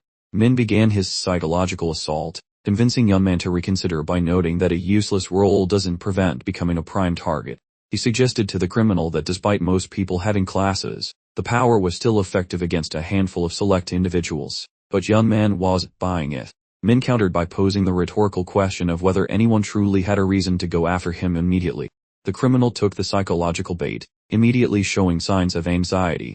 Min quickly reassured him that protection services were available. This eased the thug's tension somewhat, though the service clearly wasn't pro bono, so Min requested all the mana stones he possessed as payment. The criminal quickly handed them over without resistance. Min attempted to negotiate for a further remuneration. However, the gangster had already exhausted his resources, retaining only his self-respect. Min generously decided not to strip him of that last remaining item, agreeing to protect him in the upcoming challenge. Or radiant, golden light materialize. The angel returned, appearing in the heavens, and nonchalantly mentioned that the player count had decreased again, making the onlookers wonder if real world violence was erupting. Min, however, felt that it would be truly shocking if no one was fighting outside the game. The Divine Messenger then announced the parameters for the 4th round's quest, which required all players to actively eliminate each other over the next 3 hours. The angel let out a maniacal, chilling laugh, encouraging everyone to simply follow directions and start a free-for-all scouting spree. Much to the horror of all present, she remained resolute, clarifying that the objective was for the players to thin out their own numbers. Because the usual monstrous threats were conveniently absent this time, the players were completely baffled, and one brave individual finally asked if eliminating just one opponent was sufficient. The angel airily responded that figuring out the specifics would contribute to the overall enjoyment. Min, however, instantly grasped the truth, realizing she was required to remain silent because the angels were mere chaperones. The ultimate decisions and strategies came directly from the showrunner, not the guides. Nevertheless, she offered a single piece of advice, noting that merely eliminating a player wasn't enough to secure victory, and the ranking system would remain classified. She added that the guidelines for elimination didn't necessarily adhere to strict time constraints. With a final flourish, she wished everyone good fortune as they embarked on their violent, chaotic new game. A large timer materialized in the sky above them, triggering a collective panic among the players as they realized the time for combat had arrived. The gangster immediately eyed the group, mentally calculating which unlucky soul he would eliminate first. This aggressive response was precisely the type of behavior Min had anticipated from him. Min viewed the widespread hesitation as a golden opportunity, realizing everyone was too scared to initiate a fight, so he decided it was the perfect moment to exact retribution upon his old friends. Black Scythe crept up behind the unfortunate player, making him jump high enough to probably scrape the clouds. The victim nervously turned, asking the intimidating figure if he required anything in particular. Min recalled the promise he had made, just as he pulled out his scythe and launched a sudden, unexpected strike. The blade flew directly toward the target. Young Min's head cleanly detached from his neck as the system congratulated our hero for successfully completing the side mission, and awarded him a special prize. One player shrieked in horror, while another immediately tattled on Black Scythe, completely forgetting they had all been ready to commit murder just moments before. Not long after, the rest of the players gathered around Min, unleashing a barrage of insults and accusations. They denounced him as heartless and declared him a cold-blooded murderer, but Min didn't even bother to point out their hypocrisy.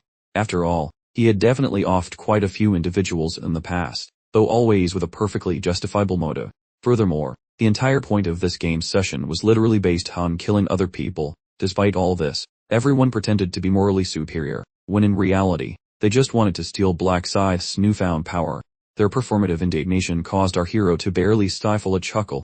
The smile only enraged them further, leading them to suspect he had completely lost his marbles. At that very moment, the system interrupted their whining to declare Min as the zone's new representative, which immediately silenced the crowd. Black Scythe seized the moment to ridicule the sudden quiet. He sarcastically inquired if they had all turned into yellow-bellied cowards, specifically targeting those frightened players who hadn't even chosen a class yet. A keen-eyed individual in the crowd quickly noticed Min's name had changed color on the display, immediately drawing attention to the anomaly. Everyone started gossiping about the newly crimson nameplate, while Min recalled from previous existences that taking a life triggered this visual change. The hue deepens further as the total number of eliminations continues to climb. The prominent color essentially serves as a target marker, causing others to try and bring down the killer, only to inevitably descend into murder themselves. This vicious cycle repeats until the entire combat arena becomes completely soaked in gore. The group's current unwillingness to fight is precisely what will guarantee a much higher body count further down the line. Min scoffed at them to stop dawdling, but the players made it clear they were not amused by his attitude. Our protagonist then accused them of hypocrisy, pointing out that they had already plotted to take down the previous leader, before reminding them their only options were to duke it out or face immediate defeat. He asked the group what they would do when survival required them to kill someone, urging them to decide fast and stop standing around like statues. Our hero offered a sarcastic suggestion that they hold another pointless meeting like last time, walking away while internally acknowledging that everyone would inevitably start fighting soon enough. It will already be too late when they finish, and he worries they will simply keep complaining and wasting precious time. This will ensure fewer participants manage to complete the mission, resulting in even more people being eliminated from the game. One girl tries to initiate a civil discussion, but another contestant immediately becomes rude, successfully pushing her past her breaking point. An MC suggests they organize some friendly competitions between the players. However, another quickly dismisses the notion, explaining there isn't nearly enough time for a recreational activity like that. The crowd grows increasingly agitated as the discussion devolves into arguments. Aaron worries about their next course of action and debates whether to cooperate with Black Scythe's brutal plan. Sunchul completely agrees with the hero's perspective, advising the actress that her own life is far more important than any stranger's. With this in mind, he cautions Aaron to mentally prepare herself for the absolute worst-case scenario. This makes her suspect the bodyguard has some prior, shady experience with this kind of impossible situation. Sunchul abruptly changes the subject. The actress asks who they should target, but in the end, they decide to delay making a decision until the very last minute. The collective tension keeps rising, because nobody can agree on who deserves to be sent to meet their maker. Some players even begin to consider the poor decision of launching a desperate assault on Black Scythe. The players attempt to discreetly talk sense into each other, failing to realize that the hero can hear their entire conversation. They quickly look away in embarrassment when our hero turns to glance in their direction. The arguments escalate as the frustration levels within the group reach new highs. Some players insist they must kill others to survive, while others argue that only the true murderers should be targeted. A juvenile NPC mocks a player's proposal, immediately triggering a heated confrontation.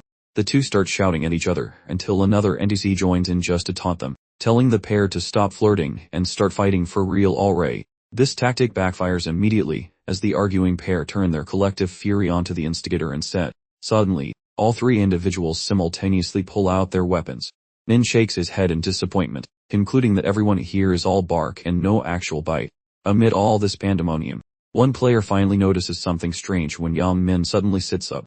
He appears to be completely unfazed by the recent unpleasantness involving his missing head. The players immediately stop arguing and stare at the gangster in shock, as if he returned from the grave. But Black Scythe knows the system revives players exactly 10 minutes after they die. Yang Min looks around in confusion, wondering why everyone is staring at him like he just stepped out of a science experiment gone wrong.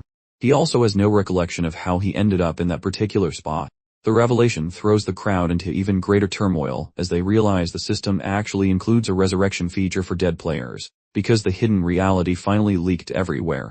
Those contestants grab their hardware and begin enjoying the concept of erasing one another. A single guy with half a brain tries calming the mob, explaining that everyone is clueless, the specific way this respawn gimmick functions, but the opportunity has passed. Whereupon a stealthy villain approaches that dame and slays her without delay. This lunatic demands her death while shoving jagged metal into her anatomy, subsequently ordering her immediate magical restoration. Onlookers gape with shocked quietude, feeling utterly disgusted by the sudden gore. Tension starts growing because this lady fails to pop back up, yet a witness remembers a specific fellow recovered following a short wait. Hence the collective chooses to linger and watch future developments. Following a small wait, her lacerations start disappearing, wherefore the dame rouses like she finished some shute. Yet the moment that dame recognizes the recent events, she shrieks, requesting the name of her assailant. That assassin tries a sneaky double dab, yet before the weapon connects, a giant warrior rotates a heavy polearm, crushing him with one brutal impact, while cheering over the reality of people coming back. This audience becomes awkwardly quiet, not knowing how to react. Scythe understands that although restoration works, slaying remains quite frowned upon. Yet the protagonist anticipates certain creeps will eventually show their hidden monstrous side. Pure mayhem erupts as various participants begin assaulting one another, whereupon tiny fights immediately morph into a giant lethal confrontation. 100 participants commence wreaking havoc upon their neighbors. That Reaper opts for diving inside the messy brawl, beginning with eliminating 3 clueless victims before their brains process anything. Certain contestants, observing his fast movement, choose to gank the guy collectively, yet those folks get deleted faster than a bad browser history. Our main dude peeks back and spots that skilly goofball, Blackbeard Dragon. That bronze medalist from the last heat is loving the chaos, muttering how his vacuum rune makes this stage a total breeze. Scythe notices his tag is basically ketchup colored currently, guessing he has previously smacked about half a score of poor souls into oblivion. Wishing for additional amusement, he aims to rack that lizard clown, while the beast opens a magical interface, grinning like a dork as his magic battery bar ticks up. Every casualty makes his progress meter grow significantly. Joy fills his black heart because a complete bar grants a bonus. Thus he sends a different soul packing. That progress indicator jumps quite aggressively, leading him to suspect that last victim was actually a high-level expert or something. Total avarice kicks in, making him hallucinate regarding backstabbing Scythe to obtain an instant jackpot, and that sweet power boost. Yet that fantasy dies pretty fast. The dude knows he is basically a side character compared beside the protagonist, so he sticks toward bullying helpless nobodies. Chuckling like a cartoon villain, Dragon keeps on slapping around more defenseless players, really drinking in those panicked expressions. Reminiscing about that stint serving as some mobster's private watchman, he laments how that duty stopped his earlier predation. However, this current level seems comparable to a gift from the gods, since this fellow gains experience by deleting folks while most gamers are merely idling in one location, lacking his special cheat code talent. It is hilarious watching those casualties respawn, just to get whacked once more. Plus he ponders whether he might relocate to find fresh meat to tenderize. Suddenly, right then, the dude crashes into that Scythe fellow, who promptly triggers his gloomy midnight murder technique. Lights go out everywhere, spooking the entire crowd. Dragon sees that the legendary blade is looking a bit ghost-like, so he tries to get ready, but his brain is way too slow for this. The world rotates weirdly, consequently getting deleted before his synapses even fire, whereas the focus now pivots toward Yeon-min, witnessing the messy carnage nearby involving constant deaths and immediate rebirths, plus finally comprehends the gory point within this stage, sporting a spicy glare. That man plots some pity payback against buddies who ghosted him earlier. Those peepers sweep every war zone, hunting for Shen Huan. Plus fairly quickly, the man locks onto his target, sniping random folks nearby currently, lacking any doubt. Yeon-min sprints forward, offering a knuckle sandwich directly to that guy's mug, which launches Shen Huan like a human frisbee throughout that arena.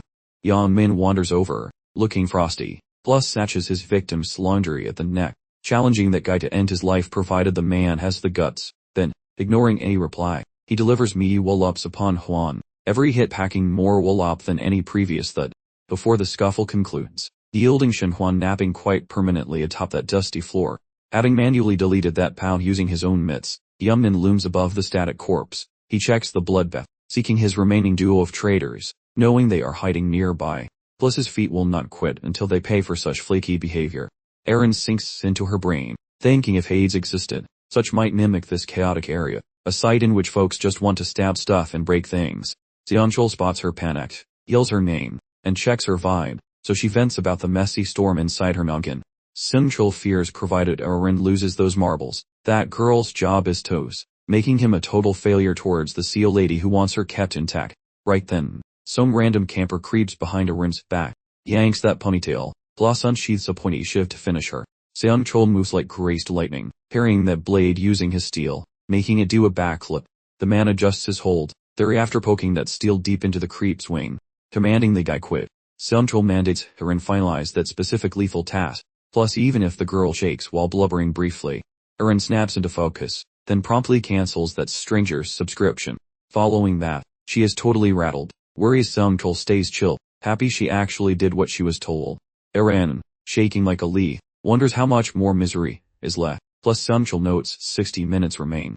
The girl vents sadness, baffled why everyone seems thirsty regarding a high body count, making Seonchul feel bad about her, seeing she has a heart made of marshmallows. He casually inquired whether she'd managed to dispatch at least 50 unfortunate souls. Upon her affirmative nod, a wave of relief washed over him, as her murderous accomplishments guaranteed a spot on the leaderboard. He then instructed her to simply let him handle the remainder. A silent mental thank you from Aaron echoing in response. Seonchul expressed his gratitude for the precious time she'd afforded him, perfect for racking up some serious points, and as moments evaporated, the display declared a mere 10 minutes until the final bell. Black Scythe, a whirlwind of destruction, was observed gleefully dispatching players in every direction. His resolve was steely, aiming to reclaim the top spot on the global leaderboard, and thus unlock entry into the perilous 20th round.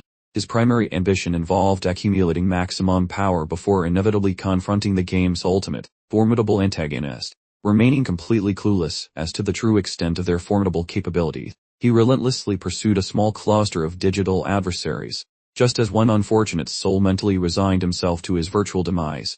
Our quick-footed protagonist, however, simply bounded past him. Black Scythe understood that repeat eliminations of the same opponent yielded 0 additional score, rendering further pursuit of that particular individual utterly pointless. He then spotted Yeon-min, a man blissfully unaware of this peculiar unwritten regulation, relentlessly dispatching his 3 unfortunate comrades time and again. A strategy that, ironically, diminished both their prospects of continued existence and his very own. As the clock dwindled to a single minute, our protagonist frantically sought eliminated combatants, discovering this task increasingly arduous. Finally, 2 unknown avatars appeared in his sights, prompting an ambitious attempt to dispatch both simultaneously. Alas, the allocated temporal window abruptly slammed shut. An ethereal, shimmering force field swiftly enveloped every single participant. Then, the angel herself materialized, declaring the round's conclusion with a distinctly mischievous, almost giddy, expression. She quipped about the participants' probable delight in their mutual slaughter, noting how the pristine white floor now resembled a macabre splatter painting.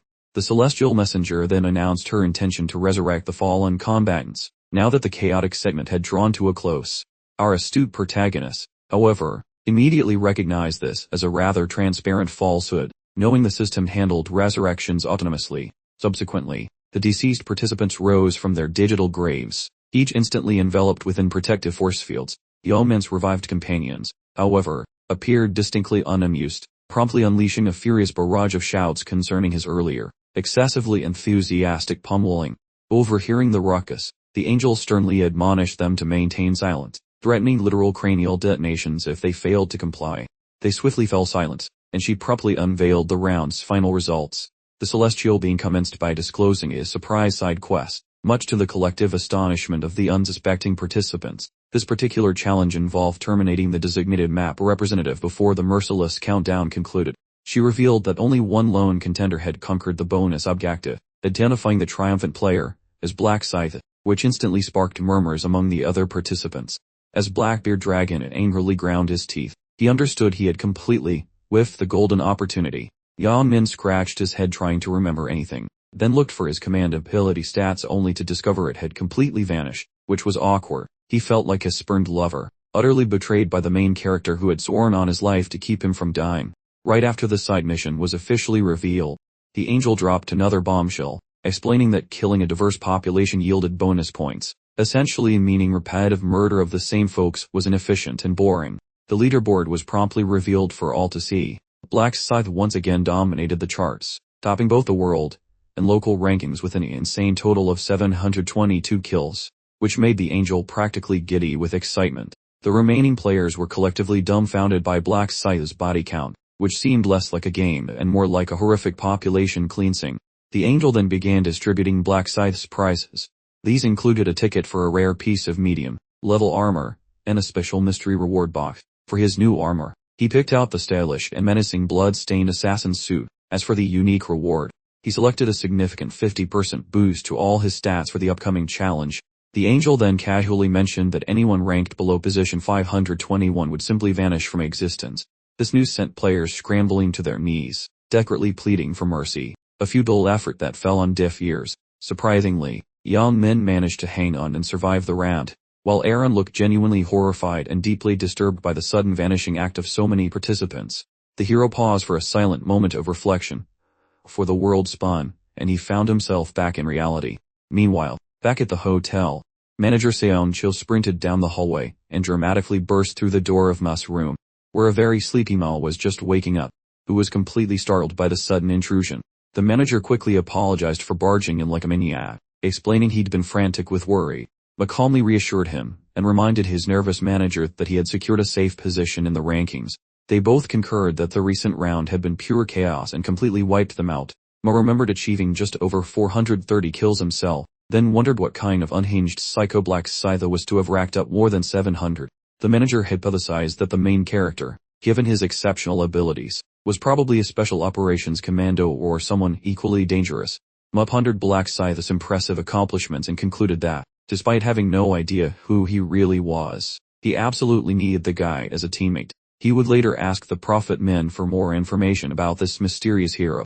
Sung Chil notes that the game went just like Min's spooky spoilers, since he initially doubted the guy but changed his tune once reality hit, but concurs, reflecting on their talk, and the weird info Min spilled.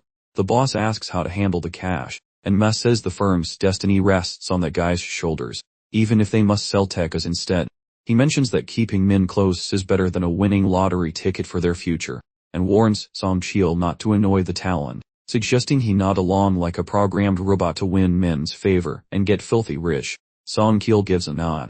Ma asks Songchil to ring Min up for a fancy feast with his whole family clan, plus that cinema icon air on Seo.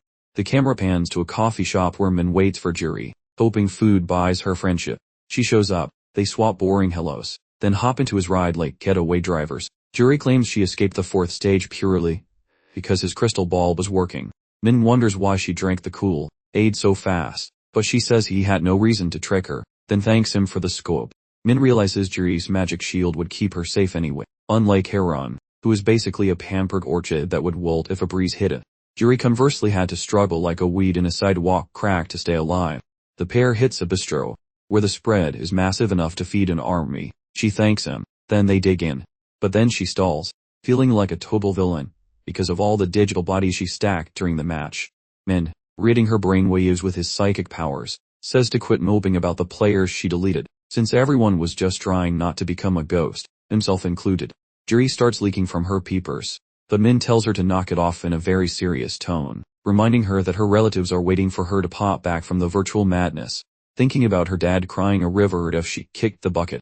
Juri squeezes her hands, getting her mojo back. She appreciates his attempt at therapy, and Min claims he just wanted to cure her sadness with some high-quality calories. They keep munching, and Min sees Juri finally chilling out and acting like a normal human. Eventually, the protagonist allows her a moment to stop hyperventilating before he actually delivers the big news. Min shares vile secrets concerning the following face, cautioning Juri that 5th stage is brutal since every individual zone is slated to fuse into massive battlegrounds.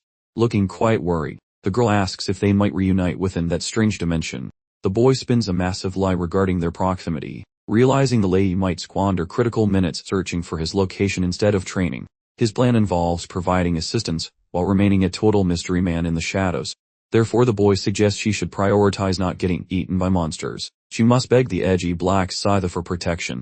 The lady feels completely floored regarding his wild idea, verifying whether he means that legendary Reaper with the dark blade, that gamer residing atop our global power ranking. The boy suggests it isn't merely about requesting aid, but rather securing a partnership with an legendary icon. The young lady questions why a tier warrior might even notice her, yet our hero explains how magical enhancements serve as payment for such aid. Even if she realizes his aid is priceless, Juri feels quite conflicted.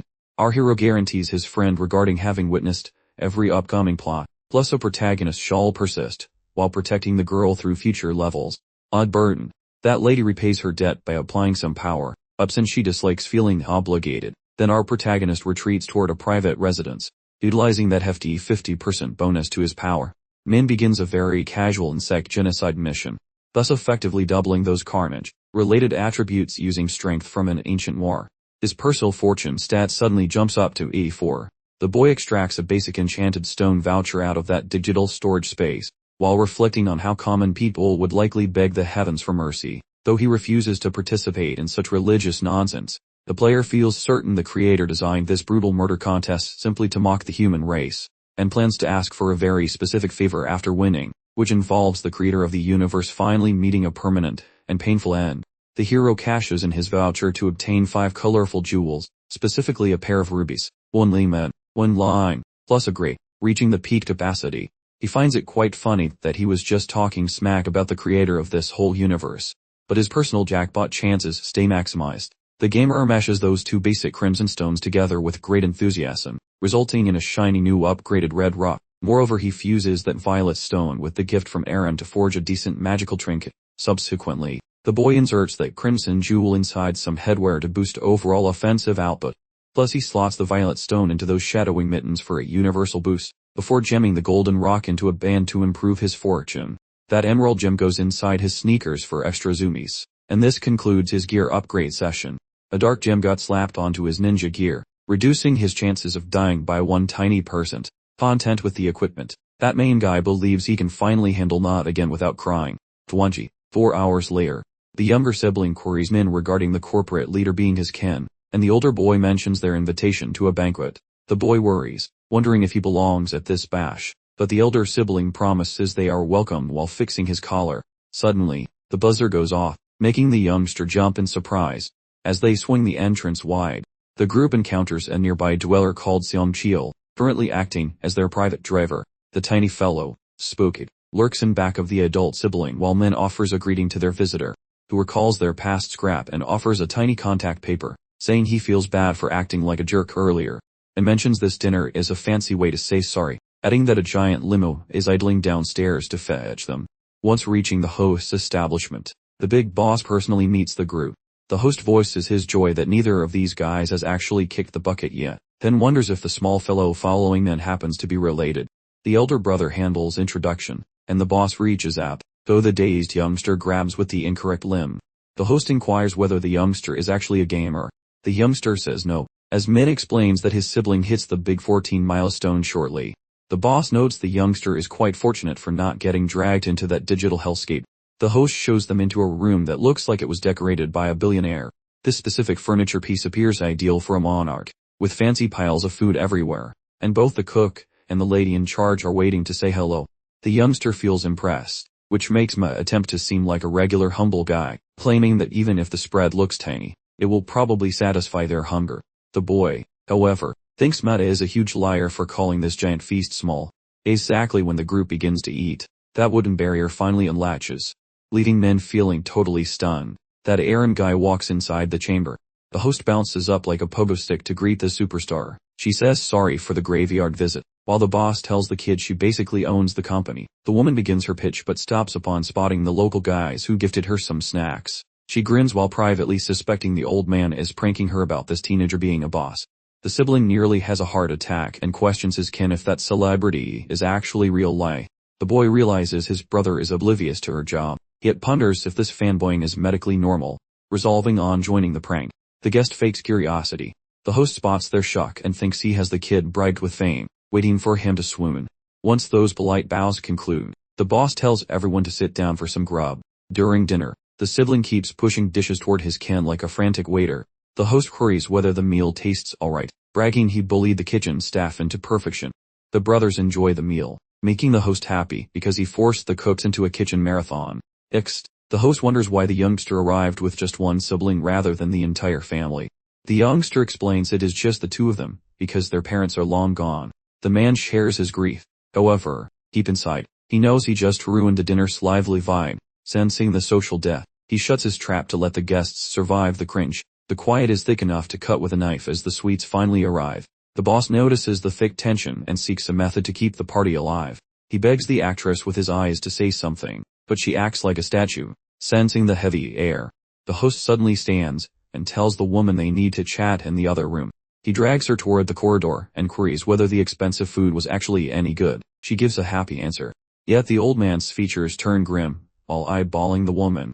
With faces full of disappointment, he confesses he only wanted her there as cheerleader, and she says sorry, mentioning she truly believed she was coming to a normal gala.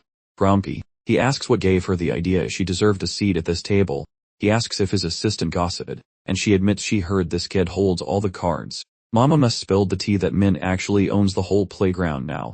Plus he is a spooky psychic who predicts the future. Using his frostiest voice, Ma insists on pampering Min like royalty, hoping the human crystal ball spills the beans about the upcoming deathmatch details. The boss orders Erin to weaponize her gorgeous face and seduce the big boss.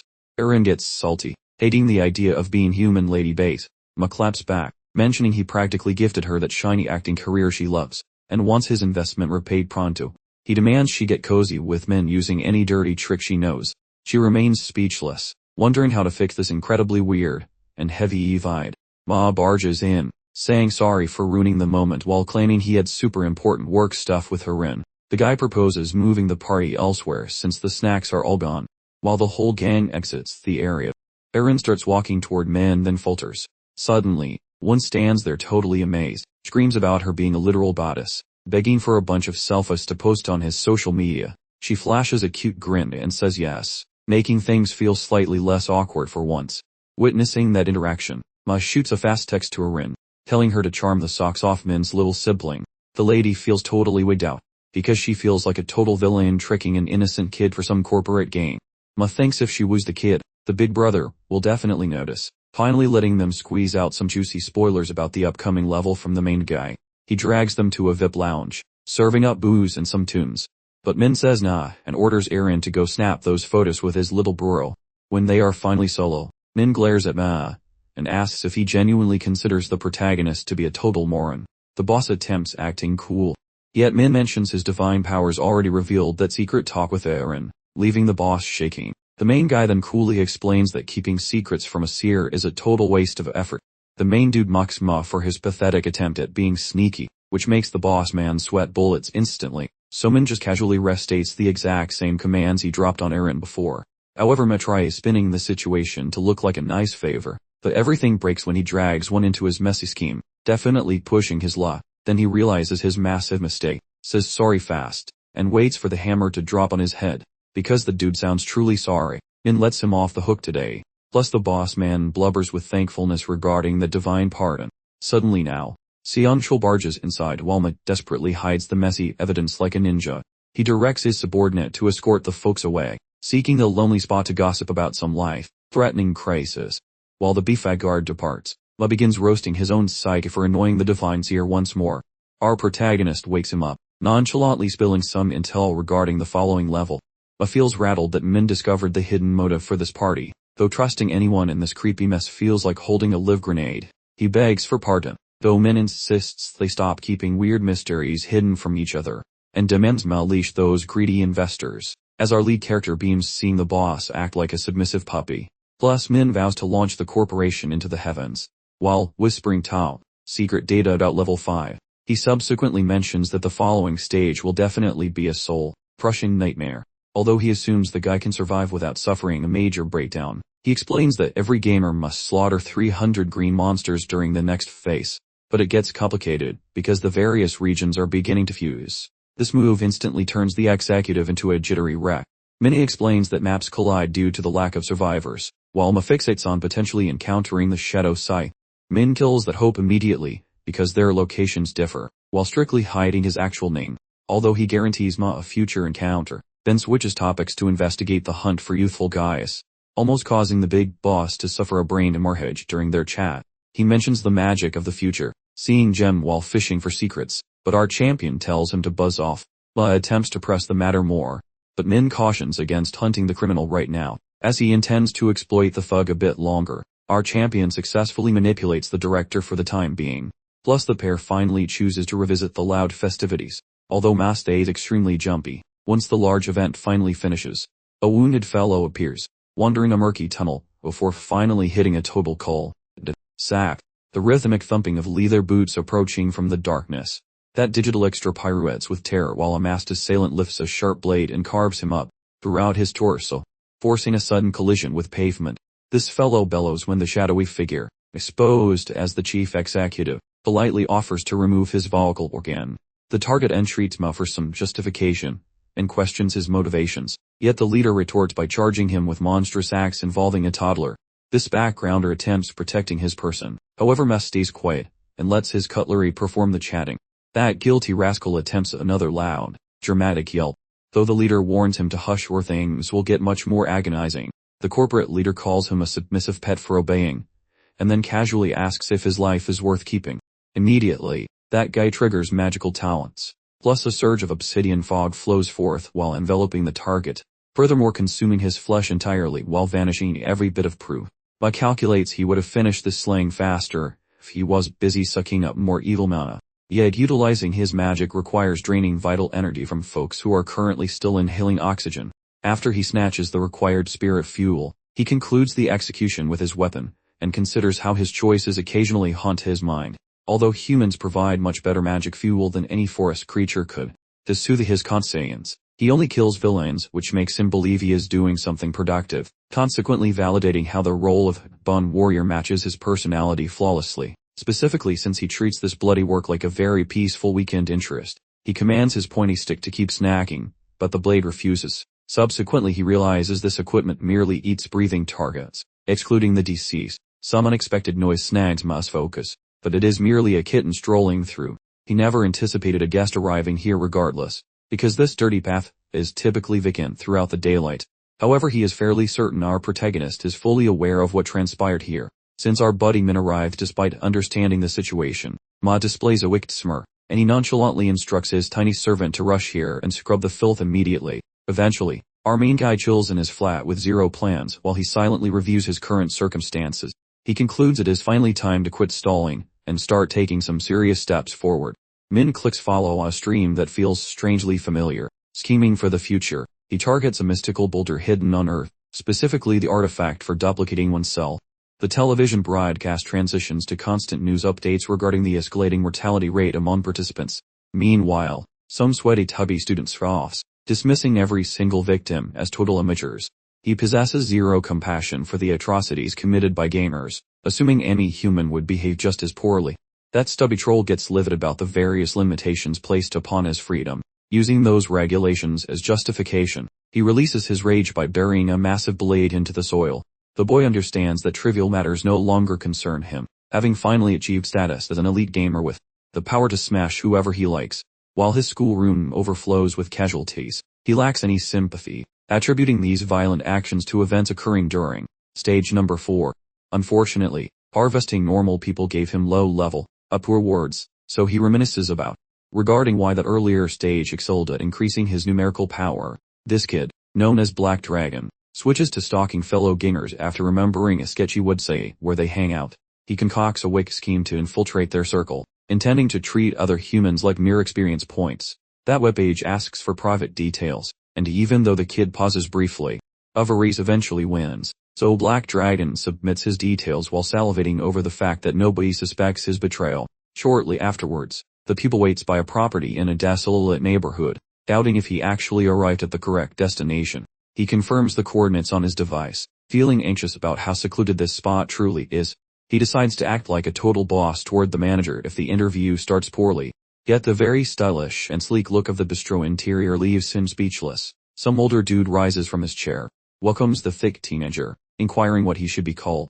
The man identifies as an active gamer and claims he reached 20, stunning the youngster since the stranger appears ancient. That host presents a flamboyant guy in a magenta sweater as a rival candidate, requesting both participants share some juicy secrets.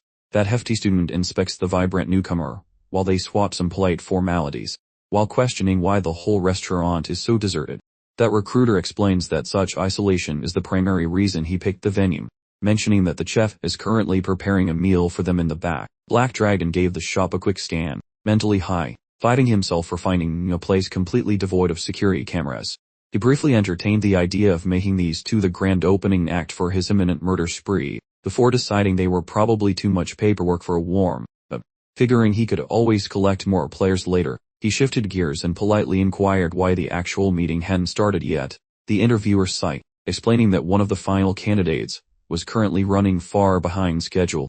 But precisely at that moment, as if summoned by their words, the final applicant strolled into the coffee shop and made his introduction. He introduced himself as the infamous Black Scythe. The name alone was almost enough to make the interviewer start frothing in surprise. Jumping back a few days, the former president called a meeting to discuss the new wave of players joining the guild.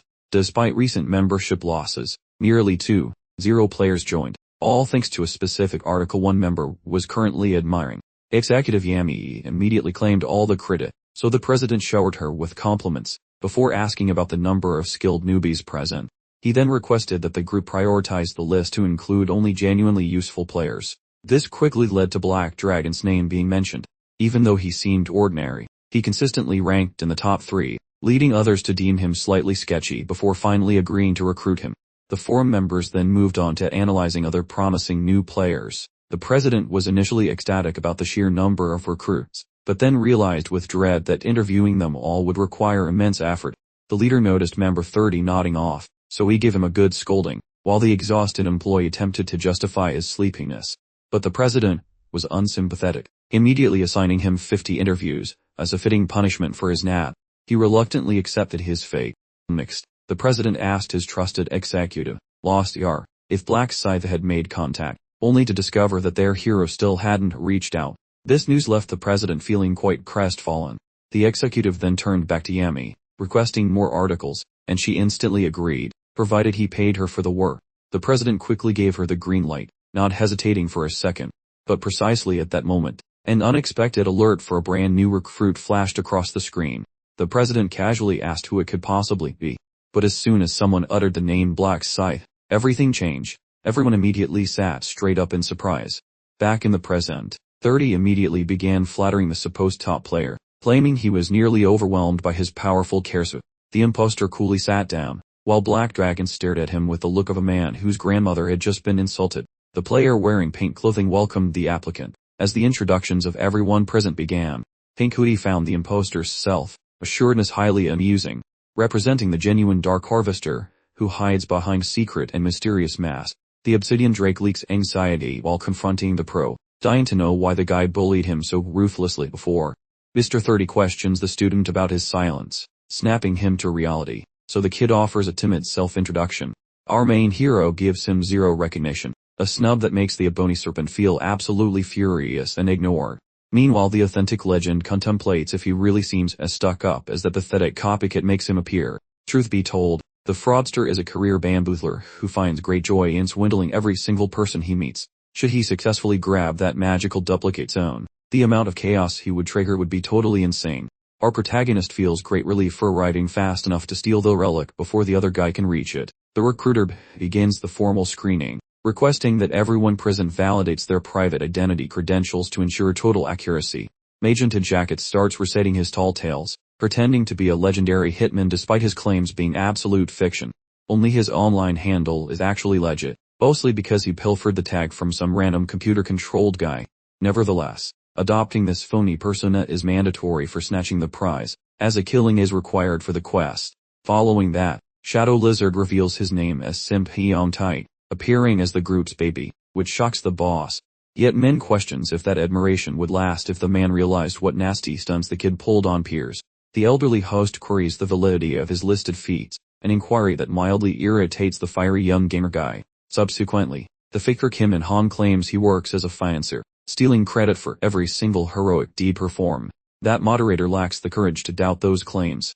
Meanwhile, the dragon knows the plan involves extorting cash from others, and with that, the profiles are all finalized, so the leader transitions to the core discussion, probing the candidates about their motivations for wanting to participate today.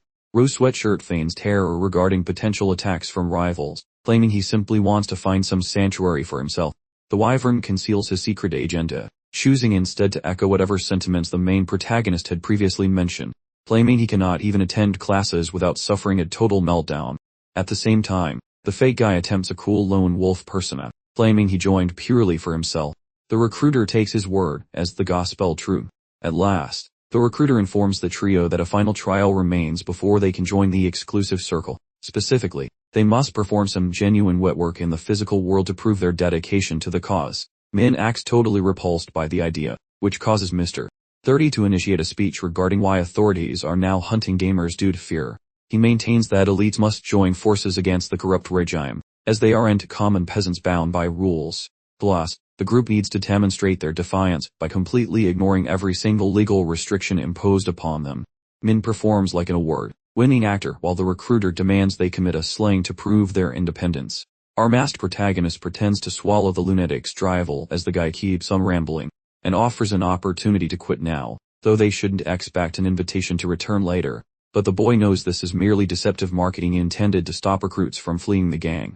The whole crowd goes quiet, which the psycho views as a green light, commanding them to commence the operation immediately. Dark Lizard wonders where they might find a soul to slay, but the crazy boss has apparently already selected a victim for them to target. As the crew stands up to depart, a manager unexpectedly pops out from the pantry, suggesting they linger as the entire building was leased. Senior 30 rapidly offers an apology, stating a busy agenda, then seeks a small helping hand instead. He implores the sweet woman to fetch his ride towards the front, and she joyfully consents to help him out. The master takes a Broly into the downpour, and steers his ride to the shop front. When out of nowhere, a couple of slimy mitts clamp around her throat. She struggles to resist, yet the mystery thug rapidly chokes her into a deep blackout. The participants gawk at the recruiter in total shock, who screams that everyone should jump in and cease moaning about the details while that neon-clothed fellow suddenly understands they intend to finish off the kind lady boss. Grandpa 30 offers them toward a dusty vacant barn to finish the concluding stages of their trial. The man ushers the group indoors, tosses the shopkeeper onto the tiles, then requests a starting candidate. The boss glares at the fraudulent dark blade, appearing to be the most obvious pick, but our hero suddenly blocks him, innocently asking if he could take a crack at it instead. Old Man 30 is impressed the small fry has such guts and looks toward the dark warrior, wondering if he might hand over this golden chance to the short fellow. The pretender concurs and steps away, hollering toward the rosy combatant that he ought to appreciate such charity. The protagonist expresses gratitude to the fraud, pledging he shall utilize the duplication spell quite effectively. That fellow gazes at the youth with bewilderment yet lacks the speed to move before the hero clutches his mug with both mitts and snaps his spine, resulting in him beginning a never-ending slumber. The foamy person's corpse slams onto the floor with a loud bang just as Mr. 30 gapes in utter shock and loses his remaining sanity, clutching his skull firmly while screeching. Our main protagonist, Min, fires a soul-shattering look which promptly mutes the noisy brat, wondering how the skinny beanpole managed to crank his energy up to legendary levels. The game interface pings to applaud him for snagging the secret glyph in this area, which now gets permanently etched onto his skin, making him glad his goofy outfit wasn't a total failure. The raisin-faced geezer wants clarity, but our lad casually hides his face and claims he just dumped some fraudulent garbage. The talk show host is still clueless, hollering about why he decided to wreck the famous Reaper. Min leans down to untie the lady's eye cover and repeats his previous statement, adding a light verbal burn to ensure the dude feels the sting. That talkative fellow demands a vocal encore while brandishing his dangerous pointy stick. Yet his courage evaporates the second Min unsheaths his blade and floods the zone with heavy energy. Our champion tosses another witty roast toward him while Mr. 30 struggles to comprehend the current wacky situation. Noticing that the sharp tool looks remarkably familiar to him, it finally dawns on the slow learner that just a single kind of gamer uses such skill, and he suddenly remembers the caution given by the neon sweatshirt kid earlier. Following that, our champion pivots toward the dazed man asking questions, inquiring if his last pair of neurons finally understood the situation, then offering a sarcastic sorry for the previous deception. Mr. 30 instantly fumbles his gear due to pure terror, collapses onto the tiles, pleading with the great Min for some divine pity. Min dismisses the regretful words and takes a massive swipe, canceling his premium membership to being a living person. The detached skull bounces toward the shoes of the dark lizard, who howls like a banshee realizing our lead is far too powerful. The protagonist pivots while aiming his lethal edge at the solitary remaining fellow, then asks the student if he has any last requests before his departure. The teenager wants to grovel like a pansy, choosing to mention a thought that's been nagging him. The Reaper immediately assumes the conversation concerns their previous encounter, precisely why he totally obliterated the guy during their last scrap, and sheepishly revealed his motivation, claiming he felt Black Dragon was the only other contender in the popularity contest. The antagonist considered the protagonist possessed some potential, mentioning he needed to squash this little pest before his power level went platinum. Following this heartfelt confession, Black Scythe inquired about any last remarks, but the Black Dragon was clearly experiencing terminal microphone fray. Hyuntake sputtered out a single, desperate query, wondering why he was also scheduled for the big dirt now. Min instantly responded that it was self-evident, pointing out the young man smelled remarkably worse than a dumpster fire filled with old gem socks, and used up valuable air. The distraught youth pleaded with our intimidating champion, emphasizing that he was merely an innocent bystander, and thus, Min declared that the plus-sized apprentice was free to bounce. The newly pardoned school kid beamed like a winning lottery ticket, but Min quickly informed the human cushion that surviving meant forfeiting every single item he possessed to the victor. Subsequent to a highly efficient, lightning-fast looting process, our triumphant character paused briefly, thoroughly appreciating the embarrassingly large mountain of stolen goodies nearby. Concurrently, the slightly round student swore that his pockets were cleaner than a tax return, a claim Min appeared to accept readily. Yet he only bothered to pocket the sparkly twin gemstones, and dismissively ignored the junk heap remaining, because frankly, the majority of it was simply redundant to his needs. The formerly wealthy youngster tentatively inquired if he was truly off the hook now, and Min, surprisingly, honored his promise like a true gentleman. When the player character commenced rapidly shouting a single skill name, bull, it started to seriously grate on Min's patience, resulting in Min ordering him to cut the nonsense immediately, and exhibit substantially better manners henceforth. Black Scythe casually strolled past the unfortunate corpses, concluding he should transport the distressed female companion elsewhere. The schoolboy volunteered to assist with the luggage, but Min promptly told him to scram. Just before our protagonist shied into the sunset, Hyuntake inhaled deeply, attempting to settle his frazzled nerves, immensely grateful that he merely suffered an equipment downgrade rather than a permanent dirt bath. Regardless, the student was absolutely steamed about being needlessly relieved of his assets, especially since he hadn't committed a single violation of the rules. He shot a look of pure loathing at the fleeing hero, while a decidedly underhanded scheme began slowly worming its way into his thoughts. A marvelous vision centered entirely on exacting swift, brutal payback. observing Min's potentially weak moment. He calculated this was the optimal opportunity to attack, guaranteeing an absurd stat increase. Abandoning all shreds of good judgment, he fully committed to engaging the protagonist in a serious beatdown, certain that bypassing this moment would lead to a lifetime of pitiful self-loathing.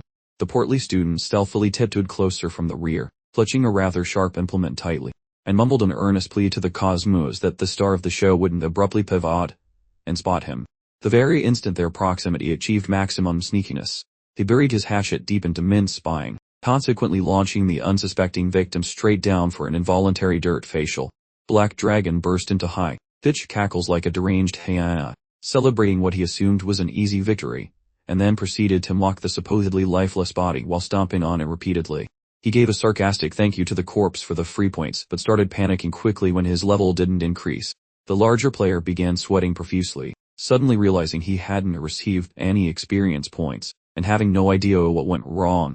Out of thin air, Black Scythe materialized directly behind him and asked the schoolboy precisely what he thought was happening here. The sheer suddenness of the voice almost made Bacon Boy wet himself on the spot. Black Dragon slowly turned his head, his face frozen in pure terror, as our hero lowered his hoodie and teased him by asking if he'd just seen a ghost. The unfortunate student's entire body started trembling uncontrollably as he began to wonder if Min somehow possessed a revival ability. He backed up several steps and quickly glanced over his shoulder only to realize that the body he had just been stomping on had vanished into thin air without a trace. So Black Scythe calmly explained that the figure he detected was just a physical copy created using a magical rune of cloning. Our hero found amusement in the fact that even a defenseless decoy proved useful in the end and decided it made for a rather fun practical joke. Then the schoolboy got absolutely furious that he was fooled so easily, but Min reminded him that he wasn't exactly the only person who had been outsmarted. And when Black Dragon tried to plead his case, Min simply didn't care. He summoned his own weapon and swung it so rapidly that Hyung Taek's mind couldn't even process the movement, and instantly became another victim of sudden cranial separation syndrome. Following the incident, our hero utilized Levy's special sanitation power to wipe away all traces of evidence before proceeding toward the woman who was still enjoying a peaceful slumber on the floorboards.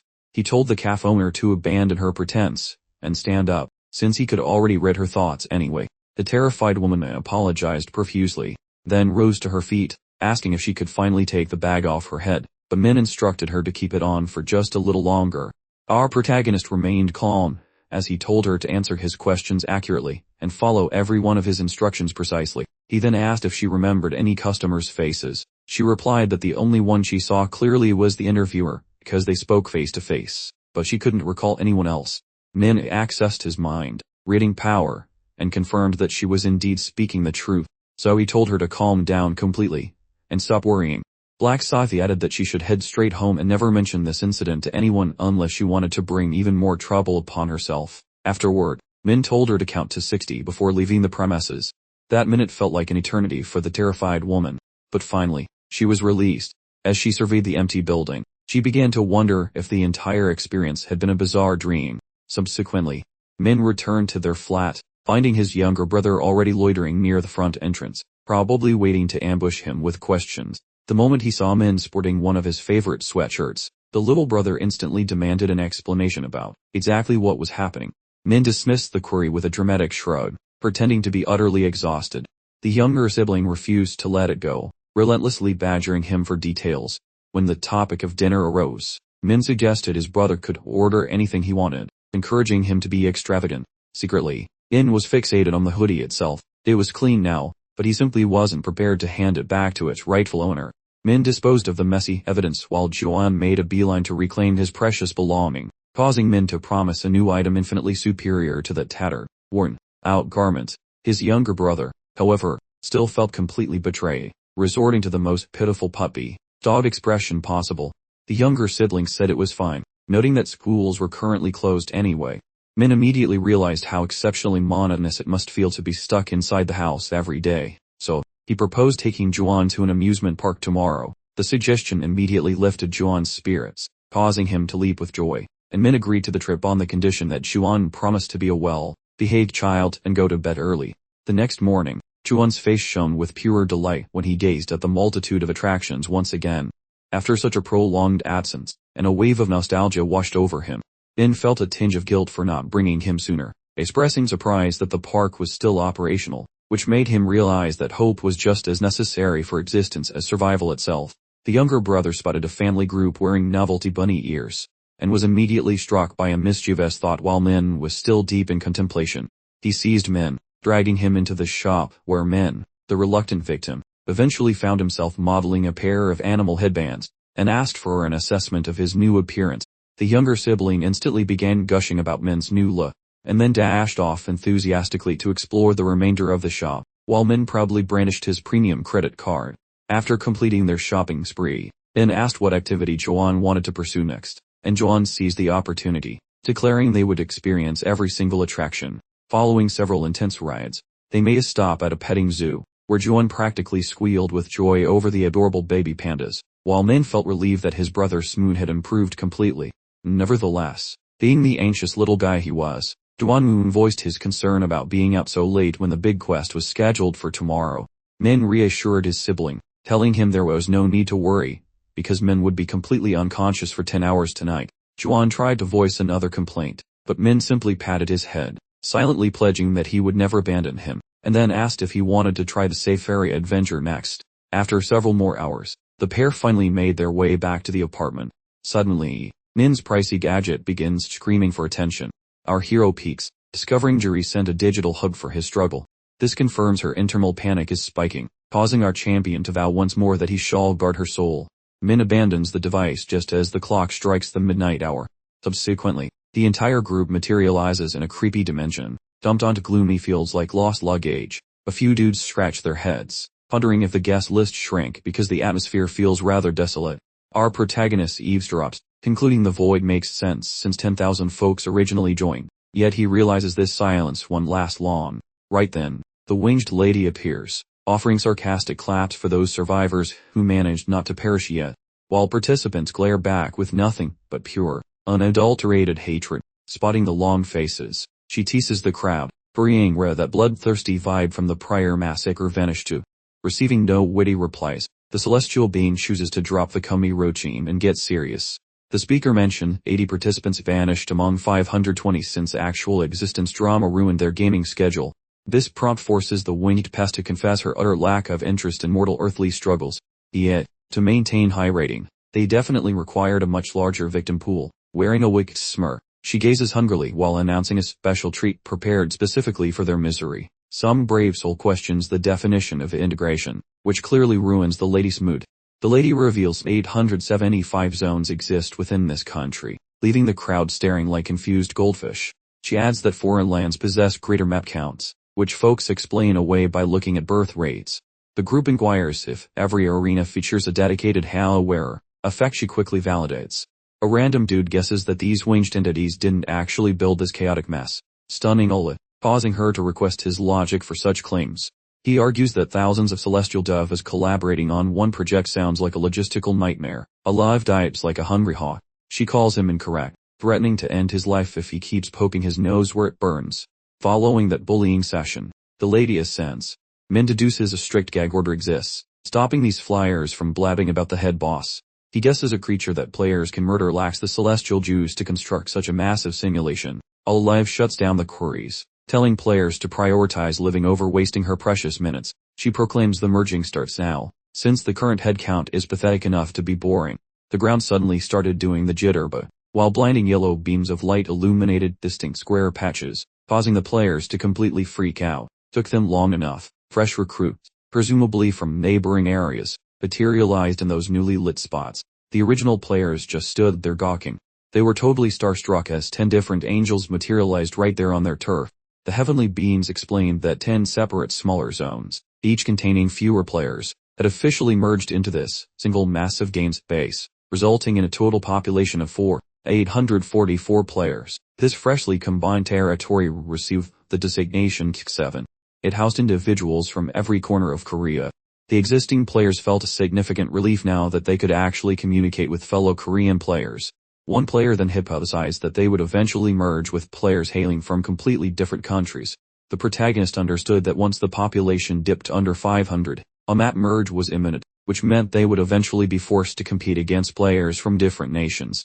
He knew battling foreign players was a foregone conclusion, but for the time being, He decided to concentrate on the immediate situation, especially considering the angels were preparing to announce a bonus challenge. The heavenly beings explained that each original map possessed its own representative, and now this newly formed map required a single leader. Olive announced that the 10 representatives from the previous maps must battle each other in a free-for-all until only one person survived, who would then assume the new representative position. While some players considered this method overly cruel, a significant number viewed the upcoming fight as a truly entertaining spectacle. The representatives from all the maps were naturally quite apprehensive about potentially losing their lives. Black Scythe understood that holding the representative position would unlock substantially greater rewards in the challenges to come. The angel reassured everyone by clarifying that failure in this bonus challenge would not result in permanent death, but rather in a full respawn immediately afterward. This announcement brought a considerable amount of relief to the players. Olive continued by explaining that the new representative would be granted the ruler ability, which was different from the previous command ability. This power allowed them to command any player with a rank below theirs, entirely regardless of the player's profession. However, it only had 10 uses, and any player could kill the representative to take the position. Olive actively enticed the candidates by highlighting the benefits of the reward. The representatives appeared increasingly enthusiastic at the prospect of gaining authority over others. Meanwhile, the angels internally noted that following the map merge, they would also need to appoint a representative from among their own group. One angel inquired if anyone would be interested in volunteering for the role, but every angel present hesitated. As absolutely nobody stepped forward, they started trying to figure out alternative methods for choosing a single representative. One angel proposed deciding the matter with a dice roll, but the others immediately dismissed the concept, labeling it far too boring. A different angel proposed they simply take turns, but the major flaw in that plan was the concern that the angels scheduled to go last might never actually get their chance, particularly if another map merge occurred. Then, Angel Priscilla, perhaps envisioning a divine cage match, playfully suggested letting the map representatives brawl. The divine catch was, the angel whose player perished first would then guide all humanity, a somewhat peculiar prize, yet the other angels wholeheartedly agreed. However, Olive, clearly not content with mere guiding, had a decidedly grander scheme. She suggested the angel whose player triumphantly clinched the bonus round would ascend to become queen of all the heavenly host. Olive clarified her vision, explaining that this newly crowned queen would possess ultimate authority, dictating which angel would lead humanity and ensuring every other celestial being meticulously followed her every command. The other angels, clearly fascinated, found her ambitious proposal quite intriguing. Meanwhile, Priscilla, ever the keen observer, noted that Olive had certainly thrown down a rather bold gauntlet, and appeared suspiciously confident in her chosen champion. She loudly boasted that her chosen player had never once relinquished his top spot on the local map since the very first round began. Olive just smirked back. She mused that if Priscilla only knew her champion was the infamous Black Scythe, that smug confidence would surely evaporate quicker than a puddle in the desert. Priscilla and the other angels then heartily agreed to the audacious terms. Olive then majestically descended, ready to kick off the big game, summoning all the map's chosen representatives to gather beneath her. Once all the champions had convened, then, with a flourish, Olive summoned a mighty arena right from below them. She clarified that this deadly contest would only conclude once a single, triumphant player was the last one left alive. By curious stipulation, all the vanquished would be magically resurrected, provided they hadn't inconveniently perished beyond the arena's boundaries. The game dramatically commenced, weapons materializing with a flash. Yet one observant player quickly noticed the awkward silence, wondering why everyone was suddenly playing so incredibly cautious. He mused that, considering every single one of them was a respected map representative, they absolutely had to be unbelievably talented. Concurrently, his own ego started to inflate. He drastically overestimated his own prowess, all thanks to his flashy rune of dissolution, a delightful little enchantment that flayed his unfortunate adversaries alive with just a single sword touch. Essentially, he was betting everything on his blade behaving like a perfect, infallible aimbot. The angels up above started to get quieter, wondering why the human players weren't engaging in glorious combat. The confused player, tired of the awkward silence, finally decided to bravely initiate the very first move. Utterly convinced he was the most formidable combatant present, he figured a truly dazzling first impression would instantly petrify the other players, leaving them too terrified to even think of challenging him.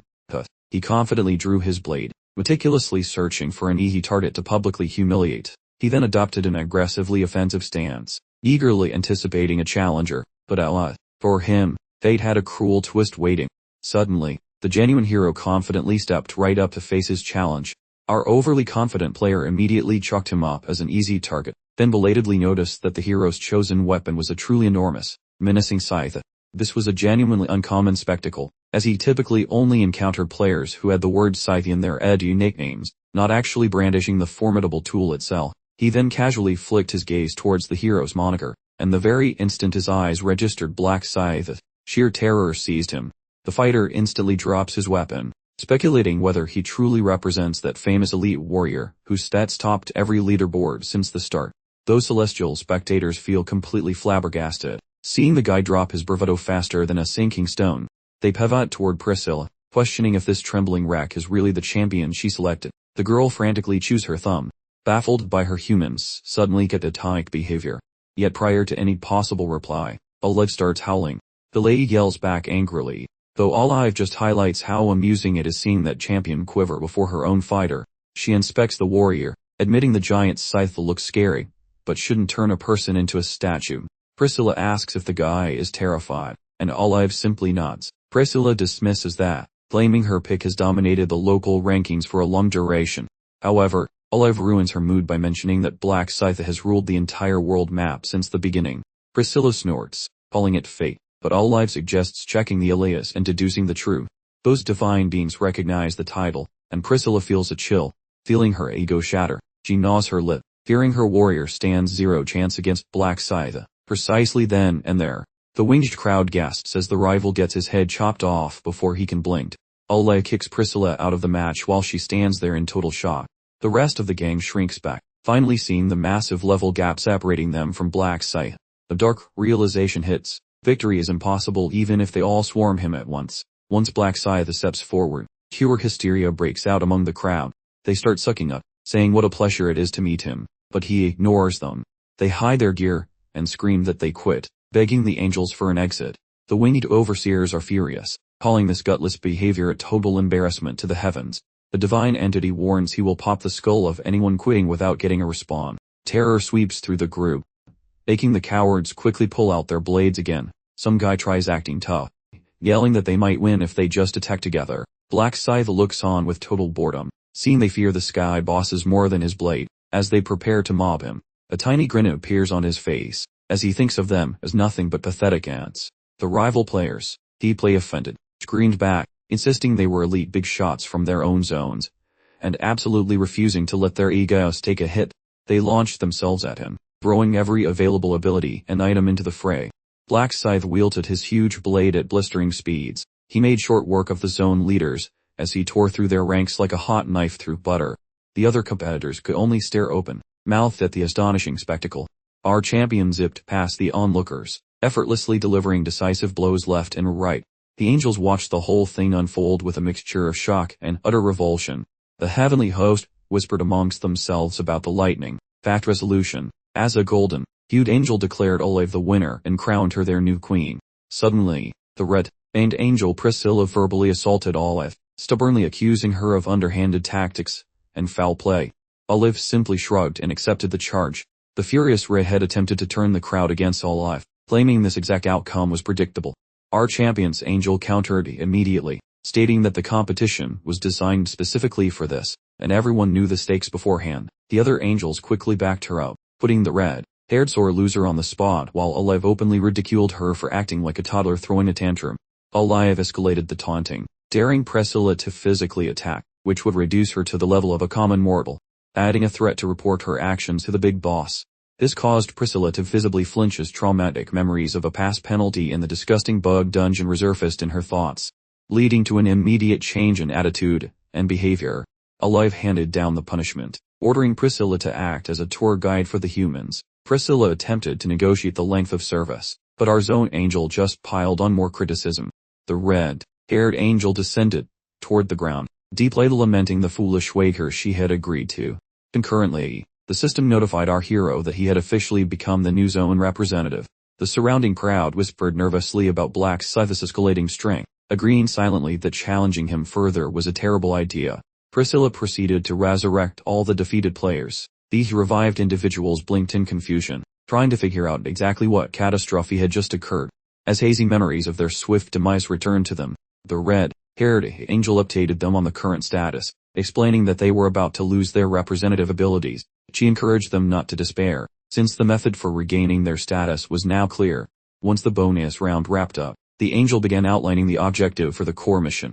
Suddenly, blast windows materialized for every player, demanding a kill count of 300 orcs per person and revealing that the pass percentage had been drastically lowered, prompting widespread grumbling.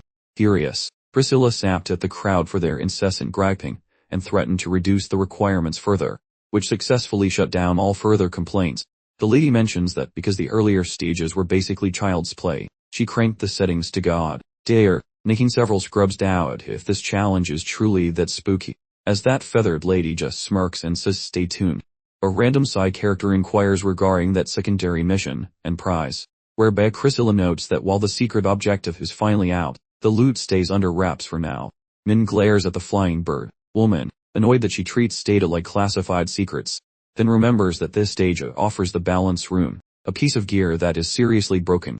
A shiny trinket that exactly one lucky soul per area gets. Sure, some other folks might potentially snag one, yet pulling that off is harder than finding logic in a sitcom, because winning the side mission is just the first annoying hurdle. That winged troll tells everyone they must hoard every single balance rock, but clarifies that only a single winner actually walks away with the grand prize at the end. Essentially, if just one loser fails to grab all 4 pebbles, everybody leaves the party completely empty. Can't it? Priscilla flashes a devious grin, pointing out that mugging your neighbors for their shiny rocks is a totally valid strategy. The crowd keeps butting her with annoying queries, so she explains that petty theft is the only option for those specific rocks, nothing more. Additionally, she mentions that their stash of free respawns is officially bone dry for this particular level. After those words, Priscilla yells for them to try hard before flying away, leaving a giant digital clock floating over everyone.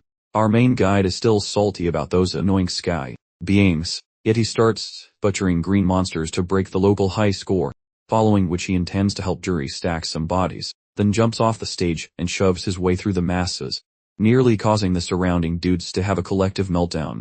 The gamers breathe a sigh of relief when he moves past without murder, debating if they should stalk him like creepy fans.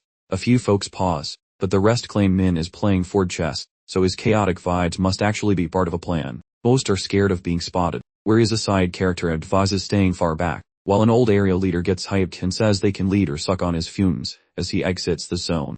In the meantime, the other losers wonder if following a maniac is smart, yet they still ignore their gut feelings and chase the scythe guy regardless, finally believing that this top-tier player isn't just winging it for the last. Shortly after, the protagonist arrives at a tiny hamlet of thick men hidden away inside the dark forest, and the squad of followers stalking him seem amazed by this dusty, broken down rural dump as they witness Black Scythe engage the initial monster and delete it from existence. As if it were a mere appetizer, that massive porky beast drops down like a heavy bag of flour, while he marches toward the middle of the town where those monsters appear to be prepping a huge summer cookout, and as soon as they glimpse him, each green brute loses their mind and unsheathes their sharp pokey sticks. The terrain began to rumble mightily, signaled by 3 gargantuan beasts charging directly toward our unsuspecting champion. Yet, he held his stance like a statue, fearlessly lopping off the first Finn's head as if collecting bonus points on his Grim Reaper's favorite gardening tool. Subsequently, the remaining pair attempted to flatten him into a crispy wafer snack, but Min swung his mighty scythe with such vigor it cleared every single structure in the hamlet, until absolutely 0 green-skinned troublemakers remained standing. Observing this swift demolition, the other adventurers decided that these particular orcs weren't quite the monumental threat they first imagined, even though the local homeless sage muttered that the guy with the black scythe was hardly some run-off, pathetic newbie like the rest of them. He then advised that they probably ought to locate a different settlement, and faithfully follow the mysterious hero's previous path. Unsurprisingly, that collection of good-for-nothings was already plotting to utilize their close quarters combat specialists at expendable cannon fodder, while they themselves planned to hang back safely and snatch credit for the final, rewarding blows for their own amusement. Regardless of their plotting, they soon stumbled upon an even larger settlement this time, complete with a very official-looking watchman posted high up. The orc perched on that high turret wasted absolutely no time in blasting a deafening warning signal from his massive war horn, which reverberated intensely across the vast expanse of the community. That startling announcement instantly threw the entire band of heroes into utter disarray. and their rising panic intensified tenfold when a massive swarm of hulking brutes spilled out of the dwellings like an angry, buzzing hive of angry insects. It took mere moments for the dozen or so players to become completely encircled by the massive adversaries. That's when everyone finally grasped that the village size wasn't just for visual appeal. The terrified mage nervously mumbled about what their next move should possibly be, and the swordsman promptly informed him that the required action was painfully clear. They absolutely had to engage if they wished to keep their current bodily integrity. As the orc horde roared and rushed forward for the initial engagement, the group charged ahead full speed, mistakenly believing they were only battling slightly larger than average green sprites. And when one particular buffoon managed to deflect the orc's enormous, crude weapon, his overinflated self-assurance immediately skyrocketed as he became ridiculously pumped up, concluding that these green foes were actually quite inept at the art of fighting, a total breeze. He drove his shining blade deep into the monster's midsection, while sporting a ridiculously smug, self-satisfied expression. But that happy look dissolved rapidly when he discovered his weapon was utterly jammed, much like his sibling stuck inside a running tumble dryer. The enraged orc promptly retaliated with a brutally effective, sweeping blow across his face using its mighty club, sending him into instant, long-term unconsciousness. And following that swift outcome, the remaining members of the adventuring squad were systematically eliminated one by one, with no interruptions. Only this instance, sadly for them, there was absolutely no magical second chance button waiting to rescue their sorry hides. Meanwhile, Min felt rather pleased, recognizing that those bothersome little gnats who thought they were clever, stealthy assassins had finally lost his traceable location. He figured they were probably safe enough anyway since there were, like, 20 of those clueless novices running around together. A sobering thought hits him. Even those impressive numbers would be completely annihilated if they dared to challenge the colossal villages where over 200 orcs reside. As if that wasn't enough trouble, orcs are absolutely loaded with thick, fine muscle tissue that grips onto weapons, making it nearly impossible to extract them once they re-embedded. This is exactly why other players are advised to aim for the neck, as it represents the thinnest part of the orc's anatomy.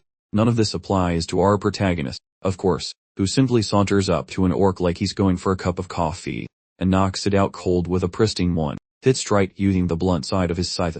After that little demonstration, Min pulls up the system window to verify that he has indeed collected 300 orcs in 1 hour, making him number 1 across all regions. With the top spot secured, he decides it's time to see how Jury is doing, activating his tracking skill to pinpoint her exact coordinates. Elsewhere in the world, Bandana Guy turns to his boss, checking in on his well-being. The somewhat smarter members of the group are slowly beginning to grasp that orcs are a bit more complex than simple bipedal pigs. Their leader, Joyong, requests a status report from Bandana Guy, who informs him that the team has only managed to eliminate 50 orcs thus far. Yongo quickly calculates the numbers, realizing their progress is far too sluggish for a 5-person group to meet the qualification requirements. One of his party members reminds him that this isn't just about disqualification. It's essentially a total failure or game over. The boss lets out a frustrated sigh, informing his team they have absolutely no choice but to start a fight with a larger orc village. This news understandably makes his men incredibly nervous, considering they almost didn't make it through a fight against only 3 orcs. The tank suggests they should play it safe and continue grinding in the smaller, less populated villages. But Jumbo counters that their current progression speed is equivalent to a snail wearing concrete shoe. He argues that even if it means putting their lives on the line, it is a necessary gamble they must embrace. Referencing a quote from Lionheart, he reminds his team that there is zero benefit in hanging around on a ship that is already sinking. The group proceeds cautiously through the eerie, shadow-filled forest until a member points out a settlement he strongly suspects he has encountered previously. He quickly warns the leader about an orc scout posted near the entryway, prompting Yongo to propose they circle around the perimeter to stay out of sight. The gang manages to sneak past the unsuspecting orcs with the kind of ease you only see when playing a stealth game on the absolute lowest difficulty setting. They soon discover a section of the defensive fence where there's a convenient, unmissable gap. One of the less important party members peers through the opening for a quick assessment. He reports back that the coast appears clear, with no guards currently visible in the immediate area. Taking that as their signal, they start squeezing through the small gap individually, one person after another. They spread out silently to assess the enemy configuration. The scout estimates approximately 5 orcs are crammed into each hut, a significantly higher number than their leader anticipated. The blonde-haired member suggests ambushing each hut separately, rather than attempting to charge in blindly all at once. Yongo approves this plan of attack, and the team quickly forms up outside one of the orc dwellings. They try to hype each other up, acting like they were about to raid a warehouse in a tea drum, while simultaneously trembling from head to toe due to pure fear. They carefully push aside the hanging curtains, and finally find themselves facing a very large, imposing wooden door. Just as the head honcho waves, our crew smashes through, immediately reconsidering every poor life choice, seeing twice as many green dudes just chilling there like they own the dump, looking quite uninterested. Noticing the intruder, a beefy monster yells something primal and suddenly every single beast is ready to rumble. One of Yonghu's henchmen looks at his captain, and begs for instructions before everyone turns into green, stained floor grease, and the chief suggests that they should at least delete one enemy before they all perish. Then he rushes the leftmost brute while the heavy hitter blocks a swing so the blade expert can give its calf a quick trim. Let the headscarf guy deliver the final, demonstrating coordination that would make pro gamers weep, as the beast hits the deck harder than a bag of heavy rocks, triggers the remaining monsters into a total rage, causing them to lunge directly at the little group, screaming loud enough to suggest that everyone is becoming breakfast meat within the next few heartbeats. A massive ogre delivers a nasty blow right onto the bandana wearer's collarbone, forcing him down to the dirt in agony and leaving his throat wide open for trouble. However, Yonghu takes command, and won't tolerate that garbage, shoving his sharp blade deep into the monster's wide, dark and muscular throat, which sends that monster crashing down that very second, while the surrounding monsters start huffing with pure, unadulterated anger. Our squad huddles tightly, shielding every member's rear. Yonghu glares at that octet of surviving green tights, and questions their chances just as the front liner loses his nerve, and screams for everyone to haul ass out of there. Without wasting a second, the whole squad bolts for the exit with the green horde hot on their heels. Shortly after their escape town, they realize they are totally boxed in, leading the hurt headscarf fellow to assume their clocks have finally stopped ticking. Yet Yonghu charges his power, and commands his cowardly pals to grow a backbone already, whereas the quitters in the back have already started writing their final wills. The captain notes the beasts hadn't killed them yet, and highlights the arrogant smirks and sheer vanity leaking from those hideous, green faces across the room.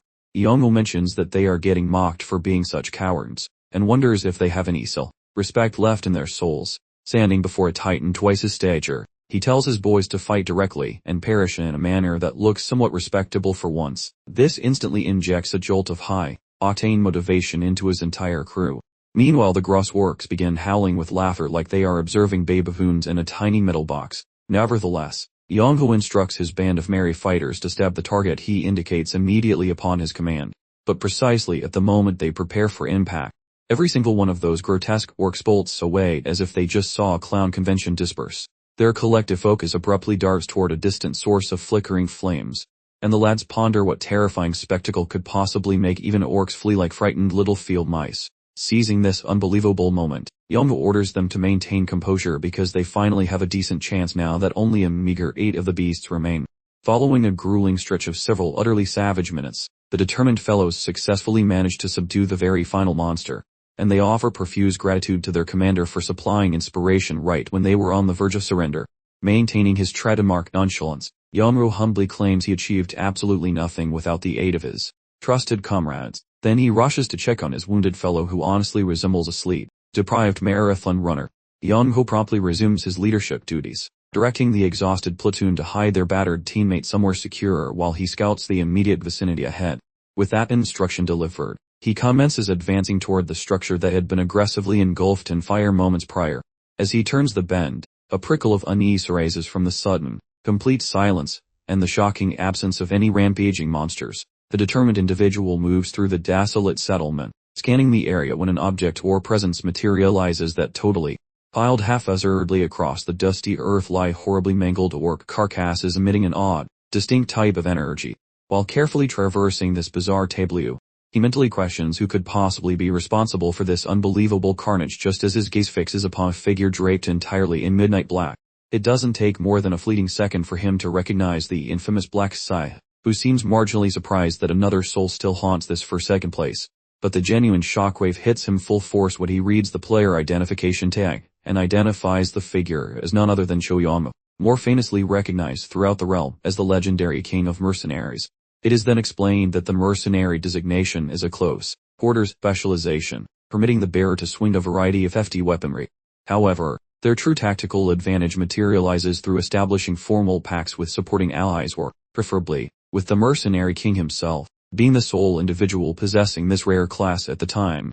Yongho thus wields a singular, potent ability that ensures mutual prosperity, as both contracting parties receive enhanced bonus payouts, effectively creating a mutually beneficial arrangement that simply cannot be beat. Minkin struggles to process the sheer serendipity of encountering this powerhouse by sheer luck. Beginning to approach with the hesitant gait of an overly cautious fawn, he quickly catches himself, curiously attempting to formulate a diplomatic opening for speaking to the top-rated player, while our protagonist unintentionally fires an intense, challenging stare his way, all the while internally conceding that the man genuinely embodies the very essence of his class, projecting an undeniable, inherent aura of command.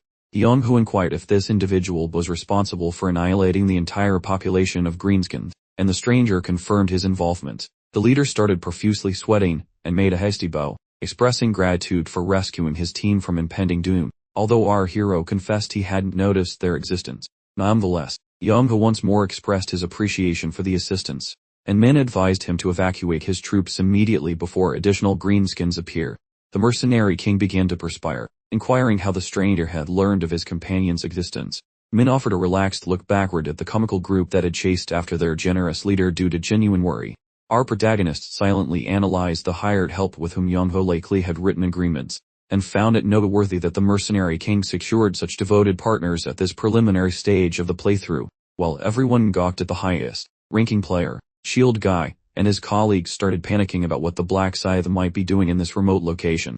He responded that he was gathering the stability crystals, fully aware that the zone boss would emerge after the settlement's destruction.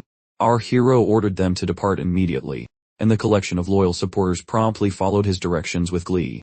Exactly when they pivoted to depart, Shield Guy mentioned hearing an unusual sound. Seconds later, the sound intensified, becoming audible to all, and our protagonist yelled for them to flee immediately as the mid-level monster approached. Yongho failed to grasp the caution over the deafening resonance. Yet every sound ceased as a gigantic orc radiating a frightful energy started striding directly toward their position. The hired soldiers became paralyzed with dread as they observed the mid-boss accelerating toward them, moving exceptionally quickly for its immense stature. Whereas men felt only elation, contemplating the acquisition of the initial stability crystal. As the entity rapidly approached, Yongho's chin nearly collided with the earth, and he screamed at his subordinates to flee, as his own limbs remained uncooperative, gaining ground incrementally with each passing moment. The boss brought its heavy tool down exactly where Yongho had been moments prior. When the particulate matter dissipated, it appeared he just managed to evade destruction in the final second, despite being absolutely terrified beyond belief. Our protagonist intervened to rescue him, unceremoniously throwing him clear of the danger. He questioned Yongho about the reason for his sudden paralysis, then instructed the others to back away significantly, if they valued their lives. The oversized warrior orc stepped forward, eyeing the defeated opponent like a dinner appetizer, and let out a truly obnoxious laugh. Nan, thoroughly annoyed by the sound, charged straight at the repulsive monstrosity. He intended to silence the noisy brute by slamming his scythe straight into the center of its giant, vulnerable foot. The beast roared in agony, then attempted to crush Min into a pancake with its massive foot, a rather predictable counter-tactic. Min effortlessly dodged the attack, leaping backward while simultaneously gathering his magical aura. He executed a flawless mid-air somersault and prepared his follow-up attack. He mentally called out the administrator for designing a boss with massive damage output, yet zero utility against anyone who actually moved and used the dodge key. The grumpy warrior pig let out a final, frustrated grunt. Black Scythe grew tired of the constant noise and dove forward, his weapon prepared for a truly lethal strike. Following the delivery of his devastating skill, he repositioned behind the creature, relentlessly focusing fast, sharp attacks on the thick-hided neck. Our hero was mildly astonished that the chunky piggy's neck had somehow absorbed 2 full force blows without snapping immediately. However, that fleeting thought vanished instantly, as he quickly charged forward once more, wrapping his scythe tightly around the creature's neck. Black Scythe propelled himself off the monster's shoulder, using the momentum to cleanly decapitate the big, dumb animal. He stood triumphantly on top of the carcass of his defeated foe. The system immediately showered him with a generous amount of shiny gold and fresh experience points. Yongho's crew watched in utter disbelief, shocked that Min had managed to solo the massive creature. Meanwhile, Min ignored the group's astonishment, instead staring intently at his reward window, which was brimming with valuable drops.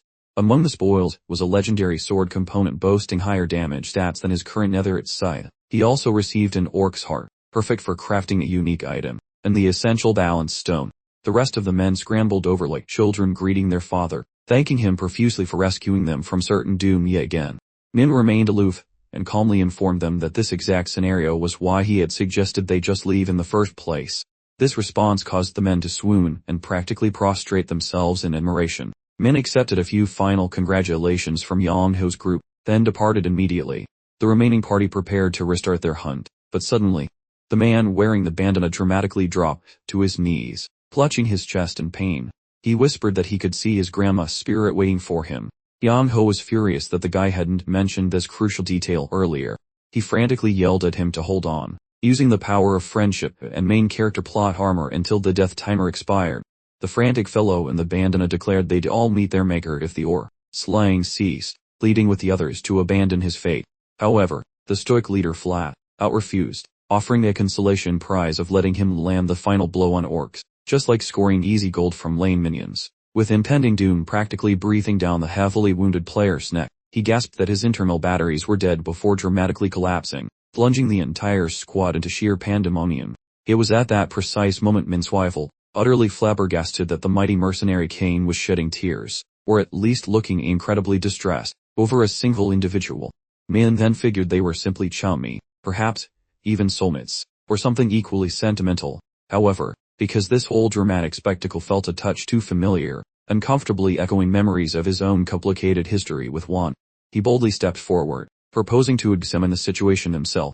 The guy's questioned, with palpable doubt, if he truly could assist, but Black Scythe, after a rather nonchalant glance at the grievously mangled limb, declared with unnerving confidence that he could mend it, provided it hadn't completely detached itself. He then proceeded to somehow conjure forth healing magic, which was utterly baffling considering his class was, by all accounts, fundamentally opposed to such benevolent practices. This unexpected feat utterly flabbergasted both Yongho and the entirety of his bewildered crew, leaving them speechless. Noticing their utterly blank expressions, he casually informed them it was merely a run, the ill skill readily available for purchase at any general store, like a cheap potion. Subsequently, another fellow chimed in, confessing he never imagined that seemingly overpriced 20 gold skill he'd once dismissed would manifest with such astonishing potency. However, Min was, shall we say, significantly omitting certain crucial details, as the skill itself was barely more effective than a rudimentary band aid and a quick prayer. However, his own special rendition eventually became ludicrously overpowered, thanks to his ridiculously inflated egg of 123 and, naturally, a dash of assistance from the legendary Radiance rune. He sternly instructed Bandana Boy to refrain from improper arm usage again, advising him to allow the limb a much needed, deserved period of rest. The grateful fellow shot to his feet, gushing an overly dramatic torrent of thanks for the miraculous, life-saving intervention. Soon after, the remainder of Yonho's impressed squad eagerly joined the chorus of appreciation, all keen to demonstrate their boundless gratitude for his heroic deed. The mercenary king, not to be outdone, bestowed upon him a weighty, gleaming golden stone. Then, almost immediately, one of his other enthusiastic party members eagerly put forward a vibrant crimson gem. This promptly triggered a bizarre gifting frenzy, with every single person attempting to outshine their comrades with increasingly elaborate tokens of appreciation. Our somewhat ungracious hero tried his utmost to politely decline, informing them with a straight face that he had absolutely no use for their utterly worthless trinkets. Yet, they practically groveled, imploring him to graciously accept their offerings as a humble, albeit insistent, mark of sincere appreciation. This left him rather inconveniently stranded right in the village square, reluctantly clutching an armful of presumably pungent, owned equipment. Nevertheless, he remained considerably more captivated by the genuine, underlying compensation he expected from this whole carrot. After all, he glanced at Yonho and shrewdly recognized that he had successfully curried favor with a rather influential, potentially very rewarding, big fish, all accomplished merely by deploying a convenient skill he already possessed within his repertoire. His mission accomplished, he then nonchalantly bid farewell and sauntered away with an air of absolute authority, as the bewildered populace dutifully prostrated themselves before their newly anointed, unquestionable king. Back in the thick woods, Shuri glanced at the countdown, starting to panic because 60 whole minutes had ticked by, and her kill count remained tragically 0. Our heroine began shedding tears of self-pity, mostly for having obsessed over Black Scythe Senpai so hard that she ended up completely lost in the process. This was especially embarrassing, because she had actually located him without any trouble during the bonus event with the representatives, right before the competition officially started. But she was absolutely mesmerized watching him turn all the other participants into little pieces, chopping them up like they were just a bunch of carrots. Once he finished his business, and she found the perfect opportunity to approach him privately, her knees buckled from the overwhelming strength of his impressive charm, so she closed her eyes tightly, promising herself she would try talking to him once he wasn't quite so intimidating. Yet, the instant she blinked them back open, her senpai had vanished without a trace, and it instantly dawned on her that she had lost sight of him completely, just like the spacey idiot she always proves to be. Juri remembered Men's old warning from Earth that defeating 300 orcs was no easy task because those beasts typically travel in massive groups, and for that exact reason, she shouldn't attempt to fight them alone, but rather hold off until she located Black Scythe after the servers had finished synchronizing. He also forced her to vow that she would wait a minimum of 60 minutes before attempting to contact her crush during the actual match. Now, because of that very advice, she found herself stranded and lonely deep in the woods, knowing that Black Scythe wouldn't be returning to the spawn point, and realizing that waiting around was completely useless. So, our little heroine got to her feet, having made a firm decision, and started moving forward. She was absolutely determined to track him down, come hell or high water. Juri proceeded further into the blood-red woods, remaining extremely cautious as she followed the trail she thought her senpai had taken. She eventually stumbled upon a small village located in an open area. She figured that if this happened to be an orc stronghold, Black Scythe would likely be operating close by. However, she immediately discarded that thought, calculating that she'd be utterly destroyed if the orcs inside decided to enact a brutal goblin slayer scenario on her. With absolutely no warning, a hideous green creature suddenly appeared directly behind her. The instant she realized what was there, they both started shrieking hysterically in mutual bewilderment. But our heroine wasn't a total coward, so she instantly cast Bless on herself, and quietly thanked Senpai for the orc being completely isolated, as she already understood its vulnerability. Even though she knew the neck was the single spot thin enough to actually slash, Juri was concerned about her notoriously poor accuracy. Therefore, her clumsy attack might accidentally hit another competitor if anyone else happened to be in the vicinity. Understanding that missing would mean getting her weapon stuck in the orc's muscles, and an immediate game over, she gathered every ounce of power for a perfect, singular blow, which, predictably, resulted in her aim completely failing as the creature skillfully evaded the attack. However, Juri still managed to make a quick escape because she hadn't driven her blade too far into the ground. She continued to expertly dodge the enraged orc's chaotic-like swings until she finally spotted an opening, and charged straight into action without a moment's hesitation to deliver the final strike. The sharp, deep cut across the orc's throat made the monster bellow in absolute agony, which only served to pump up Juri's confidence even further, so she drove her sword forward at blinding speed, turning the orc's neck into a slab of perforated Swiss cheese. The massive, intimidating orc crashed face first at her feet while she stood there, still trying to fully grasp how she actually managed to pull off such an impressive feat. Right after that, a mysteriously familiar robed figure materialized out of thin air nearby. As she watched him stride purposefully toward her, she seriously began to wonder if her brain was high on adrenaline and hallucinating, or if the man she had been chasing this entire time actually appeared and was heading straight for her with intense swagger. That hopeful fantasy immediately shattered when he walked right past her as if she were nothing more than a passing whiff of air.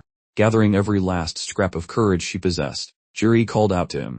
Black Scythe glanced back at her with a look that essentially said she had 10 seconds to explain herself before he left. Stumbling over her words in a panic, she blurted out an awkward challenge for him to fight her, which immediately made the guy wonder if her fight with a single orc had completely broken her sanity. She quickly corrected herself and instead asked if he would consider forming a team with her. He demanded she provide at least one good reason why he should even entertain that thought, so she practically shoved her unique skill in his face, explaining that her Bless ability was the strongest stat buff in the entire game. Min gave her a quick, bored glance at his in-game status window and confirmed her claim like a seasoned professional. She then asked if that was enough to convince him to form a party in exchange for regular buffs, while they went monster hunting together. Our hero flatly responded that he could just use his authority to dominate her and force her to cast Bless whenever he felt like it. Juri's mind instantly short-circuited in fear. She started sweating profusely until Min coolly added that all he actually wanted was her solemn promise not to betray him, and she nodded like a bobblehead, accepting the terms without hesitation. Black Scythe extended his hand as a sign of trust, and formally introduced himself. Juri introduced herself in return, proclaiming she was the level 13 buffer known as Democracy. He told her she didn't genuinely need his assistance, especially after witnessing how she took down that war. But she innocently revealed that specific kill was pretty much her only successful action in the past 90 minutes. So he took pity on the clumsy woman and promised to help her reach her goal as quickly as he could. As they began walking toward the next village, he instructed her to remain within his line of sight at all times, stating that it was purely for her own safety. Spotting Min's concealed benevolence, the woman lauded the astute counsel provided, just as a brutal horde of green-skinned fins materialized, appearing entirely unexpectedly. Its arrival caused shivers to race along the woman's vertebrae. Black Scythe nonchalantly commanded his female companion to safeguard his personal brew, while he fearlessly charged toward the three grotesquely overweight adversaries, promptly severing their lower limbs, as if preparing for a morbid cookout of green meat. Each monster was systematically dismembered. Then she received instruction to finish their torment. Afterward, she simply stood, gaze fixed blankly upon the formidable warrior. He briskly urged the lady onward. Therefore, Juri clutched her blade with deep uncertainty, directing it straight at the monstrous gullet. As accumulated combat proficiency began to manifest, she soon realized eradicating these brutes felt significantly simpler than her predictions, primarily due to Black Scythe's invaluable contribution. Man merely stared, informing the female adventurer to either expedite action or face abandonment as he departed, forcing her to chase closely behind. Subsequently, following a period of elapsed moments, Juri cheerfully relayed the defeat of 52 orcs in merely half an hour. Nevertheless, Min judged that pace excessively sluggish by his personal benchmarks, even though he reasoned vigilance was more intelligent, since Juri might sustain injury if they became ensnared during a hostile incursion. He theorized their prime opportunity rested with an Orcish spellcaster. Consequently, he proposed that instead of prolonging matters for 3 weary hours at their present velocity, they could genuinely complete the task within one. Juri appeared perplexed, questioning the male individual how such a rapid conclusion might even be achieved. He then detailed that merely locating an Orcish shaman, capable of continuously summoning green-skinned adversaries for relentless culling, was all they required. This strategy ensured no time would be wasted pursuing scattered remnants. Min then utterly astounded her by nonchalantly stating he'd easily manage the mystic and his minions concurrently, thereby assisting her progress. Immediately following, she pressed him about his mysterious source of information. He calmly divulged a prior encounter with such a being, adding that she remained perpetually secure when Daddy Black Scythe was nearby. That disclosure left her utterly flabbergasted, as she commenced believing he truly exhibited far more benevolence than her initial judgment suggested. As these events transpired, upon their eventual arrival at the site, the woman inquired regarding any mystic's presence secreted within that tiny settlement, prompting Min's retort. Such a precise arrangement proves fatal for many naive adventurers, as the spellcaster effectively entices targets with undeniable, deadly charm. Recollections overwhelm him regarding those brilliant Babylon mages who decided that cultivating small people is much more lucrative than vegetables. Yet he realizes he can exploit that massive ego for his benefit. As the pair wander past that silent rustic hamlet, the man mentions how the majority of dwellings remain entirely vacant, plus there resides a single cracking mage lurking inside the massive structure using a fairly basic snare. The precise millisecond a brainless amateur meanders directly upon that blatant ambush location. That wizard conjures a literal mob of green methods to swarm them, making Juri panic about how she will avoid becoming a snack. At that moment, Min concludes it is the ideal opportunity to tease her and act like a total prankster. Thus he invades her personal space until she blushes hard, murmuring a spicy strategy to bamboozle the ugly monster. Overflowing with courage because her dream guy spoke, she swears on her life that she will not mess this up. Furthermore, she startles the man by claiming she will manage the entire situation without any assistance. Consequently, the fellow sulks plus mentions he feels perfectly happy relaxing outdoors until the girl completes her chores. With that resolve, Democracy enters the spooky dwelling and gazes into the endless, balloon-filled corridor that seems to go on for several eternities. She creeps further into the darkness until she discovers a massive chamber featuring a very suspicious crimson rug. Plus her brain finally realizes that the edgy warrior already provided the briefing regarding this specific location. During his previous explanation, the man mentioned this rug chamber represents a monster spawn point. Consequently, she must tap the floor then retreat fast. This trick forces the boss to send out lackeys for them to slaughter, which seems like a cakewalk to her. She gallantly approaches within a hair's breadth of the rug. However, before Juri can even wiggle a toe, the magic man sparks some glitter and glares like he just smelled a fart. Regardless, she remains a fierce lady who does not waste a single heartbeat before running away like her hair is on fire, and thumping the wooden barrier closed directly against the mug of that weirdo, while her pulse is drumming a heavy metal solo against her ribs. She informs the gloomy warrior that she executed the maneuver exactly as he had instructed her earlier, and Min casually remarks that they just need to sit tight while the free experience points deliver themselves. In that instant, the heavy door begins to groan open with agonizing slowness, plus a few green goons wander outside to see who was ringing their doorbell so rudely, merely to find themselves ambushed plus chucked into tiny pieces within one beautiful motion. The man glances toward Juri plus mentions the area is secure, therefore once she destroys that initial cluster of victims, the lady ponders whether the head monster possesses sufficient idiocy to succumb to that identical prank once more. Min claims the creature is thicker than a bowl of oatmeal, and definitely possesses the intellect of a used napkin. Yet all her initial hesitation completely dissolved the very instant she gazed upon his brilliant, captivating grin. After a relatively short amount of time passed, Juri finally reached the gruesome milestone of 300 vanquished orcs, and naturally, Black Scythe couldn't help but brag about how he finished the entire task in less than an hour. She continued to express her gratitude repeatedly, thanking him profusely for providing his assistance. Min, however, was clearly more interested in her level, which she mentioned was 19, so he casually informed her that just one more level would unlock a new rank. He was actually quite excited about the prospect of the new abilities she would acquire during the rank up, as they would make her much more beneficial to him, especially since he needed that extra leverage to secure the world record on the boss fight, which is exactly why he offered to help her reach level 20. While Juri remained entirely wrapped up in her fantasy that he was truly nothing more than a selfless, genuinely good guy, and stood there awkwardly, acting like a maiden in a romance novel who felt guilty about potentially cheating on her beloved. At the same time, a group of 5 obnoxious simpletons showed up, and started making a massive scene about how Daddy Black Scythe totally annihilated the orcs. Immediately, the first simpleton attempted to greet Min, but our hero quickly told him to stop stalling and just get straight to the point already. The guy quickly explained that he and his team had only come over to gather resources from farming some creatures, but deep down inside, he was losing his mind wondering how only 2 people managed to wipe out every single orc lying dead on the ground. Meanwhile, the other 2 started gossiping, questioning how some average woman ended up becoming partners with the #1 ranked player in the game, and immediately began fabricating all sorts of creepy, ridiculous theories about how she possibly managed to convince him to join her, just as the cheap-looking ninja guy started intensely staring at her as if she were an exceptionally attractive villainess. Our main character dramatically drove his scythe into the earth and ordered them to get lost immediately.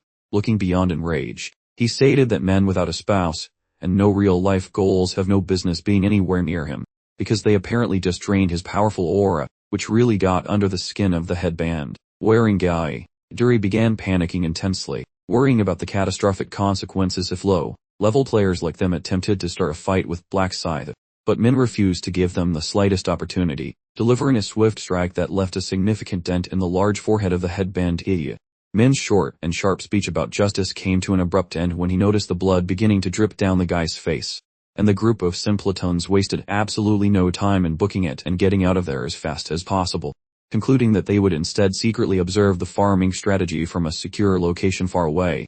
However, Min already knew precisely what they were planning, and intended to turn them into human shish kebabs the second they attempted to steal the boss.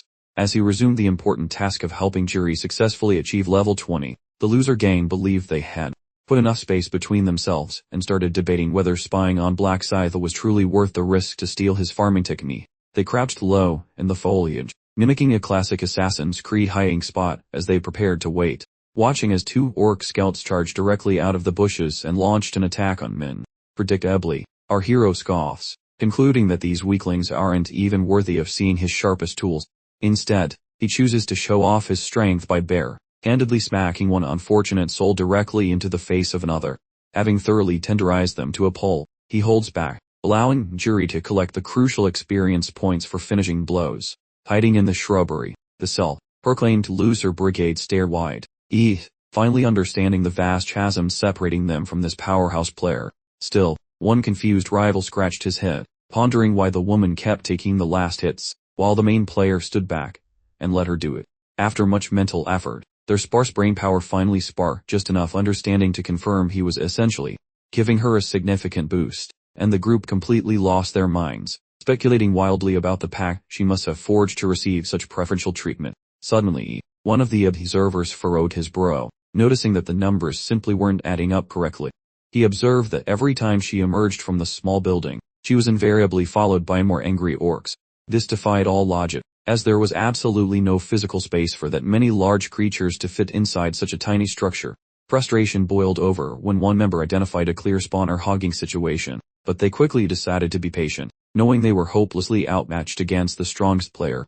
Elsewhere, Chiri examined her character's statistics and proudly exclaimed that she had finally crossed the significant threshold of level 20. She discovered she had also acquired a completely unique new ability and received a substantial upgrade for her existing blessing skill.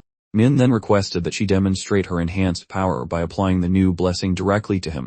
His personal statistics experienced a sudden, dramatic spike, jumping by 60%, far exceeding the old demada bonus. She immediately followed up with her newly acquired ability, Swaya, which increased both his running speed and attack rate by an identical percentage. The hero raised an eyebrow in surprise at the sheer power of the effects, suggesting they conclude this encounter by challenging the powerful orc shaman next. He then issued a command for her to stay completely clear of the action, insisting it would be the most helpful thing she could possibly do.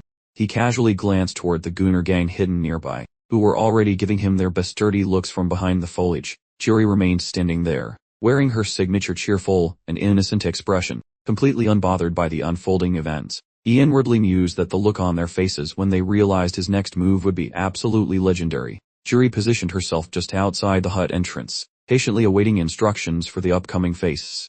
The Bush Squad observers also noted with surprise that the legendary Black Scythe had actually chosen to enter the small structure himself. The door violently flew open as he burst out in full sprint, immediately followed by an enormous, angry swarm of orcs close behind.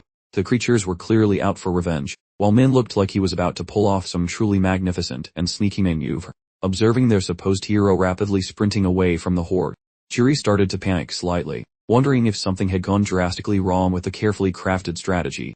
In the bushes, one rival stared wide-eyed, completely stunned that the legendary Black Scythe was running in terror, while his partner dismissed it as a simple overreaction. Simultaneously, the staff held by the orc shaman began to throb, emanating a truly sinister energy. From its tip, it manifested 3 colossal arms that slammed into the ground, summoning more orcs wherever the appendages struck. Currently, the young woman just stands there buffering while her favorite main character gets swarmed by a mob of angry green dudes, and thinks for a second about tossing her original schedule into the trash to go play bodyguard for him. Regardless, that worry evaporates fast, since he starts acting like a garment chef with those monsters, keeping his gorgeous face perfectly calm while serving up a platter of fresh to feed. Right then, that grumpy magic using green guy decides to spawn a fresh dozen of his buddies to bloat the already annoying crowd. Yet even as Min ends up stuck in the center of a literal circle of death with creatures itching to bite him, he performs a majestic gravity-defying leap away from the danger, making those creepy observers drop their jaws. And right then, one guy whispers to his buddy to quit obsessing over the hero since their actual prize looks ready for the taking. All at once, their weirdo captain swivels with a disturbing smirk and announces they should go snatch the rewards before the window of opportunity slams shut. Instead, the crew feels quite shaky and mentions they might end up as monster snacks too, but the boss assumes the hero's too occupied with the trash mob. Upon hearing his logic, a timid guy suggests they can just claim they were assisting if a powerful warrior decides to get aggressive with them. Consequently, the group crawls quietly toward the edge of that smelly wooden shack, and she notices their suspicious wiggling through the shadows, questioning what sort of oily scheme these losers are trying to pull off. Fast as lightning, she realizes they intend to poach the magic boss, while Min is busy juggling 100 angry minions. A memory flashes back to her timidly expressing gratitude for his assistance, claiming she was merely a burden, but he assured her that he completed his primary objective and secured a legendary rock, meaning his schedule is wide open for helping people with their little problems. He then mentioned grabbing loot from a muscular fighter and figured he could stockpile more gear if he kept hunting down big targets. Thus she should not feel guilty about being a passenger since he is getting paid in shiny items for his troubles. This realization makes her blood boil when she spots those low-life looters attempting to hijack a kill that definitely belongs to her protector. The girl immediately launches herself forward to prevent that group from grabbing the magic user prior to their successful death. Yet quite unexpectedly, the group of bandits gets swallowed by a massive cloud of pitch blacking, leaving everyone staring in confusion, while they fumble around like blind bats. A member of the squad forcibly mutes his companion to prevent any loud noises, since they are currently hovering directly behind a terrifying beast that just scents their clumsy trespassing. That creature twirls around and begins emitting some truly disgusting throat sounds which indicate, very obviously, that their health bars are about to reach zero very quickly. Consequently, They bolt away with all the speed their untrained limbs can muster, but the boss slams the escape path shut. It encircles them with a ring of orcs, repeating the exact same trap it had used on the previous group of adventurers. The very second they realized they had made a grave mistake was now. An orc slices into the dark-haired fellow's shoulder, then grabs him by the hair and hoists him high. He's then slammed back down onto the ground like a disposable ragdoll. As he struggles to lift his head, he realizes an orc's foot is about to turn his skull into a pulpy mess. The orc's foot descends, bringing the end closer. The difference this time is that he's the fruit about to get squashed. Meanwhile, back at the main event, our hero finishes dispatching the final remaining orcs. He then observes the incredibly predictable outcome of his little test, finding out if those stalkers would try to steal the shaman kill he deliberately baited. He feels zero remorse, however, because these clowns would have died regardless, having wasted precious time hiding in the bushes and staring at him instead of finishing the actual objective. With that little diversion concluded, he strode directly toward the orc shaman. The shaman growled in defiance, ordering its remaining orcs to make threatening sounds and try to frighten him away. Our protagonist, however, dispatched them effortlessly, and realized he felt significantly faster than normal, attributing it to a buff received from Jiri's assistance. This speed boost was further enhanced by the rune of the Grim Reaper, which granted a 50 increase in attack speed after sunset. It also made him essentially invisible to enemies in the pitch black of night. A single, precise cut from his scythe was enough to separate the orc boss's head from its shoulders, ending the fight instantly. Once the shaman was successfully dealt with, he collected a massive amount of experience points, gold, and a whole heap of rare treasures. While reaching level 33 was satisfying, what truly excited men was finding a mysterious, cracked necklace known as the Marble of Eternal Slumber. It granted him stat points for every 100 monsters he defeated, but it had a significant downside. It lost durability with each stack and would shatter after providing just 10 stat points. Min compared it to the absorption rune that Black Dragon once possessed. The most frustrating part was knowing it would simply break after reaching a measly 10 points, all thanks to the durability flaw. However, he already had a plan to exploit this. Acquire the durability rune in round E, visit a blacksmith for repairs, and if successful, create an infinite stat glitch for himself. Suddenly, Jiri called out his name, stumbling around in the dark to locate him, as Min essentially turned into an invisible phantom at night due to the rune's passive ability, making him both extremely powerful and hard to keep track of. He quickly remembered to do one final thing before turning off the spell that had engulfed those fools in complete darkness. He erased every single piece of evidence that they had ever been there. Thereafter he serenely finishes that fatal dust. Right at that moment, the spooky darkness evaporates like a ghost in a vacuum. Jiri freezes and bats her eyes in sheer confusion. Looking quite bewildered, she eventually notices our lead, and scurries across, rambling about her anxiety, though he simply dismisses her with a remark regarding some top-priority chores. Upon listening, the girl wonders if he overlooked that gang of looting morons who attempted to kidnap the Green Priest while he was occupied. He plays dumb, swearing he has no recollection of meeting such shady characters. That kind maiden appears totally perplexed, mainly because those agonizing shrieks are still vibrating inside her eardrums. But our lead decides she has no business witnessing whatever fleshy confetti the chieftain produced from their corpses. Following that, he informs her that the next big baddie is overdue for a scheduled beating. Time slips away, and the pair eventually stumbles upon a fresh settlement, in which Min initiates a total bloodbath, exterminating every common goon plus those snipers perched atop high platforms. He confronts that master marksman, delivering a demise that is truly savage. The creature essentially becomes monster confetti. His experience bar refuses to move during this specific attempt, yet he snags 3 stability rocks plus a sack of fancy exotic treasures as a bonus. Rummaging through digital storage, he immediately inspects those nimble bowman kicks that make him run like a cheetah on an energy drink. Such footwear appears light years superior to those miserable rookie slippers currently attached to his feet. Afterwards, our protagonist fuses those items with an emerald power crystal, launching his quickness attributes toward the stratosphere. Following the moment he concludes thrashing every secondary village chieftain, our main man finally stands prepared to scrap with that ultimate foe, a nasty creature titled the High Or, whose primary challenge involves a tight schedule requiring an absolute speedrun approach. Utilizing those rapid travel gadgets, he remembers a personal record spanning various incarnations totaling exactly 43 seconds. Yet with a competent helper like Jiri to boost his stats, he is positive he will crush the existing record and become a legend. But first, he must beef up his numbers, and keep wrecking mobs to fully charge his shiny power-up necklace. While the clock bleeds out, A mere 30 minutes are left before the session terminates, and the man enjoys a quick breather after making the final orc town look like a graveyard. The lad fails to reach rank 40, yet he continues anyway since his remaining schedule permits 0 additional farming. He feels quite content receiving 9 bonus points, despite that charm now possessing merely a single point of structural health left out of 1,000. Spinning on his heel, Dre suddenly inquires why our hero stopped murdering those local cream-skinned inhabitants.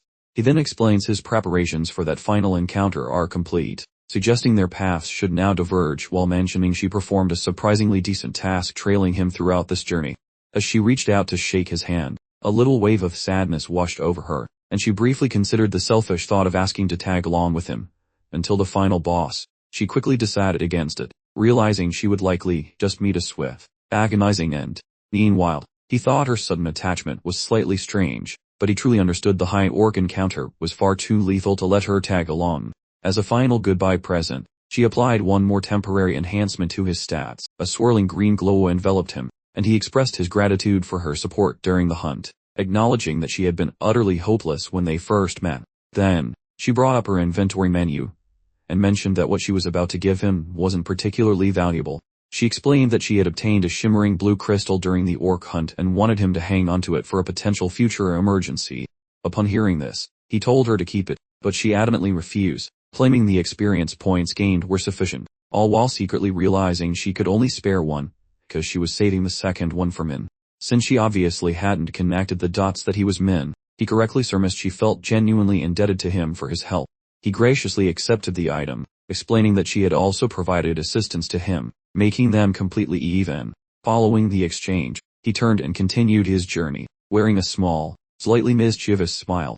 As he proceeded toward the boss fight area, he activated his tracking ability to find the high orc, observing that it remained undefeated, as its strong presence was still clearly evident in the surrounding area. Although, to be fair, absolutely no one in his previous timelines had ever succeeded in slaying it either. The High Orc was one of the 4 main bosses for round 5, but its absurd strength made the other 3 feel like glorified minor enemies in comparison.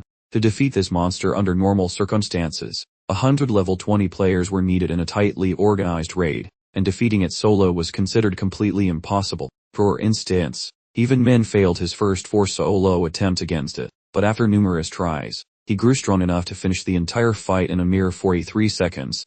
Leaping from one tree branch to another like a highly agile forest ninja, he propelled himself toward the boss as quickly as humanly possible, absolutely prepared to establish another unbeatable record for the kill time. With just under 100 meters remaining, he finally caught sight of the enormous creature, its massive body looming ominously behind the dense foliage ahead. However, his eyes widened considerably when he heard the agonizing shriek of a blonde player being flattened between the boss's enormous fists. The high orc had a truly sadistic expression on its face as it held up the crumpled remains of the unfortunate player, and the remaining members of the party started freaking out completely, puzzled about how the situation had devolved to this point. Rewinding a bit, this exact collection of players had recently begun asking around for new members to join their group. The man wielding the sword introduced himself as Junsuit, claiming to be a level 12 warrior with solid credentials. Next, a blonde individual stepped forward to declare that he was Brai, known as the Archer. The person in the hood then uttered a name so strange that it sounded like they had planted onto the keyboard during registration. Although they had all joined for different personal reasons, they somehow managed to click and form a bond much better than anyone had predicted. The guy with the blonde hair ordered the warrior to start provoking the orcs. Without hesitation, he immediately leaped into action. While the spear-wielding girl efficiently eliminated another monster in the background, fueled by the awesome power of bromance, their slaying marathon stretched for 6 grueling hours. Every single member of the group managed to achieve a kill count of 300 orcs. Even though Junsuk still felt bad about their decision to split up, he offered to keep hunting, and the squad eagerly dove back into the grind to push for level 20. They managed to unlock a brand new skill after that, which made defeating orcs as simple as stealing candy from a small child. The hooded guy suggested that they should try to find a much larger challenge next, but before they could finalize the plan, the warrior suddenly pointed at something far away, and the blonde guy spotted a truly towering monster. One of them suggested it vaguely resembled an orc, while the warrior speculated it might actually be a boss. The spear girl questioned if they possessed enough bravery to confront it, and another player agreed, convinced the loot would be worth the risk. He proposed dividing the spoils equally, and the others instantly nodded in agreement without any hesitation as They proceeded directly toward the monstrous creature. Without warning, the creature with two heads emitted a deafening roar that completely froze everyone solid in their tracks. It charged toward the group, then launched itself into the air, while the rest of the party remained absolutely frozen like statues. The monster crashed down with a massive thud that created shock waves in every direction, yet the spear girl somehow managed to barely dodge it. The high orc didn't bother to waste any time as it swung its monstrous claw arm, and quickly turned the spear girl into nothing more than ancient history. The creature turned its head, and spotted the other girl, who had tripped and fallen from simply sensing the monster nearby. The enormous high orc slammed its giant hand down like a hammer, completely flattening her into a pancake. And that was precisely the moment when the blonde new guy finally figured out this monster was never actually the intended prey. The high orc then grabbed hold of the archer, and squeezed tightly, effectively crushing the life right out of the poor guy, while the warrior, frozen in a state of terror, could only stand there and watch. The hooded guy foolishly attempted to act like a hero, but the high orc effortlessly picked him up using its tail. Thereafter he pummels that fellow deep inside the soil, resembling a limp toy while providing passage toward eternity. Junsok begins perspiring profusely while screaming mentally concerning his mortality, begging the beast to vacate the premises. The protagonist is quivering violently because the sheer presence of his foe is utterly terrifying. However, the giant emerald brute lacks any compassion and lifts his massive limb for some skull crushing. Suddenly, the Reaper cosplayer shows up, soaring directly above the dungeon chieftain before plummeting downwards while gripping his oversized blade for combat. He performs some unsolicited neck surgery, removing a head with surgical precision, causing the remaining noggin to throw a very loud and angry temper tantrum. Yet our main man banishes that second dome to the void where it belongs. The chunky mountain of muscle collapses, leaving our bewildered warrior to contemplate the nature of reality. The survivor gawks toward his savior with total confusion while the protagonist hits the floor with style while radiating enough final boss vibes to scare a gamer. The shadowy Reaper feels rather dissatisfied since he anticipated the green giant would survive multiple strikes, and at that precise moment, a digital notification confirms the protagonist achieved the 40th rank, and obtained various fresh gameplay mechanics. Both lethality and effective reach for that funeral mark technique receive a massive upgrade. Furthermore, our friend obtains several incredibly unfair talents that would surely result in a permanent ban. He eventually unlocks the lunar demolition technique he has been desiring for a long time, which essentially functions as the solitary legitimate defensive maneuver provided by that peculiar job description. Relying on a solitary attack is risky, as failing leads to ruin, but this explosion hits everything nearby to compensate.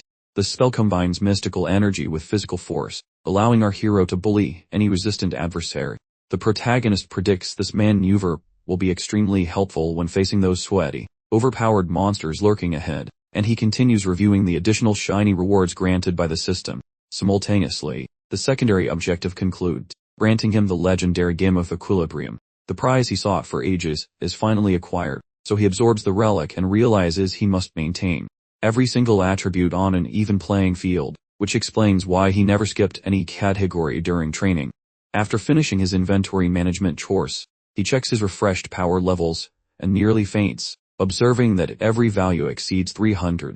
The fellow is gobsmacked seeing how his numeric values have surpassed even the most elevated herbal enthusiasts, despite having some temporary buffs active. Our protagonist understands the Equilibrium Stone provides the most efficient path toward divinity. Without further ado, he proceeded to collect his time attack prize, having vanquished the round 5 boss faster than a blink, ensuring the bonus also bestowed itself upon the defeated foe. Consequently, a magnificent haul of 100 gold coins filled his coffers, representing the absolute maximum payout, truly quadrupling the sum he acquired from his previous 43, second best. At that precise moment, the system alerted him to a newly established planetary record, as an exceptional perk for inscribing his moniker into the universe's ultimate database, the Akashic Record. He gained the power to personally select a singular, peerless artifact, a digital announcement that left our protagonist absolutely bewildered, as such an offering was entirely unprecedented. He sincerely struggled to fathom how this wondrous voucher would genuinely permit him to hand-pick any extraordinary article he desired. Then, he accessed his virtual satchel. Our hero quickly pressed the glowing prize. This feature allowed him to select from 8 distinct equipment types. Acknowledging his choices were virtually limitless, wisely he decided against acquiring a weapon, considering he intended to meticulously craft his own bespoke version upon returning. Consequently, he opted for a rather dashing new headpiece instead. All the while, the individual he had rescued remained frozen, utterly mesmerized as our hero nonchalantly navigated his gaming interface. His brain refused to accept that a solitary figure had entered and utterly destroyed the massive creature with one perfect strike. The stunning truth dawned that even a formidable quintet of level 20 combatants would have been utterly helpless against that formidable adversary. He began pondering the true depths of Black Scythe's might, yet quickly admonished himself, concluding this was hardly the moment for deep contemplation, and instead, he must express gratitude to his rescuer. However, before a syllable could be uttered, our protagonist merely offered a chilling gaze and wordlessly ambled off in the opposite direction. Some time subsequently at the assembly zone, the celestial emissary gracefully arrived, posing the ethereal inquiry of whether all individuals had completed their assigned tasks, and she appeared rather intrigued to witness the extent of the widespread player decimation inflicted during this particular segment of gameplay. A knowing giggle escaped her, as she fully grasped the fact that players were far too formidable for mere goblins to subdue, making it unequivocally clear that many were simply engrossed in battling their fellow competitors. Following this pronouncement, she unveiled the official standings for the 5th combat phase. Predictably, Black Scythe was utterly dominating, maintaining an immense advantage, casually positioned a staggering 15 tiers higher than the second best player on the global rankings. The entire assembly was utterly dumbfounded upon witnessing his preposterous combat rank, and that utterly improbable speed achievement. He couldn't avoid overhearing nearby participants disseminating wild theories about how dispatching such a multitude of grotesque orcs so swiftly was undeniably beyond human capability. A weary sigh escaped, for all he truly craved was collecting his deserved prizes, and departing quietly. All at once, a torrent of system alerts began materializing, lavishing him with praise for achieving supremacy in virtually every facet, ultimately securing him an exceptional necklace selection bundle and a unique bonus treasure chest. Subsequently, the interface once more lauded him for the utterly preposterous accomplishment of maintaining the leading position for 5 consecutive segments, thereby bestowing the impressive designation, the one ahead of all others. This was a highly coveted epithet men had yearned for, primarily because it generously amplified his overall experience accrual by a full 50%. Following this, he accessed his personal digital vault, prepared to select merely one from the trio of legendary Nakadormants, and they weren't much of a revelation for him at this particular juncture, seeing as he had thoroughly utilized every single one during his countless previous incarnations. Our hero ultimately picked the mythical Java pendant, which miraculously bolsters all his core attributes. This ancient trinket's primary advantage involves providing him 35% immunity against every possible negative condition. Furthermore, locating equipment featuring defensive stats is harder than spotting a unicorn in this digital landscape. Consequently, our hero might trade this necklace for substantial amounts of cash down the road upon losing interest. Next up, our protagonist unseals the unique loot container, debating between tripling his experience, grabbing 6,000 coins, or learning secrets about the upcoming stage. Naturally, and picks the obvious experience multiplier, because he enjoys leveling up more than oxygen itself. A heavenly being abruptly begins clapping. This confuses the players immensely, right before she asks whether anyone has bothered checking the global leaderboards yet. Apparently, 1,600 contestants survived the ordeal, a number that seems fishier than a Friday night fish fry. Out of nowhere, several participants transform into human torches as the spirit announces that everyone ranked below 1,200 is toasted. The crispy contestants beg for some mercy while they sizzle. However, she simply mocks those spineless cowards who seem to be missing an actual skeleton. Meanwhile, our protagonist snickers quietly, imagining the lady might weep like a toddler had their positions swapped. Subsequently, she declares that nobody successfully finished the optional side objectives, stopping mid-sentence while fixing her error. The spirit stares intensely at that warrior named Black Scythe. He somehow became the only individual who successfully cleared them, and with that final word, she bids the survivors a cheerful farewell, promising to reappear during the next terrifying segment of their journey. The perspective shifts back toward the ordinary world. In that place, the lead character unwinds following a delicious feast alongside his junior sibling Tamaros, since his internal batteries are fully recharged from that delicious meal. Commencing his work, the lad activates the merging interface, opting for that gloomy soul stealing tool as his main component. Next, Min tosses in some beast's heart, a peculiar wooden icon, and several elite tasks, the supplementary materials. Such a configuration should typically generate a piece of gear within that epic category. However, including the dark gemstone acquired from those youths will elevate the result to the unique category. Once the synthesis process finally finishes, an impressively designed, singular polearm, titled the Death Scythe, instantly emerges within his immediate proximity. This brings him such immense joy that our hero cackles. relieved swapping his previous gear whose title actually seems significantly more awesome. Afterwards, our protagonist spends his remaining gold on acquiring several universal combat abilities. Beginning with a raider ability, our hero tracks all local beasts, or rivals, just like a digital map. Next, he buys a vision buff which improves his eyesight faster than a high-speed camera lens. Finally, our hero acquires a defensive ability granting 15% status protection, plus an additional trait ensuring his strikes land more often than a drumstick. After purchasing everything, he still had a ridiculous 14.0 gold left over, realizing he truly needed nothing else, except perhaps the epic item arriving in a few days. Having concluded his business, he decided to call it a day and pulled up his status window once more to analyze his statistics. He remained thoroughly impressed by the monstrous boost from the Rune of Balance, knowing the Rune of Slaughter would soon double that overwhelming power.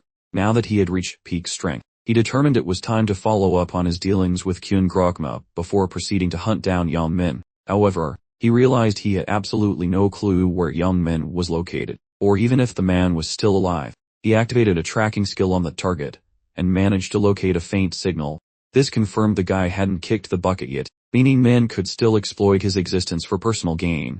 He inwardly swore this would be the final time he stooped to utilizing such low-level scound for profit before finally discarding him like the human-shaped garbage he truly was. The following day arrived. Juri found herself perched in an outrageously expensive cave, internally questioning why the wealthy playboy had requested another meeting with her. Her brain immediately began conjuring up all sorts of inappropriately spicy scenarios for the rich boy. This caused her to shake her head vigorously, attempting to dislodge the naughty images from her mind. Precisely then, Min strutted into the establishment as if he held the deed to it, casually asking if she had been waiting long. Juri found herself still feeling slightly flustered. She nervously extended an offer to cover his bill, and Min accepted the kind gesture without a single moment of hesitation. He offered her a perfectly innocent smile. While she started slowly sipping her beverage, she began to wonder exactly where all of these strange thoughts were coming from. Before Min interrupted to ask about her performance in round 5, she explained that she had teamed up with Black Scythe, resulting in the round proceeding with surprising ease. She confessed that she fully expected to be useless dead weight, but Black Scythe actually turned out to be genuinely nice. Min quickly reassured her that her support buffs were extremely valuable, prompting her to reveal this was her very first time achieving second place. That detail immediately grabbed his full attention, so he promptly asked what reward she received. She proudly displayed a mid-rank necklace that increased agility, then asked Min what he thought of her prize. He confirmed it seemed like a perfectly solid item, prompting the shy girl to offer it to him instantly. Without a hint of hesitation, Min attempted to decline the gift, arguing that she had rightfully earned it herself. She firmly disagreed with him, saying Black Scythe had carried her through the entire round. He suggested she pass it on to Black Scythe as a thing, but she felt the item's low level would make it useless for him. Min quickly tried to downplay the situation by claiming he hadn't even reached regular rank yet, which instantly piqued Juri's interest. He flat out lied to her face, claiming he was still agonizingly stuck at level 19, and only barely scraped through the previous round. Juri concludes it tracks because seers usually provide vibes rather than violence on the battlefield. Suddenly she ponders how a fortune teller actually scraps. So Min reveals he possesses some magical tricks up his sleeve, pranking her cognitive gears. She notes his jewelry clashes with his role, advising him to boost his smarts if he wants serious sorcery. Following that moment, she conjures a crimson gem, handing it over as a token of gratitude for his constant rescues. Min grabs the rock purely to prevent her from feeling like a total charity case. Blushing like a ripe tomato, she stammers about how he protects her, making her crave some mutual compensation. Min recalls a detail, mentioning he holds a gift for her, as well, causing her face to glow like a neon sun. He discloses that he can leak some juicy spoilers regarding the upcoming 6th stage of this nightmare. Upon that news, her curiosity skyrockets, leading the pair to plunge headfirst into the secret details together. Once the briefing ends, Juri queries if he desires her to join forces with the edgy Reaper fellow once more. Min assures her that the edgy warrior cannot reject her, especially since her stat boosts carry the whole squad. Juri enters deep contemplation, while Min mocks her for looking like she is crushing on the spooky number 1 player. Juri ignores the teasing, admitting that the legendary Grim Reaper is actually a remarkably cool dude.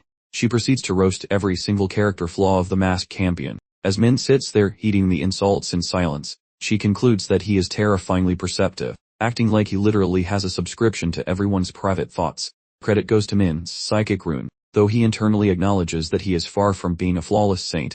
Plus he has already bit the dust 99 times, still fuming about that garbage rule requiring a full 5-man party for the boss. Staring at the floor, he reflects that this attempt is his absolute last chance to avoid failure with his new companions. Yuri breaks his trance, questioning which girl he is daydreaming about and if the next stage gives him the jitters.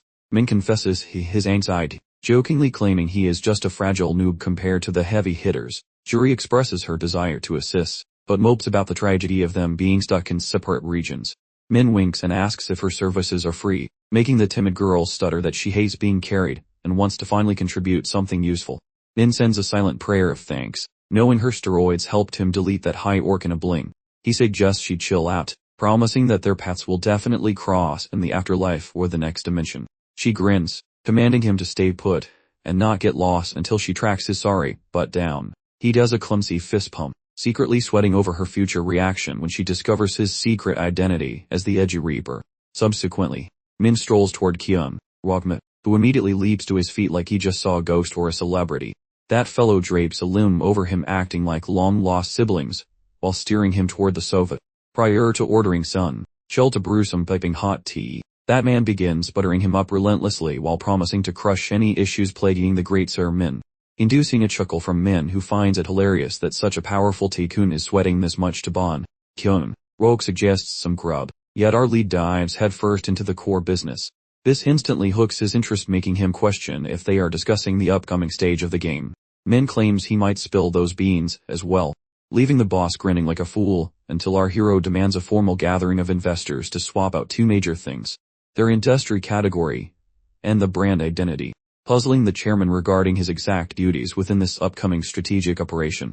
Our lead explains that his partner merely must endorse each concept showcased during the upcoming assembly, while warning that no other party should attempt to block these moves. Since Min recalls the other stakeholders hating this concept in his visions, he ensures Kyung Rok is listening intently to his words. Once the guy inquires regarding the specific nature of the upcoming suggestion, Min eventually spills the secret project involving the creation of a digital marketplace tailored solely for participants.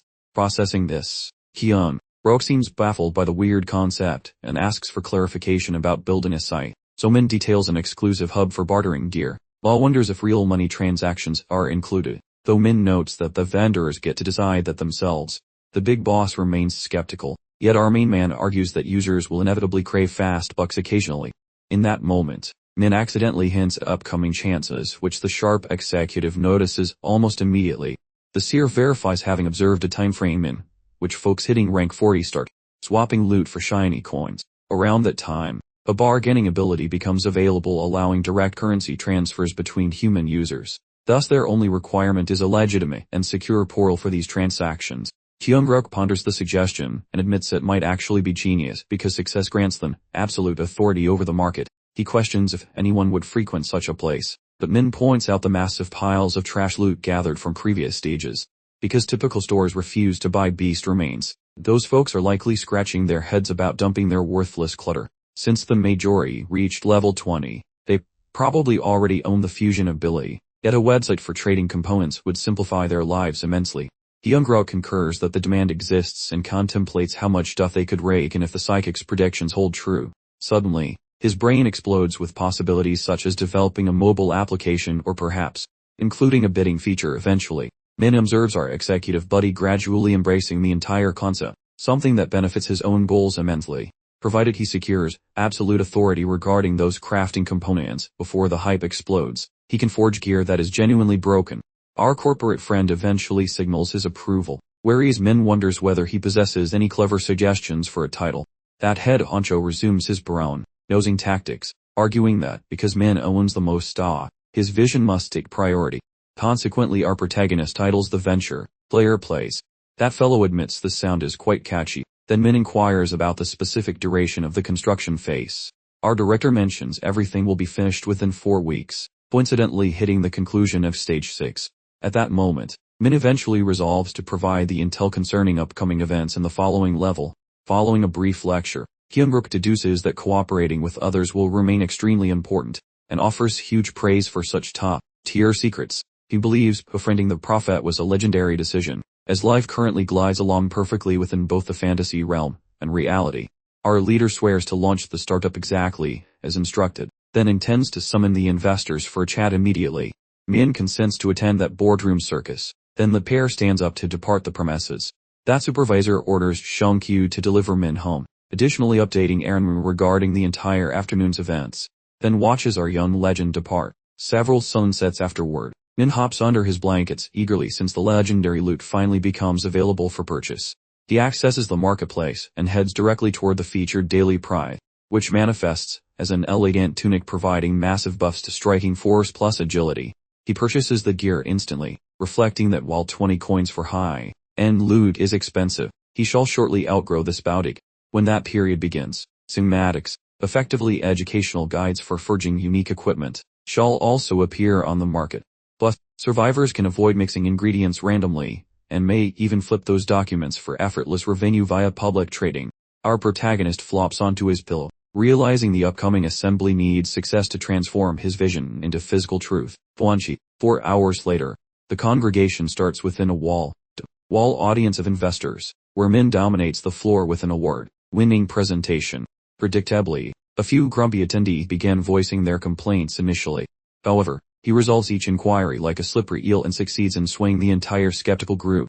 Post-session, Hyun Roque settles near to suggest the youth worked with professional grace, despite Min ignoring the flattery. Our executive guarantees he will manage the remaining corporate tasks, advising Min to prioritize survival during the following phase. This causes our hero to grin slightly, because the old man appears truly concerned for his safety. Having concluded his work, the pair goes to eat, because every daily duty is finally accomplished. Leaving the area, our hero reflects that a single duty remains unfinished, specifically squeezing one last drop of utility from Yan Min. The screen shifts to the digital assembly where Yami teleports in with her signature chaos, throwing out energetic salutations to the whole squad. Yet, the vibration within this collective conversation feels somewhat peculiar. An attendee questions whether she lacks awareness regarding the current tragic developments, subsequently claiming that Mer 30 and his companion are likely pushing up daisies because nobody has received a single ping from them in ages. Yami considers it quite moronic that they are weeping over individuals they only encountered through choppy webcam feeds. However, she soon deduces they are performing a pantomime of virtue to stay in the president's good graces.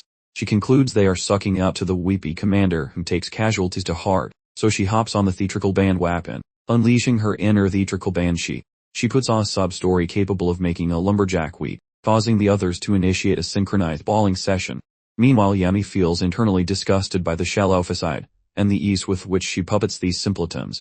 Then the big boss logs into the chat, asking why the gang is crying like they just hit a patch of invisible onion gas.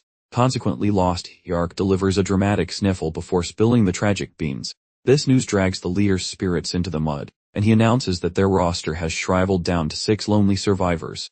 A player with a glorious mane proposes they elect some fresh administrative blood, but the boss rejects the idea, claiming talent is currently extinct, noting that even the 3 recent prospects have vanished into the abyss. Lost Yark explains he tried pinging them repeatedly, but the lack of response implies they probably met their end during the 5th trial. One manager objects, stating that while the others might be history, he is absolutely certain Black Scythe is still kicking. He mentions the recent combat statistics to claim Black Scythe is breathing in reality, which makes the boss even more frantic and confused about why someone would ignore their group. Not a single staff member manages to provide a logical justification for the situation. One guy jokes about it, while another suggests an imposter perhaps stole the identity and got deleted during the preceding game. The leader mulls over this concept, yet before his brain can fully process the data, a user known as Humble Mukbang talks trash, suggesting an elite slayer like Black Scythe would never bother joining their pathetic social club. This remark bruises the chief's massive ego, since he views any insult toward his glorious kingdom as pure heresy. He forged this alliance from nothing to shepherd and unite all gamers like a benevolent dictator. But, before Humble Mokban can even attempt a desperate apology, or take back the shade, the commander bans him from the community forever, declaring that he can survive the harsh world without their protection. After the unfortunate soul is deleted from the group, the remaining players continue their scheduled digital meeting. Things hadn't even started when Lost Yark basically becomes a human statue following the sighting of a new name. Just signed up using the remarkably edgy Black Scythe moniker. The entire council suddenly transforms into granite statues for a moment. Plus, Lost Yark blurts that particular individual's tag reads as Yan Min Huang. The head honcho suggests permitting entry, primarily to verify if the dude is genuine or total fraud. Regardless, the squad needs high level alertness against any possible deceptive shenanigans. The boss declares that young Min shall face immense suffering should he endeavor to hustle the council. Simultaneously, the kid reclines after submitting young Min's credentials, guessing how those suits will react now. He assumes those high-ranking goons are destined to visit his residence pronto for an awkward greeting. He mentions his total disdain for this circus, because they keep slaying folks while scheming to flip all ordinary folks become private property. Our protagonist leaves a complex contemplating how such behavior, sketchy conduct shall drive humanity toward ruin, and he refuses to permit that tragedy. But, applying a trademark heartless reasoning, the protagonist concludes that eliminating two authorities to snatch power is best, as this collective should certainly blossom when roughly 30% of local gamers arrive shortly. The man realizes it is wiser to govern and manage the chaos rather than nuking everything, so he uses young Min Huang as bait, and tests those leaders before eliminating individuals until the primary boss collapses, granting him access to total authority within the tiny shop owned by Jerry's father. A doorbell rings, while the senior pauses his reading to say hello, then a dark sack lands on the glass, and an anonymous bandit orders the shopkeeper to deposit every coin into a sack. Once the veteran queries whether the intruder is an active competitor, that jerk pulverizes a wooden surface into sawdust, purely as evidence that he lacks a sense of humor, terrified for his own skin. An unlucky victim surrenders all cash within that drawer minus any resistance. However, the criminal stays greedy for additional loot, causing the elder to describe how profits tanked once gambling ended. Regardless, the robber ignores the excuse. The crook glares while mentioning he discovered a secret safe stash toward the rear. A senior fellow darts toward the pantry then reappears carrying each individual banknote available, which totals roughly 10 million in local cash. Prior to leaving, the villain gives a final threat and warns that if the man calls cops, he will return to complete the hit even if he must escape from a prison cell. That ruffian exits the premises aggressively while stripping away a face covering, unmasking a culprit known specifically as Yang Min Huang. The thief begins boosting his ego regarding this loot which might sustain his lifestyle during 4 weeks. Yet a joyful expression evaporates while the lad questions his ability to endure upcoming rounds using such desperate survival tactics. Internal reflections shift toward Black Scythe, a figure held responsible for erasing gamer statistics plus dismantling a peer network.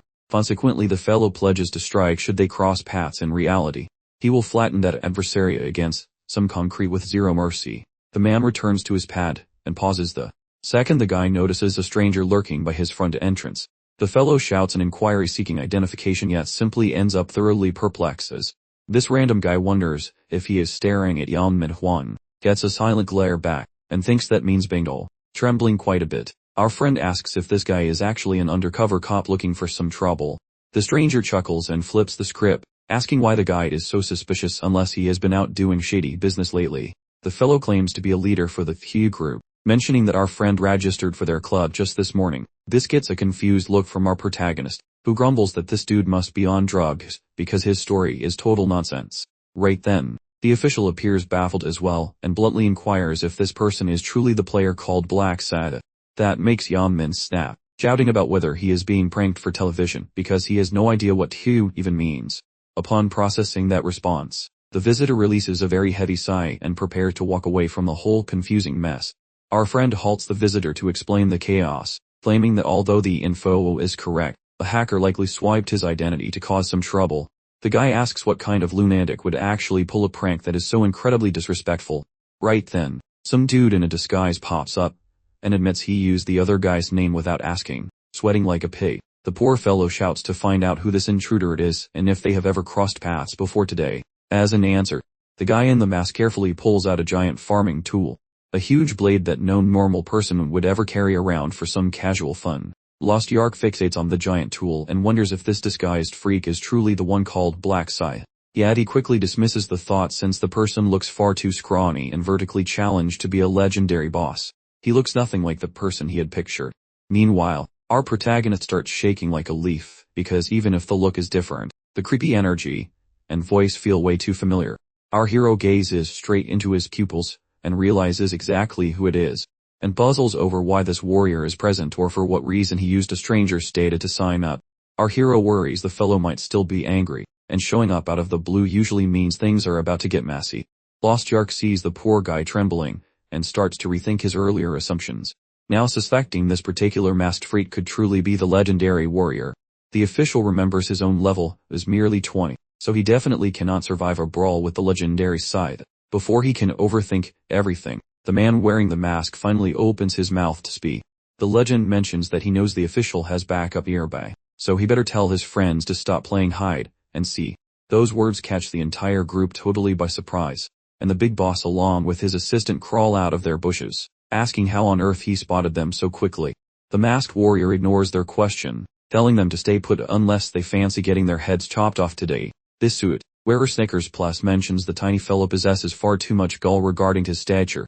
However, the boss muzzles him before more stupidity leaks out, then demands to know again if this fellow truly is the legendary Black Scythe. Plus that veiled silhouette reacts by hoisting his massive harvesting tool once more, still highly skeptical. The boss claims he recognizes Zero about that weapon, so it proves nothing, while our hero argues asking is useless if belief is absent, yet the old man demands a verbal confession regardless.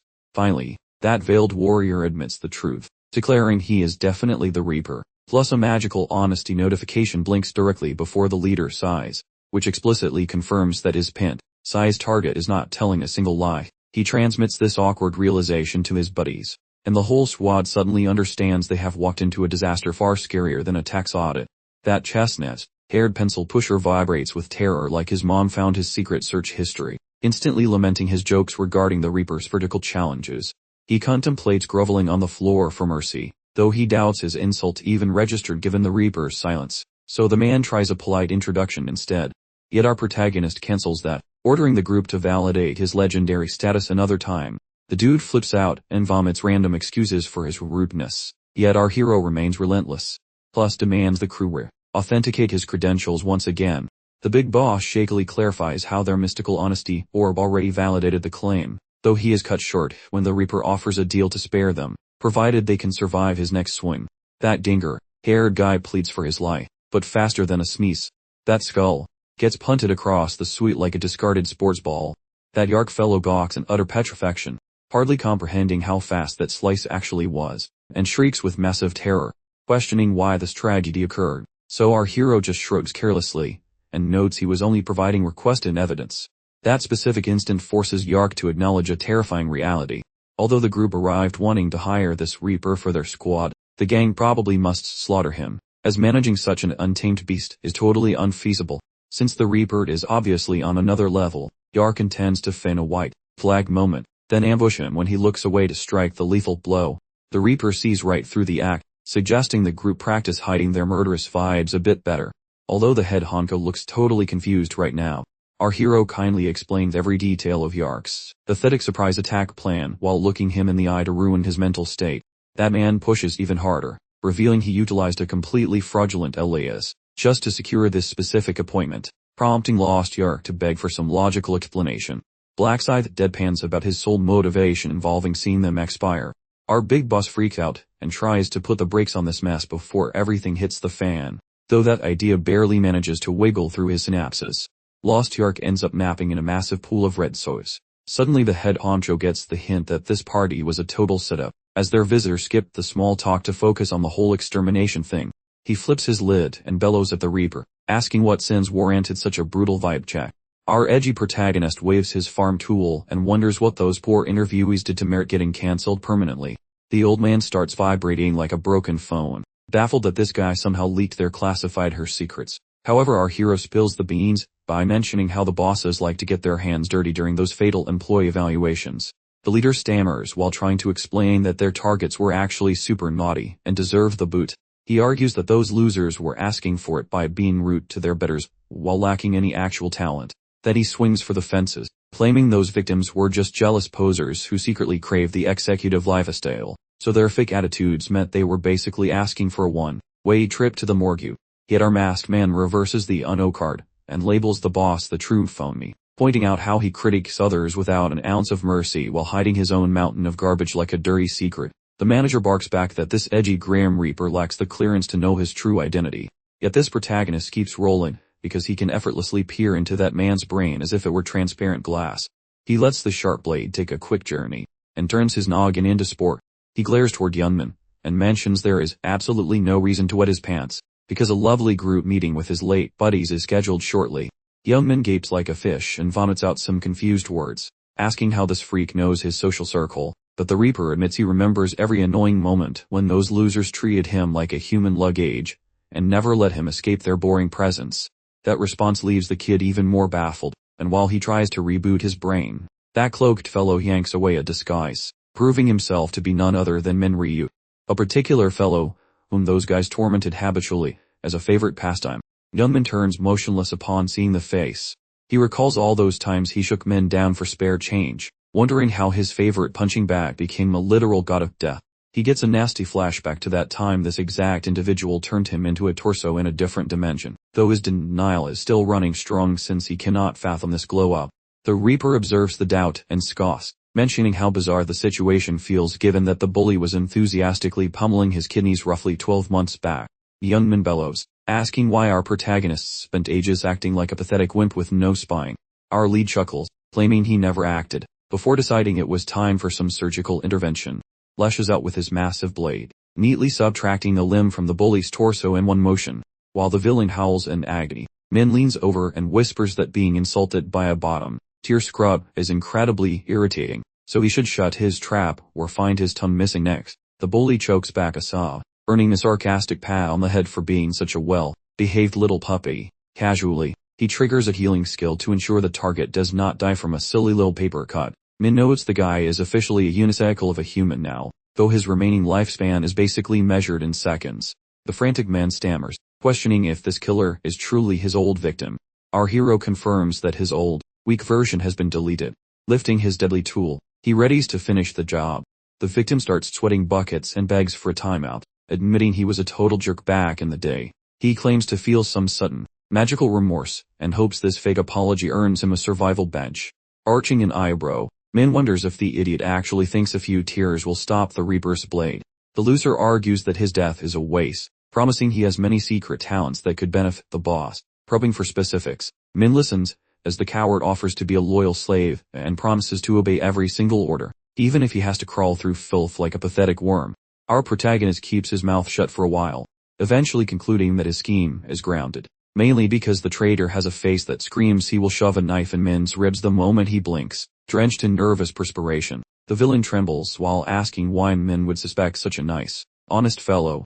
Min offers one spicy punchline, noting that any mutt which tries to nibble on its owner usually gets put down. Staring into the man's soul, he realizes there is zero profit in keeping a trash fire around and says as much. Thudding off another desperate sob, Min twirls his weapon and launches the bully's noggin into the upper atmosphere, finishing the job instantly, as the headless torso falls over with a very satisfying, heavy thumping noise. He reflects on a previous existence where he lacked his fancy mental powers and lived far more naively.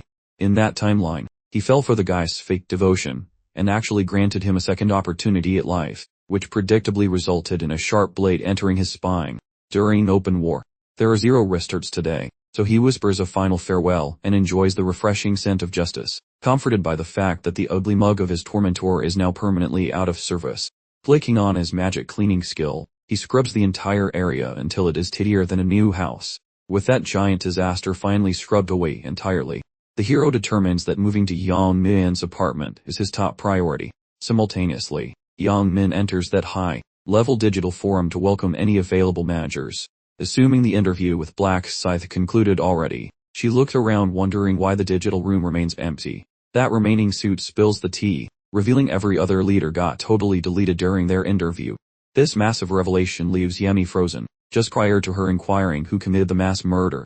Her intuition screams the name of the most likely culprit. That boss verifies Black Scythe did the deed, and explains he is stalking survivors, causing her to panic. But she learns they already kicked the bucket, making her wonder if they forgot their karma insurance. The suit mentions there was likely zero logical motivation for the slaughter. Assuming the Reaper just wanted a laugh, or hated their boring vision for a new guild, she goes quiet to digest the news while her brain runs a frantic marathon. Realizing some jerks hate seeing folks win, she figures he is a hater who must be deleted immediately. Hitting a heavy sigh, she questions if the dude was trolling about joining, which the boss confirms immediately. She pulls her hair while grumbling about actually liking the guy, never guessing he was a total loony, though there is a silver lining. It hits her that bearing him from the inner circle likely kept them breathing, a sentiment shared. He clarifies the Reaper is public enemy number one, and they must avenge fallen comrades with prejudice. However, Yami brings up a solid concern. wondering if this attacker was just another fake poser. Right then, the manager spills some spicy news about having an actual witness to the whole massacre. Squinting at his monitor, he invites Lost Yark to describe every gruesome detail of their recent struggle. Once the briefing wraps up, the big boss waves farewell and vanishes from the server immediately. Moments later, the lady suggests everyone take a nap after the trauma, then smoothly terminates the call. After the digital lobby goes ghost, and the last participant logs out, our protagonist exhales a massive breath, relieved his sneaky vibes went completely undetected by the group. Then leisurely unfastens his facial disguise. Minryu snagged that killer faceplate as his prize for surviving the 5th stage, needing a special gadget. And the gear was the perfect pick due to its creepy power, which lets the user transform into dead gamers, flawlessly mimicking the target's features, vocal cords, and physique, until not even their own mother would know.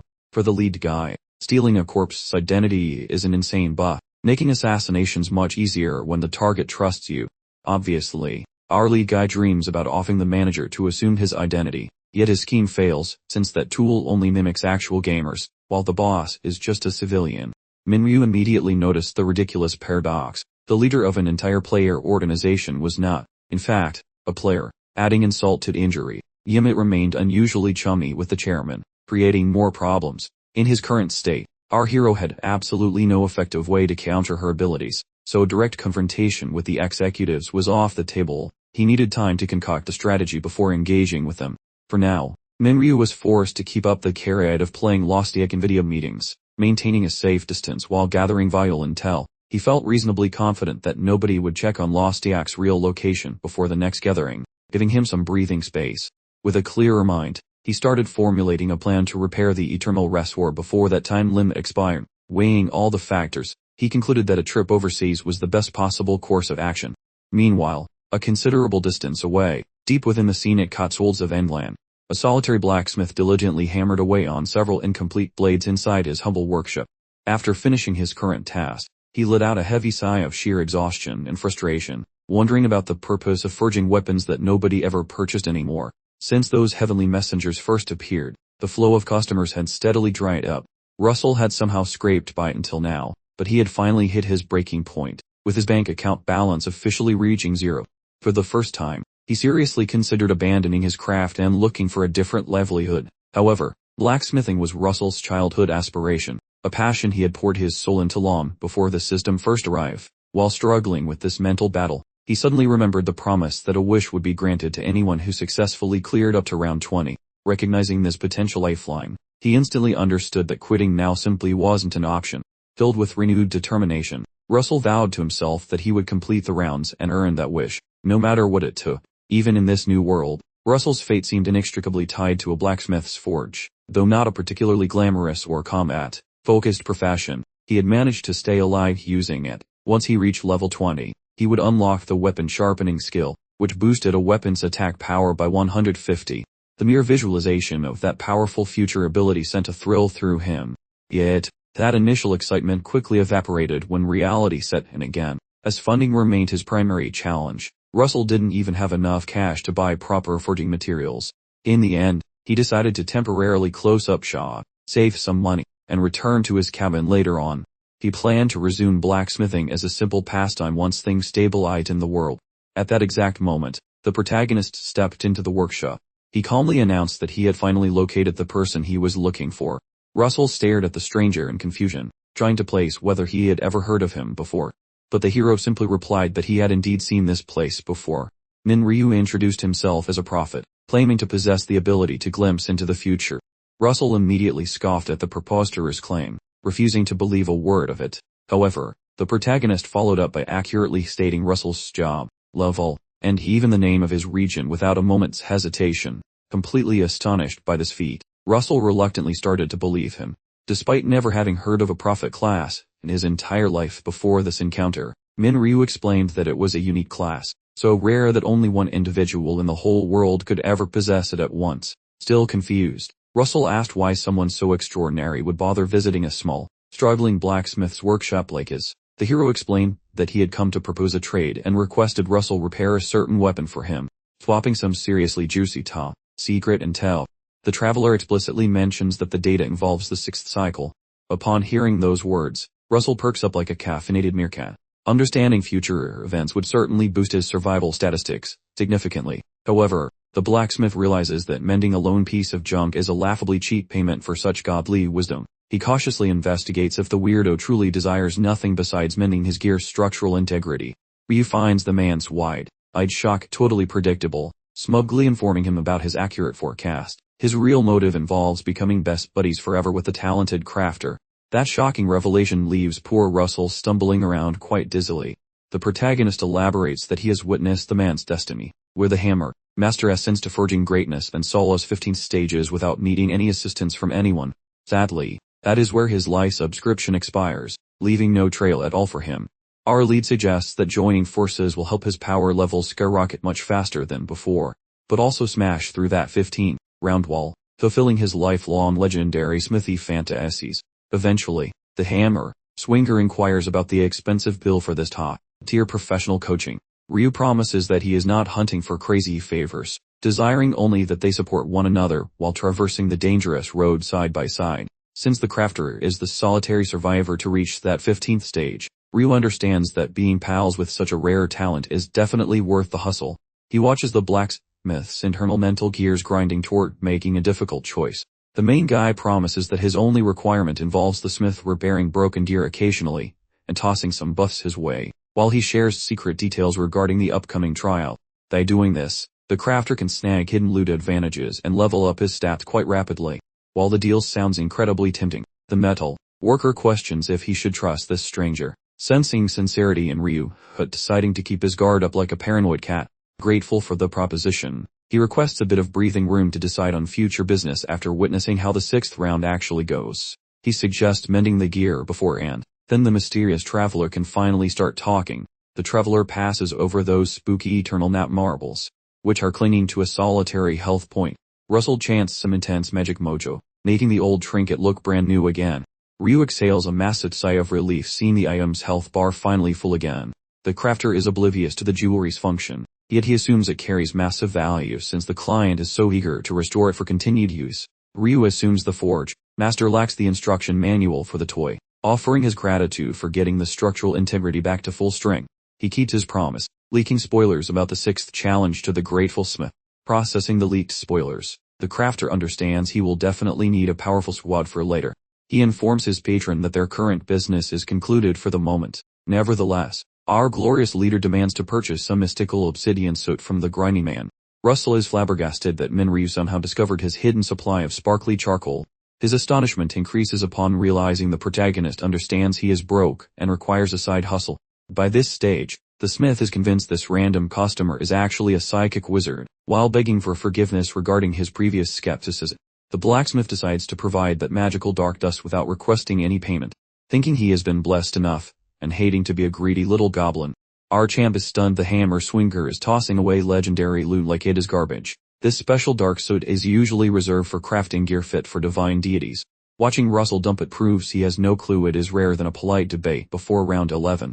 The champion questions if the smith feels sane, but the man admits he lacks knowledge regarding the dirt. The man assumes the substance matters, since the boss requested it, yet he avoids acting selfishly. Regardless of the protest, our savior shoves a fat sack of cash into his calloused hands, since he refuses being a moocher who accepts freebies.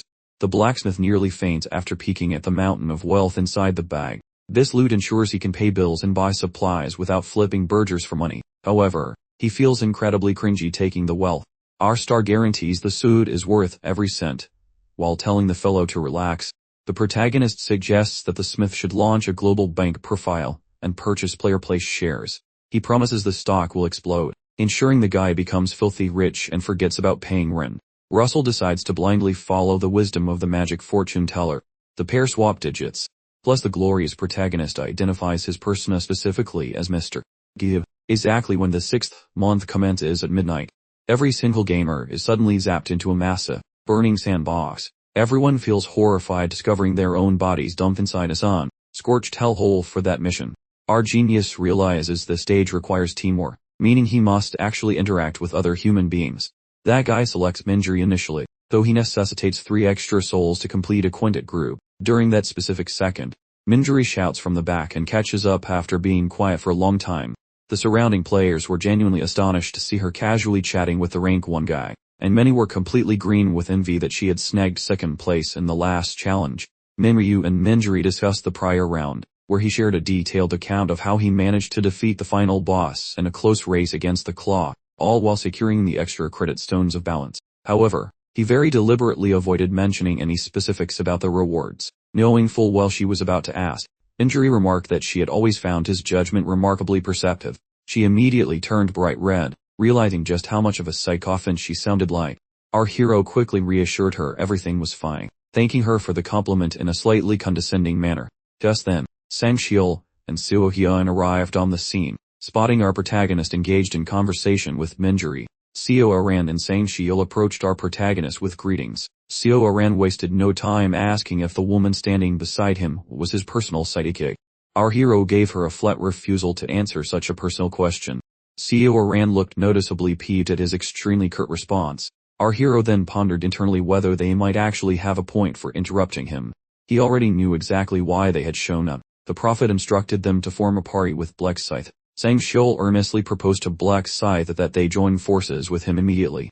They sheepishly admitted they would probably only hinder him, but pledged to put in maximum effort regardless. Our protagonist pretended to weigh their offer carefully, though his decision was already made because he needed warm bodies to fill a quota. Still, he reasoned that taking them on would likely boost his reputation with Makium. Rope. Sang Shiel attempted to sweeten the deal by offering valuable information about Round 6 in exchange for joining the party. Our protagonist decided to play mind games and rejected the offer outright, just for fun. He announced that he preferred clearing challenges independently, and didn't trust information from questionable sources. He then pressed for the source of their intel, which caused Sang Shiel to hesitate noticeably. This show of hesitation actually impressed our hero, as Sang Shiel chose to protect the informant over securing a position on the high-ranking team. Because of this display of loyalty, he accepted them, leaving Sang Shiel utterly confused by the sudden change of heart. Then Ryu clarified that protecting the source proved Sang Shiel was trustworthy, explaining that Black Scythe despised people who couldn't keep a secret. Instantly, Sang Shiel let out a dramatic sigh of relief, thankful he hadn't mentioned the prophet. He then quickly expressed gratitude to Black Scythe for allowing them to join his group. Ryu introduced Minjuri as his current contract support specialist, explaining her role as a buffer. Seo Aran then introduced herself to the others. Minjuri immediately began to gush upon realizing that Seo Aran was actually a famous actress. Sang Shiel double-checked if Black Scythe was truly certain about turning down the information regarding Round 6. Additionally, the protagonist promptly declared that he absolutely refuses to carry the emotional burden of any future outstanding debts. Sang Shiel intended to settle his account by offering secret intelligence, yet once Ryu rudely declined, he settled on dropping helpful hints whenever disaster seemed imminent, like a cryptic weather forecast. Next, Sang Shiel politely inquired about Minjuri's specific specialization in the realm of buffing capabilities. She clarified that her expertise involved magically enhancing numerical attributes, and she promised to slaughter everyone in glorious power later, like spreading butter on toast. Seo Aran chimed in, noting she possessed comparable skills, specifying that her floating miniature companion was capable of manufacturing defensive barriers. Sang Shiel performed a proper self-introduction, revealing to Minjuri that the infamous Black Scythe previously swooped in and snatched them back from the jaws of eternal oblivion. Precisely then, the Aethorite courier zoomed into the area, and offered a cheerful salutation to the waiting participants. Following a brief comment regarding the overall head count of competitors, she dispensed with the small talk entirely, and loudly broadcasted the following specifications. Namely, this challenge demanded that they absolutely annihilate one major enemy within approximately 6 birth hours. The competitors became visibly agitated upon hearing the ghastly suggestion they might face a massive opponent completely unassisted. Yet, the courier immediately disclosed that attempting to single-handedly dismantle the monstrous foe would prove utterly futile. She clearly articulated the requirement for mandatory teamwork and confirmed that a grouping mechanic had been meticulously implemented just for this particular encounter. Once the competitors successfully established a proper group, they instantly transformed into comrades and gained immunity against friendly fire incidents. Everyone relaxed, thankful they no longer needed to stress about sudden backstabbing, but the herald swiftly explained that hostility from rival teams remained fully operational, emphasizing that only partner aggression was magically disabled. Regarding the spoils of war, experienced allies in golden currency would be split perfectly equally amongst all members, irrespective of whom delivered the finishing blow. provided they stayed inside a 100-meter proximity bubble, because drifting outside that perimeter meant saying goodbye to your portion. And while loot eligibility was based on how much effort was exerted, even the laziest participants had a slim opportunity to snag something shiny. A competitor immediately blurted out a query concerning whether somebody performing the absolute bare minimum could potentially still acquire valuable treasure, and the herald readily verified that even a meager 1% effort might yield success if the cosmos decided to smile upon that individual. She further elaborated that overall effort tabulation included every single action, noting that although smashing things raises the score, helpful enchantments and general hand-holding services were equally validated. Having fully detailed the regulations, she cheerfully declared the requirements were ridiculously straightforward, confirmed that 0 extra errands needed completing this time around, and then vanished abruptly. The competitors felt thoroughly aggravated that the courier dared to label the entire setup as easy right before performing her irritating vanishing act. A mandatory on-screen announcement popped up, giving directions to initiate partnerships by literally clasping hands and shouting the magical incantation, "Party formation." Any poor soul caught unattached in a solitary state would face the sudden voiding of all quest advancement, followed by the immediate commencement of a timed penalty, started ticking down instantly. Same. Shiel breathed a massive sigh of relief, feeling incredibly smug that he had wisely followed the soothsaying and enlisted with Black Scythe's crew. Nevertheless, their assembly still lacked a necessary fourth member, meaning the burdensome responsibility of selecting the last person fell entirely upon their incredibly formidable commander. The protagonist settled into silent expectation for the missing ingredient, mentally crossing his fingers that this crucial individual was lurking somewhere in the immediate vicinity. Black Scythe patiently stood by, anticipating the dramatic entrance of his predetermined recruit so he could flawlessly execute the illusion of a spontaneous selection. Everybody else suffered through the frantic scramble to establish a legitimate unit, with participants whipping their heads around, pleading for anyone available to join their fledgling groups. Certain desperate individuals simply tackled others head on, while others loudly broadcast their levels, hoping someone will finally pay attention. It didn't take long before 2 other players decided that joining Black Scythe's group was the fastest path forward. They confidently approached him and requested entry into his party, but he immediately dismissed them. In previous rounds, our hero would have welcomed anyone just to pad the roster, but this time was different. He needed teammates capable of actually keeping up with him. Even after turning down numerous applicants, he still attracted a crowd. Another player came forward and asked to join, and Black Scythe quickly turned him away as well.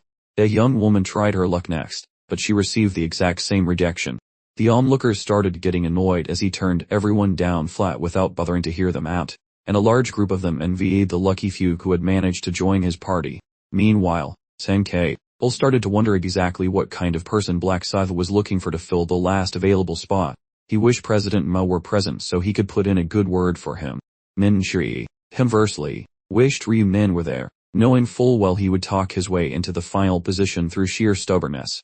At that exact moment, someone else walked over to greet Black Scythe. Our protagonist felt a wave of relief seeing Jo Yeon, still standing, having expected him to be eliminated in round 5. But Yeon explained that watching Black Scythe's previous fight motivated him to quickly complete his own hunt, and thanked him for the inspiration.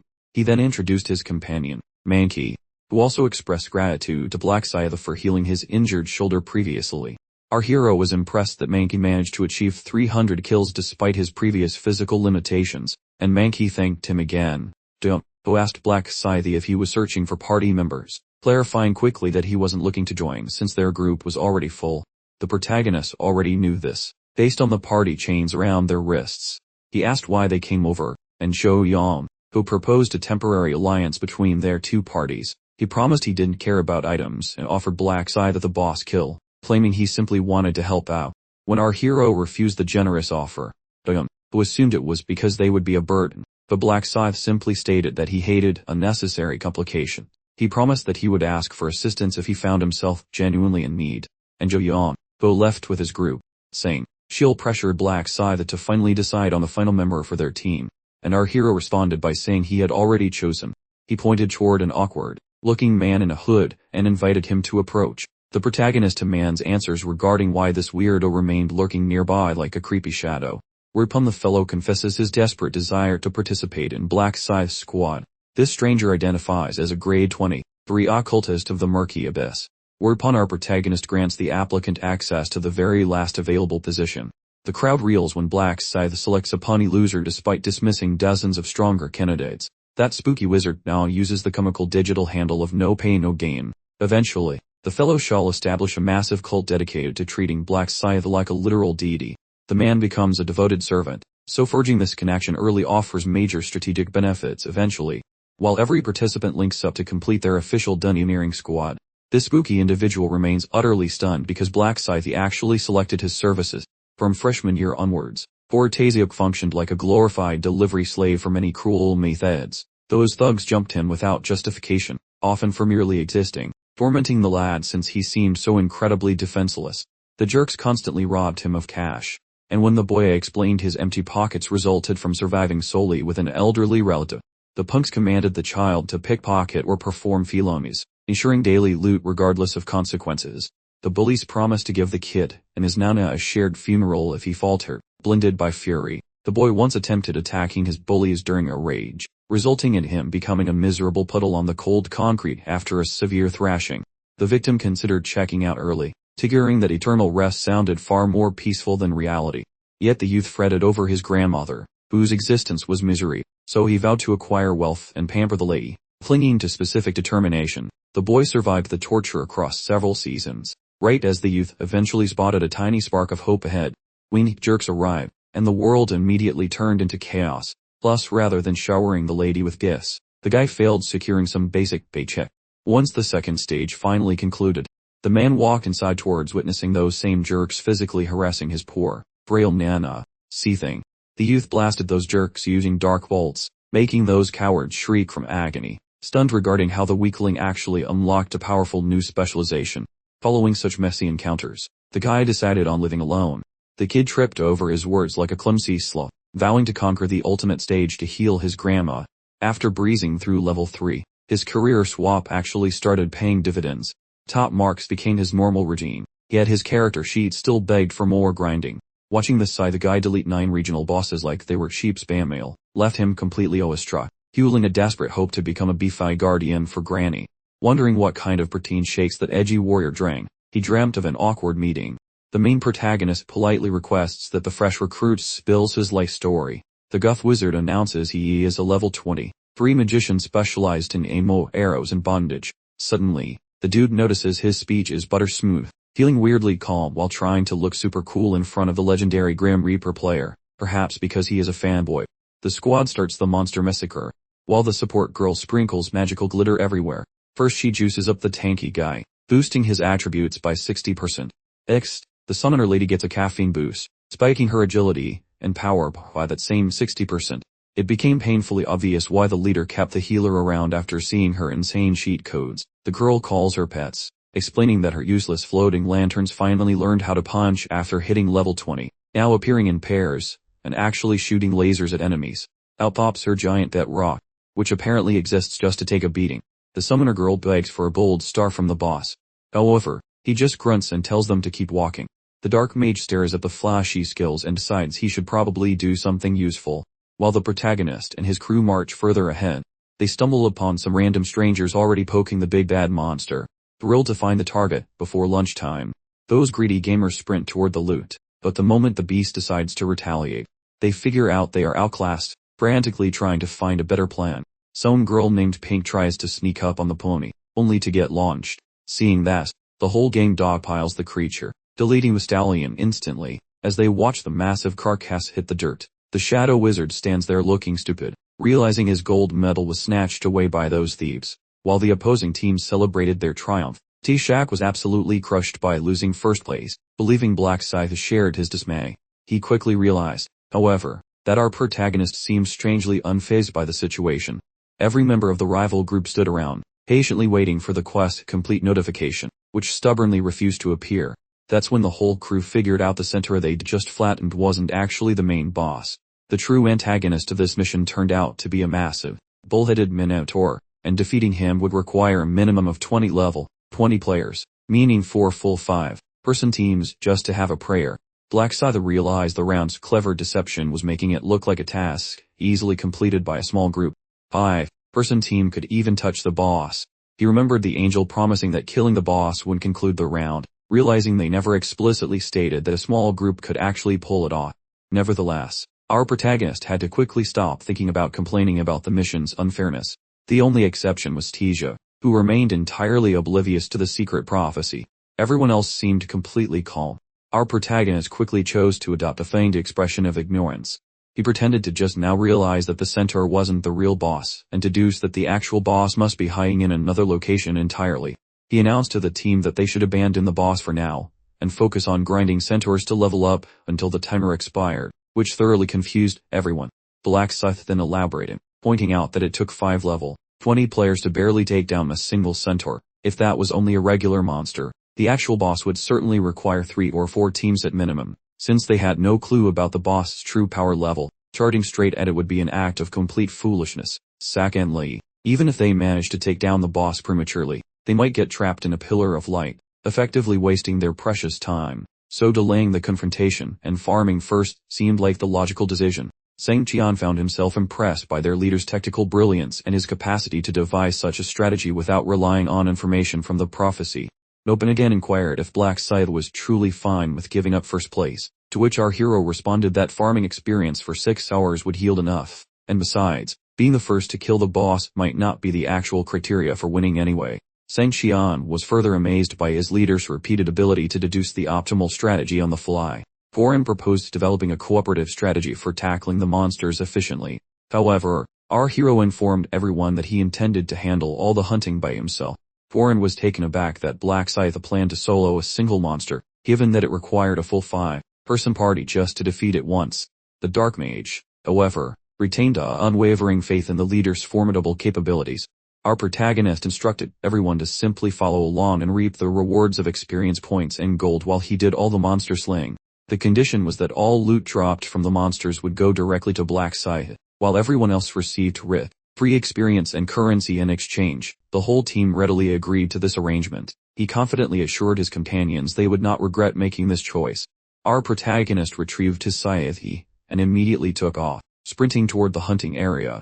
Everyone who watched him was stunned by his incredible speed. That Black Mage, who previously fancied himself quite the quick draw, now grudgingly admitted Black Scythe possessed a speed that would make a cheetah blush. Suddenly, his attention was abruptly captured by our protagonist locked in a monstrous skirmish, effortlessly hijacking the focus of every bystander present. Black Scythe, with an almost casual aerial maneuver, obliterated the monster in one ridiculously efficient motion. Everyone was floored. Undaunted, our hero continued his brisk jog across the wide, open terrain. A centaur, clearly lacking manners, abruptly blocked his path. With a nimble bound, he sailed past the creature. Then, in a blink, his scythe delivered a decisive, parting blow. He diligently continued dispatching centaurs as fast as they materialized.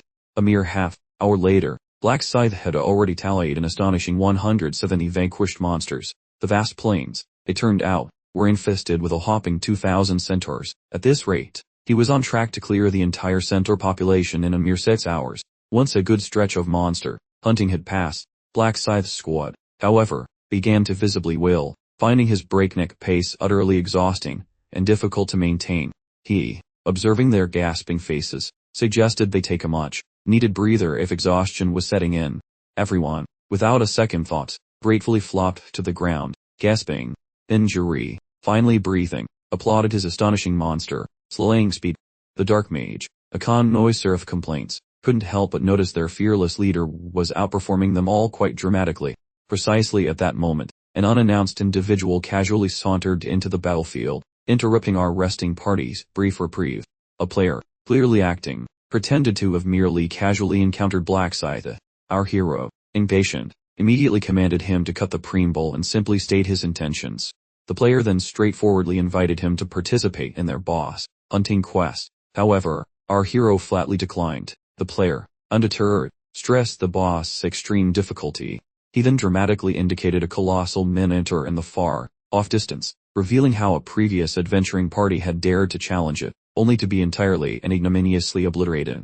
Grasping that tackling this beast required a united front, he redoubled his efforts to sway Black Scythe, but our protagonist merely repeated his steadfast refusal. Even the tempting offer of landing the glorious final blow couldn't sway him. He sternly warned him not to force a repetition of his refusal. Our hero, finally losing patience, waved the player off, and the fellow beat a very hasty retreat. The player, looking rather glum, rejoined his expectant team and regretfully informed them that his mission to sway Black's scythe had utterly failed. Perplexed, they mused on his inexplicable refusal, especially since he also needed to conquer that very same formidable boss. Finally deciding to brave the monstrous fight on their own, the adventurers drew near the massive horned beast. Its immense stature caused serious misgivings about their odds of victory. The gigantic creature pivoted, glaring directly at the encroaching assailants. Consequently, the epic brawl promptly kicked off. The protagonist, strategically positioned far away, keenly observed the chaotic melee. He meticulously calculated the estimated time required to vanquish the formidable adversary, as the Minotaur wasn't an exceedingly challenging foe. Its lumbering gait rendered its assault patterns quite predictable, allowing for effortless evasion. Nevertheless, its incredibly tough skin presented a significant challenge to inflict harm, should a critical weakness be exposed. However, the formidable beast quickly faltered and collapsed. Upon successfully delivering multiple powerful strikes, the combatants discovered the true resilience of its hide. The assailants kept artfully evading and striking. A single warrior launched their heavy-bladed weapon. It then embedded itself. Meanwhile, their comrades unleashed searing magical infernos. Its defeat was complete. Triumphant shouts filled the air when the monstrous foe finally toppled, swiftly followed by the quest's successful conclusion alert. All participants reveled joyfully. Yet, the formidable enemy required another decisive vanquishing. The group responsible for delivering the concluding strike found themselves ensnared within a shimmering column of energy, as any individuals who completed the objective were obligated to stay put until the allotted duration expired. Conversely, all other participants were required to seek out a different assembly. A quick look at Black's scythe resulted in an instant resignation.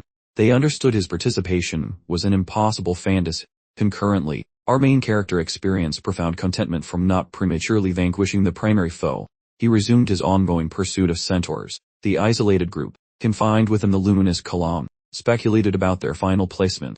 During their break, observers then watched the lone champion fell a mythical beast with a solitary, perfect strike. The spectators marveled at his immense might, but remained baffled why the champion preferred collecting horse-like creatures to battling the main adversary. A keen observer among them grasped that if Black's scythe vanquished the boss at this moment, his standing would fall beneath the 50th position, indicating a strategic accumulation of points. Firmly convinced by their erroneous belief, the group concluded they had surpassed Black's scythe to claim the premier spot. Eventually, our hero, a one-person centaur extermination squad, triumphantly finished clearing the entire area of those creatures. His team, thoroughly tired, requested a brief time. A simple plea he, without hesitation, permitted, knowing that just the formidable boss, undoubtedly a creature with an attitude, remained to be vanquished. Minanjuri, looking completely dumbfounded, was astonished to learn that the centaur purging hunt had already finished. Black's scythe, with the calm demeanor of a seasoned centaur tracker, reassured her, explaining he'd meticulously employed his specialized tracking ability and definitively confirmed the utter lack of any remaining centaur. In that very moment, Yahello, quite excitedly, then advised everyone to inspect their current player levels. Everyone was genuinely stunned, absolutely floored by the utterly colossal jump. Yahello and Seoafran, undoubtedly pinching themselves, both swiftly progressed from level 20 to an impressive 34. Manjari, matching the trend, jumped from 21 to 35. And then the mysterious star mage, quite the overachiever, vaulted from 23 to 36. Our hero, doing a quick mental tally, realized everyone had gained a solid 13 to 14 levels.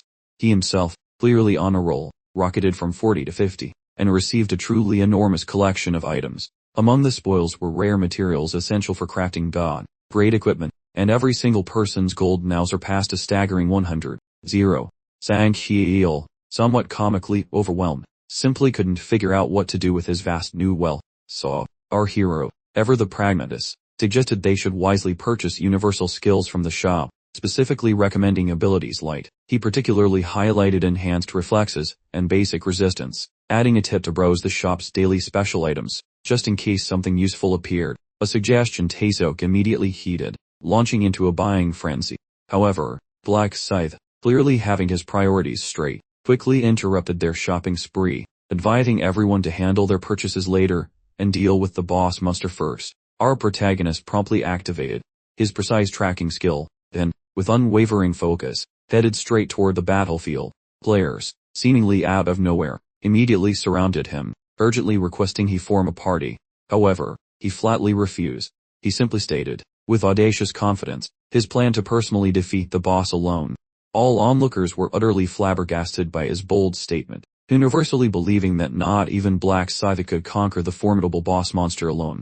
They immediately accused him of being ridiculously, even dangerously, arrogant. But our hero, ever the confident one, replied they were severely underestimating him, because if their collective could slay it, then he, alone, absolutely could as well. They stubbornly insisted, with conviction, that superior numbers were truly required.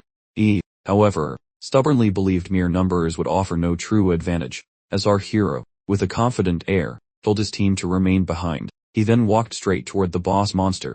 The surrounding players, eager for drama, became quite keen to watch. While a crowd watches, Darkblade wants his secret move kept as quiet as a sleeping cat.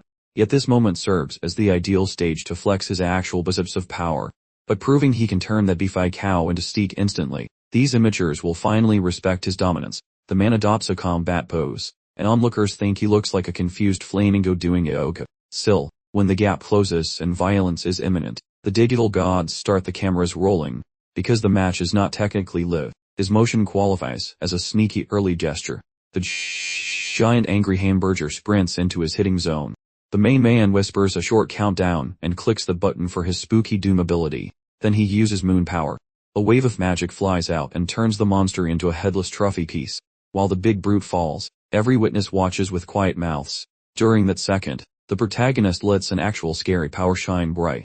Once the cow is dead, Darkblade collects some fancy leather and a receipt for heavy metal clothes, which might earn him a mountain of shiny gold coins. The protagonist looks toward the team and sees the mage guy looking totally lobotomized by shock.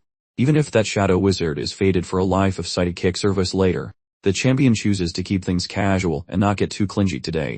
Once the big monsters die, a holy spirit pops up to delete the losers instantly. People cry for mercy, while they get booted from the server permanently. Plus the winged lady starts reviewing the scoreboard for the winners. The squad that finished their fight early feels bamboozled, because they are not number one. However, the spirit clarifies that rankings are not about speed of arrival but duration of the actual duel. The angel mocks their slow time, and praises the dark warrior for finishing in 60 seconds flat. A witness pipes up, and as she looks deeper, the lady sees it was not a full minute, only a single heartbeat. The lady hands out goodies to the podium squads, making sure everyone knows that lazy bums get nothing while hard workers feast. A digital fanfare blares, since our boy just became the undisputed king of his local hood and the entire globe. Winning his zip code earned him a premium skull, bucket coupon, while ruling the world granted a mystery crate of elite items. The game asks him to select a single skull, tap from a trio of available choices. Because our Dark Reaper wants a fancy hat with plumes, the kid snatches that winged divine hedger. This shiny bucket offers a handy see-through power.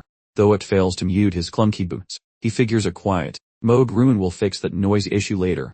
XT scrolls through the menu of international victory prizes. Because the boy possesses enough riches and hidden facts already, the lad snatches crafting supplies out of the offered items. The boy picks shiny divine powder. After the prizes land, every gamer gets booted back into their sweaty physical skin. Meanwhile, Director Mai hears someone pounding on his door. Upon swinging the door wide, he spots his deputy waiting patiently. Ma understands that hitching a ride with the Reaper leads to some insane leveling speed, yet he wonders how many levels the man earned to appear like a kid on Christmas. His jaw hits the floor hearing about the 14-level boost, prompting a question about the Reaper carrying the whole group. Anna agrees, noting that while he grabbed some scraps, the massive experience jump was totally worth it. Or remains at 20, but shocked that his worker managed to hop right over his current rank. Noticing how even Seo surged ahead forced the director into some deep internal pondering. He is baffled that the Reaper popped those horse monsters in one hit, whereas his whole squad struggled immensely. And mentions the Reaper also vaporized the big boss with a blink, and, miss, it move that decapitated the beast instantly. This revelation makes Ma truly grasp the massive canyon of skills separating their power levels. Shadow warriors are certainly tough, but they look like clumsy toddlers next to the Reaper's might.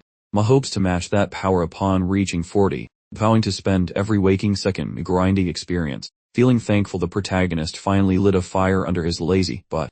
The boss man intends to provide a massive gift when their paths eventually intersect again, and debates whether that mysterious prophet is still breathing, questioning if he can actually help track down Black Scythe. The boss orders that scout to verify rather than guess him, then asks about his training. Soon bragged about being a master stalker, His superior sends that guy on a late night cleaning trip to practice those maneuvers, making him think his employer is a vampire as dawn approaches.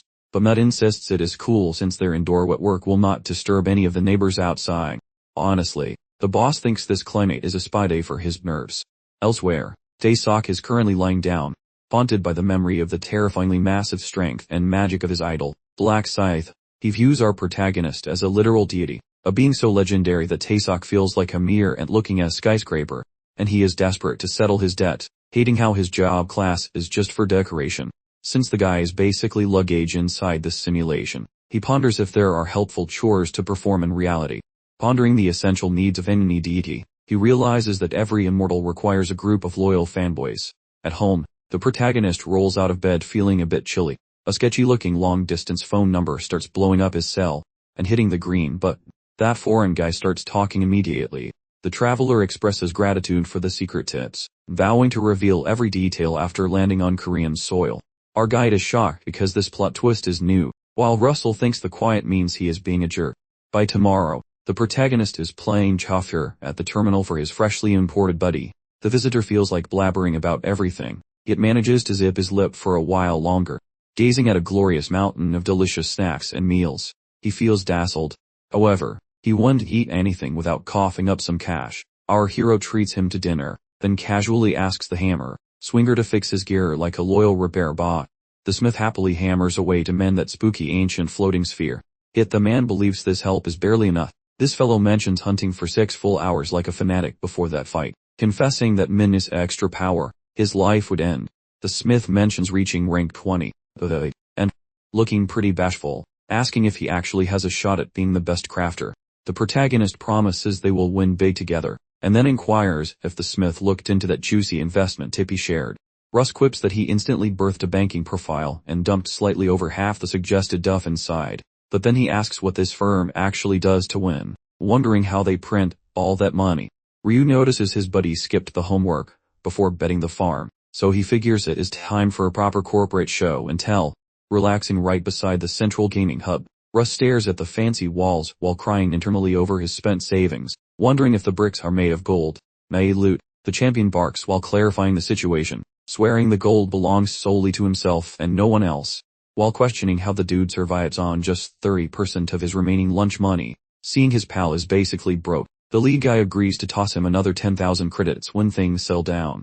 While walking in, Russ frets about crashing the party uninvited. Yet Ryu claims he practically runs the joint despite lacking a fancy nameplate.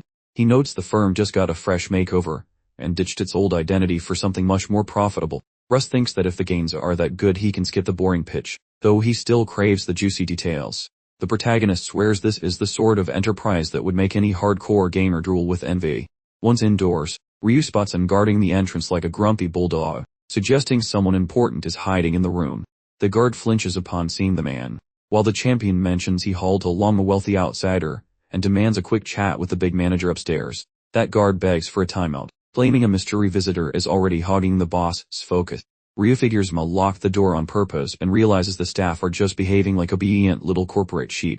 Yet his interest regarding that secret guest peaks, shaking slightly, and reveals that the boss's future wife is currently hiding inside, and the champion immediately understands why he was stalled at the gateway. That boss looks shocked seeing the hero, plus when the protagonist mocks him for needing a calendar invite, stammers some weak excuse about being a terrible communicator.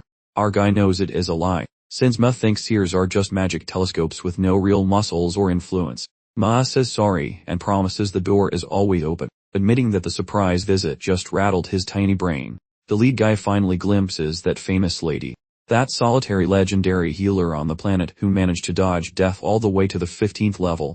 Much like stat boosters, these holy healers are the backbone of any squad. Their level 60 revival trick is insanely broken, bringing back dead buddies within 10 minutes, because having a spare life is basically cheating. Ryu only hunted Ma down for Kristen, and though she appeared way too soon, he must recruit her to survive the 20th floor.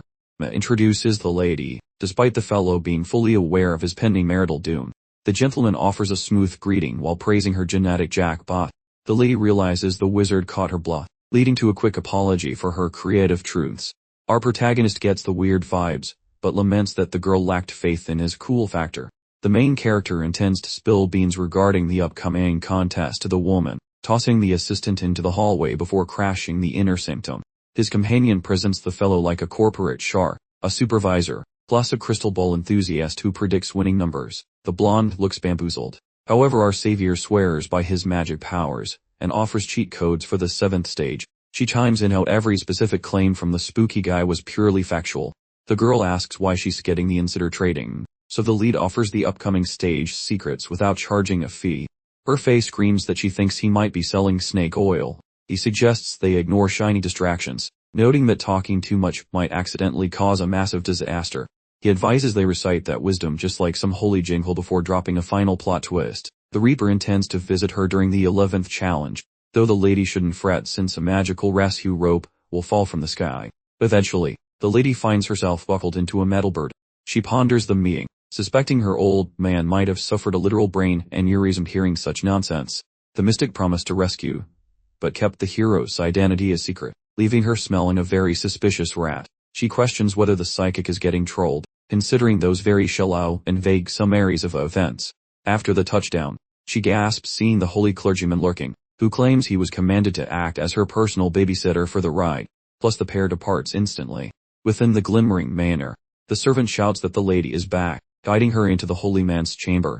The girl informs her daddy that the fellow is behaving, and hasn't forgotten his basic social manners. However, the spark is missing. The preacher assumes romantic vibes will magically appear after half a year passes, yet the woman refuses to view this as real dating. He argues how joining the wealthy empire is a goldmine, betting that love will eventually show up late. A daughter suspects the guy has hidden skeletons, but her pops yells at that girl for lacking mental focus. The lady brings up must startup, something the priest mocks as total greed, but his own kid mocks him for showing that exact same selfish vibe. He claims her talent is holy, and supported by literal heavenly spirits, stubbornly ignoring the reality of their sketchy origins. As he probes into how Ma utilizes that unique magical talent, Priz mentions his silver or bronze rank while planning a community trade hub alongside a shady buddy who supposedly sees upcoming events like a wizard. The lady mentions the Seer's visions and 7th round data, though she admits the guide is probably a liar. The preacher recommends she snuggle up closer to that visionary. She argues, since the man constantly foresees her funeral, which she labels a total scam. Her dad cautions her that backstabbing snakes might be hiding among her fams.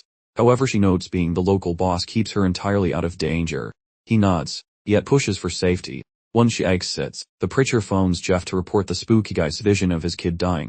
Should that omen fail, he tells Jeff to find the facts and promises pain for the seer sly.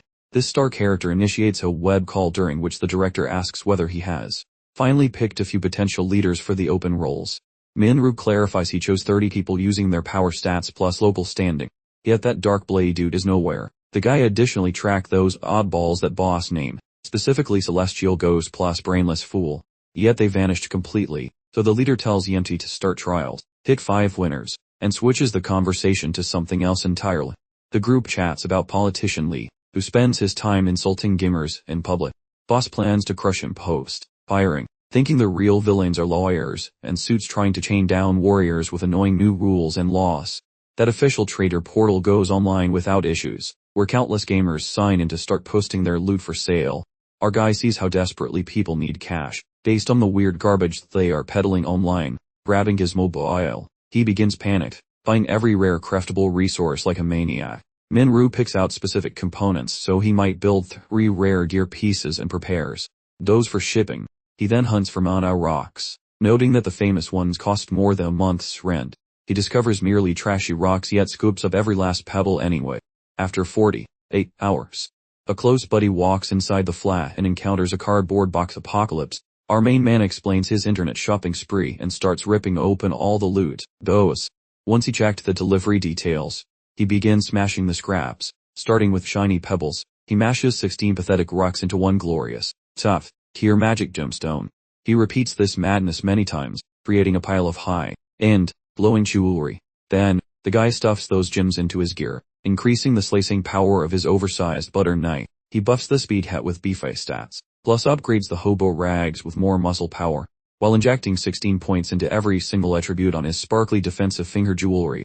After finishing his crafting spree, he realizes his stats broke 200, even without those temporary murder or holy enhancements. With extra juice active, those digits might skyrocket toward 6 or even 900. Additionally, our protagonist slots 7 diverse sparkly gems to trigger the fabulous multicolored power surge. That makes him 50% more stubborn. Adding the neck jewelry bonus, the ring protection, and his natural thick skin creates a massive wall. The fancy math ensures he shrugs off nasty debuffs about 82% of the time like a boss. Right now, our hero stands alone as the gem king since he bought every decent rock in existence. New supply will arrive eventually, yet market scarcity will inflate the price of garbage rocks into a massive stack of cash. He saves the special scrap, thinking it is smarter to glue them onto legendary armor later for maximum efficiency. He intends to hold off until hitting level 60 before merging his precious shiny bits, while constantly hunting for more weird and rare gems. Suddenly, he spots a godly ingredient for sale online and turns into a human statue from pure amazement. Regardless of rank, equipment exists in 6 distinct flavors of quality. Shops only sell decent loot, whereas godly gear demands complex merging using components that are incredibly annoying to hunt down. It is not completely hopeless, just super painful. Currently, just a single massive green boss yields that undying skin scrap, and the probability is basically 0. Noticing that specific item listed proves someone slaughtered the beast, and our protagonist has a very good hunch. He recognizes the culprit is powerful enough to squash monsters and owns that lucky loot, grabbing stone. Should that merchant actually be the villain, this post represents a spicy lure for a lethal trap. This physical meetup condition simply validates his absolute worst suspicions. Regardless, our hero chooses to verify the post by texting the suspicious merchant. He bids 900,000, and the merchant says he is faster than a hungry dog. He leans in harder by acting like a total noob, asking if 800,000 is okay. The creep agrees out of fake pity, confirming that he is indeed the psycho from before. He schedules the date while expecting a total disaster. This setup is clearly a trap for fools, so our hero intends to crash the party immediately. He needs to move before more idiots get whacked, and that shiny legendary gear disappears. The merchant dragged 20 smelly man buddies around just to spawn a boss, and nearly died in the process. The merchant is totally livid that our protagonist attempted to snatch his gear for only 800,000. He wants blood for that financial insult, while another poor loser begs for mercy nearby. The merchant mocks the man's pain, pokes a hole in his throat, and waits for the next victim like a bored kid. Every single thing seemed totally dull. 0 things sparked his joy, and that hollow sensation followed him all through those awkward teenage years. He hit the books like a nerd just to please his parents, always landing at the top. But that got old, so he gave up, causing his parents to yell until he found the magic virtual world. Nonetheless, the tides turned because his lucky looting skill made the virtual world feel like home. He scored a great start with tons of rare loot and a shaman mask that let him swap jobs, making the game fun. He planned to ask for a sequel after winning, since murdering monsters was such a delightful hobby. That dealer fondly remembers every single soul he extinguished plus the massive rush he felt. He stayed out of jail since he was a kid, playing hide and seek with the law until reaching 27. He never got caught, but if some lucky prey survived, he would just text them with spooky magic and let them rot away very slowly. A rustle in the shadows signals that his next delivery of fresh meat has finally arrived. He plans to make a dead body go kaboom and turn the newcomer into human confetti. The protagonist strolls into the dark street while the maniac prepares his explosive welcome party. But our boy halts and asks about the skin lotion, telling the camper to come out already, though. However, the murderer keeps hiding, praying the guy takes a few more steps toward the massive explosion area. Though weighing that spooky phobia hacks, he finds it remarkably boring, stopping just shy of the peril perimeter, making the vendor show his face. As the assassin notes his target's pause, pondering if the jig is finally up. Regardless, he assumes the mark remains clueless regarding that rotting body or those fancy boom powers. Our lad starts hurling some burns, labeling him a total funny, charging him with bamboozling folks using those imaginary marketplace ads. That merchant starts swaying buckets because his intended meal is now running the entire show. The protagonist keeps roasting him, claiming he is swindling gamers in this digital realm. Eventually, the shady dealer crumbles, showing the hidden loot. Once he verifies it's not fake, grinning, our main man promptly deletes that merchant slim with one quick slice. That murderer starts screeching painfully, baffled that his victim stayed put, refusing to budge a single millimeter. Within a heartbeat, the champion blinks away, manifesting right at his back. That slayer begins witnessing too, fold, warping directly behind the guy. He casually snatches that prize without breaking a sweat. The hitman frantically attempts casting his panic spell, only to be horrified when nothing actually happens, while our champion delivers a massive knuckle sandwich straight to his nose. The assassin feels dazed by the absolute raw horsepower packed in that punch. Our lead keeps tenderizing the villain until the lights go out upstairs. Afterwards, the champion repairs his health, just to resume the pummeling session. Our lead character continues hammering that dude without any mercy. Just as the Slayer's spooky hacks finally comes off cooldown, our champion reacts by jamming thumbs into those peepers. He chillingly notes how his folks would be totally ashamed of such a loser. Feeling quite hopeless, that murderer pulls a blade, yet our champion boots him onto the soil. Missing the limb and lacking vision, pure terror begins rattling his bones. Thinking the credits are finally rolling, that murdery guy abruptly recalls his nasty snare and chooses to drag his enemy into the dark pit. One giant fireball goes boom, attracting every single nosy neighbor nearby. Upon their arrival, authorities are currently barricading the street, blaming some leaky stove, and making folks stay far away. Simultaneously, our hero is chilling in a closest-sized apartment with his captive. This hitman, to see, goes by the goofy alias Stupid Dummies, matching mess rank for silver or bronze medals everywhere. Regardless of Jixiang's skills, the protagonist won to escort a murderer past stage 20, yet he serves as excellent bait for slaying monsters. Until then, that glistening loot boosting stone our villain holds is worth a massive fortune. This gadget makes loot rain down while hunting, jacking up elite monster rewards by a massive tenfold. While the creep keeps breathing, he collects shiny loot for the auction house, but the obvious catch is his hobby of slaying people. Plus, should our hero grant him freedom, blameless civilians will surely keep meeting their maker. Our protagonist patches up his rival one last time. After Jixiang finally awakens, he must embrace his pathetic fate, as our lead made sure those lost parts remain unattached, ruining his stating future. Only the virtual corpse yields rewards, and since that villain never glimpsed the assailant's true face, he has no way of finding the culprit. A few moments later, Jixiang finally rouses from his nap, feeling quite groggy. Plus he feels shocked to have survived that massive alleyway explosion. The criminal suddenly recollects how his agony intensifies upon noticing that a limb has vanished as well. He screams nasty insults at our main character, until a tiny note catches his teary eyes. This note clarifies that Manhwa never actually chopped that limb off. Our hero almost ended that creed for revenge, yet since the fireball took his limb, the murderer should feel incredibly blessed to breathe. It cautions him against more mischief unless he enjoys dying, emphasizing that Manhwa has his home address and private social security number. That Jixiang guy feels utterly flabbergasted that the massive blast failed to murder his rival, and merely the villain ponders his duration of slumber, while Manhwa performs such wizardry, subsequently fumbling around his empty pockets. The man feels utter horror discovering his mobile device and money have vanished, utterly livid plus socially ruined. That fellow begins hollering and promises to exact a future vengeance. Simultaneously, the main dude chills at a local eatery while his lady friend joyfully consumes some show. The guy proposes visiting this joint frequently, however she notes that his schedule remains perpetually jammed. The protagonist admits she is correct. Navigating weekend server shindigs and mundane office conferences makes relaxation a distant fantasy. Additionally, roaming about is tough, because some creep might be shadowing his every step. Currently as well, he is completely certain that a level 28 shadow killer named Jeff is observing him. The dad of Chris, a man named Nate, employed Jeff to track the protagonist. The protagonist failed to spot his tail until firing up his awareness skill, which revealed Jeff was nearby. Yet the lurker stayed hidden, implying that the shadowy killer utilized some sort of cloaking talent. Clearly, Jeff was lacking his own detection powers, since he followed our man with such hilarious lack of subtlety. Once the hero knew about his shadow, he decided to pull a switcheroo, and trailed Jeff instead. Once Jeff turned off his ghost mode, the hero recognized him, and telepathically scanned his brain to find out the motive. Apparently Chris spilled some tea to Pops regarding that seer, causing the old man to investigate our protagonist after hearing a grim prediction regarding her own demise. Jeff could stalk him indefinitely, because while wearing his disguise, the hero just appeared to be a regular guy traveling between his office and house. The girl wonders once more if just avoiding any lures is the only thing she must recall. The protagonist agrees with her simple assessment, since he understands she would botch things if she knew the task, and failing results in an early grave. He strictly forbids his chosen allies from kicking the bucket until reaching the 20th level.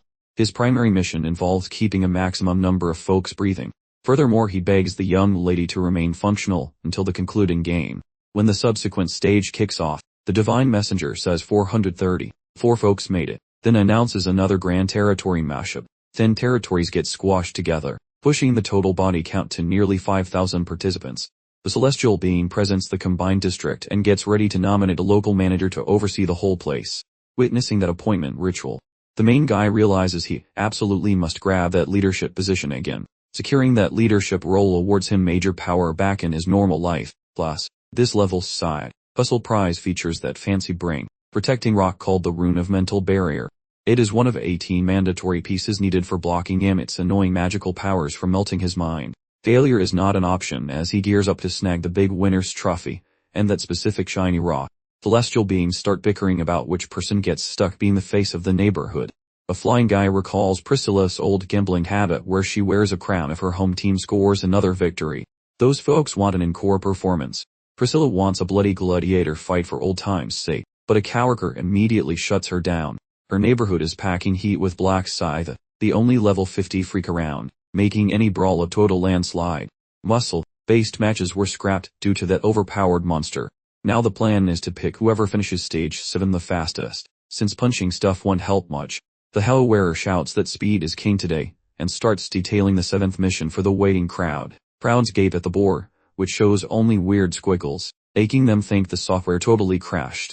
That winged lady explains that this mission is actually a secret hide, and seek gain for their lives. The lady exits. A scary 2-hour clock starts ticking. The gamers get super salty at the flying jerks for keeping secrets and hate being unpaid detectives today. Simultaneously, his old squad walks over and begs for some juicy inside info on the current mystery task. The protagonist plays dumb, mentioning that the quest board looks like a cat walked across a keyboard.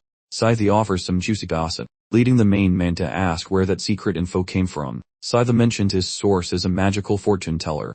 Once that source gets named, our protagonist realizes his old pal is a massive security risk. Our hero acts surprised. Scythe argues that the psychic is always right and asks Seo Hyun to back him up, which she does. Now our hero knows the lady is a liar who cannot be trusted.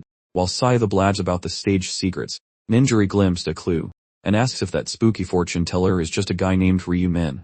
Right then, a quartet of folks discovers the true face and existence of that Minryu person. It is fine if they stay clueless about his alter ego, but he needs to ditch these losers fast. Acting like a total dummy regarding the fate reveal, our champ thinks scattering like marbles to find crumbs is best. Sane, chill whines about safety in numbers. Yet our guy claims grouping up is a waste of time since it might not be a team mission. The fellow nods, so the whole squad just wanders off. Jury asks whether venturing alone is required, then departs once the Black Scythe grants his approval. Once the gang clears out, the main guy stays solo, easing deeply about that secret mission stuff, until a random, high-pitched screech echoes out. Our hero sprints toward the noise and discovers the lady appearing like a crumpled piece of waste paper upon the floor. While a valiant warrior inspects the damage on Jury, the lady blurted out his birth alias without warning. His brain glitches for a second, because she actually figured out his secret identity. Jury mentions how her internal radar was constantly pinging whenever the man acted shady, and she was just playing dumb this whole entire time. The lady confesses that playing dumb felt like a total nightmare to endure. Minryu starts batching Jury up instantly, noticing the victim was barely 2 seconds from meeting the Reaper. After her physical state completely recovers, the lady blabs how Sangchil was the lone villain responsible for hitting her. Pure rage boils inside the guy's veins while hunting down the traitorous Sangchil. Then, the villainous Sangchil suddenly materializes right behind the man's back. Hearing that Punt call him the Prophet verifies his knowledge that Minryu is secretly the Dark Blade guy, a truth squeezed from Jury via some nasty pain inducement. That jerk mentions feeling stunned that such a pathetic-looking wimp like Minryu could be the legendary Reaper, which causes the lead character to desire performing physical alterations using only knuckles. However, the warrior holds back sufficiently to inquire why the villain attacked Jury before anyone else. Sangchil mentions frostily that assaulting her helped fetch data, thinking that Big Boss Ma would give him a gold star for the intel he gathered. But the leading guy possesses zilch desire to allow this villain to remain among the living. Sangchil vows to trigger that concealed explosive on Jury unless the main guy follows every single order. Minryu feels a massive wave of shock once the villain admits that Taeseok served as the accomplice who helped rig the girl.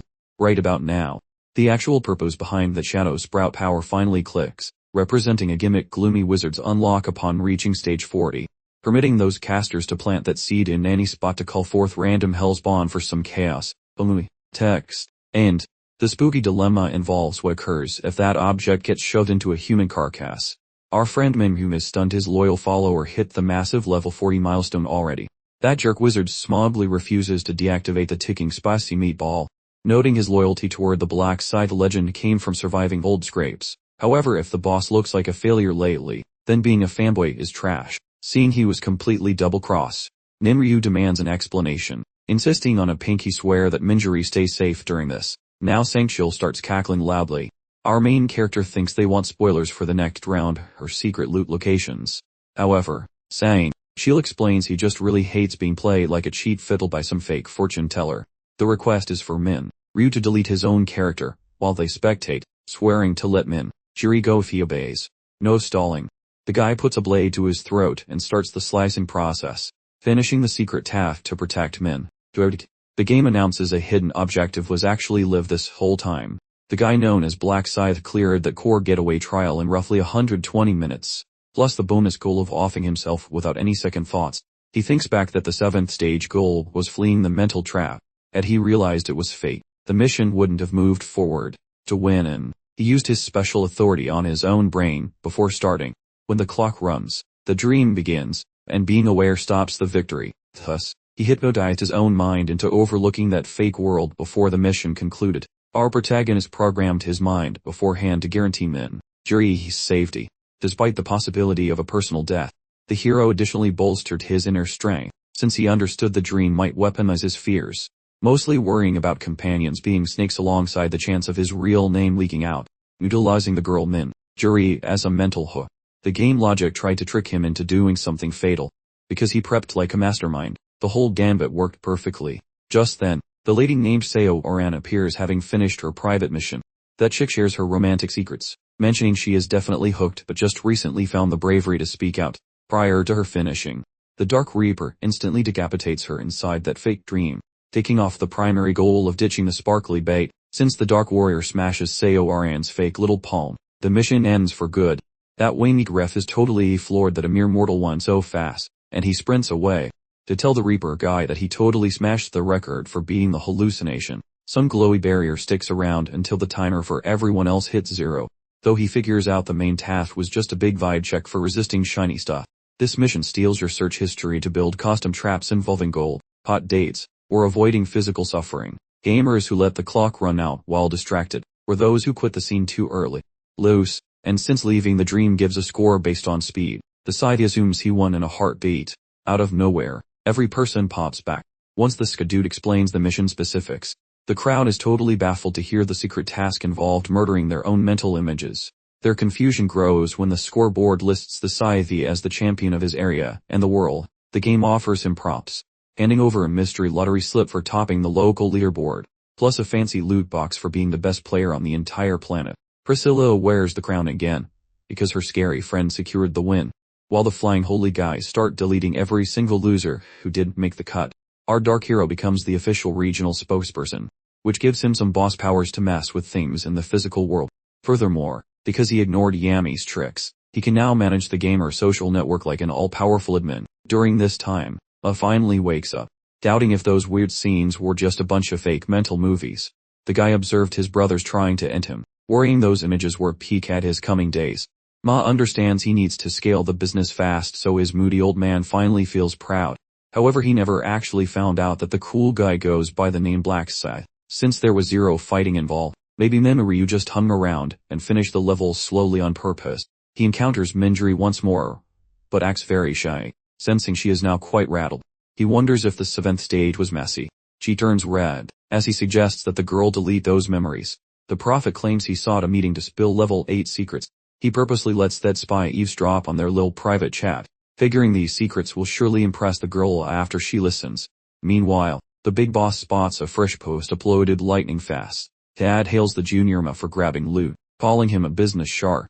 Unlike that rival, the chief is a mortal unable to use posts. Salty, he blames his foe, dreaming of having actual gaming skills. The head honcho heads over for a secret chat with Yami, noting 3 slayers passed the exam, then ordering the next stage of their plan for tomorrow.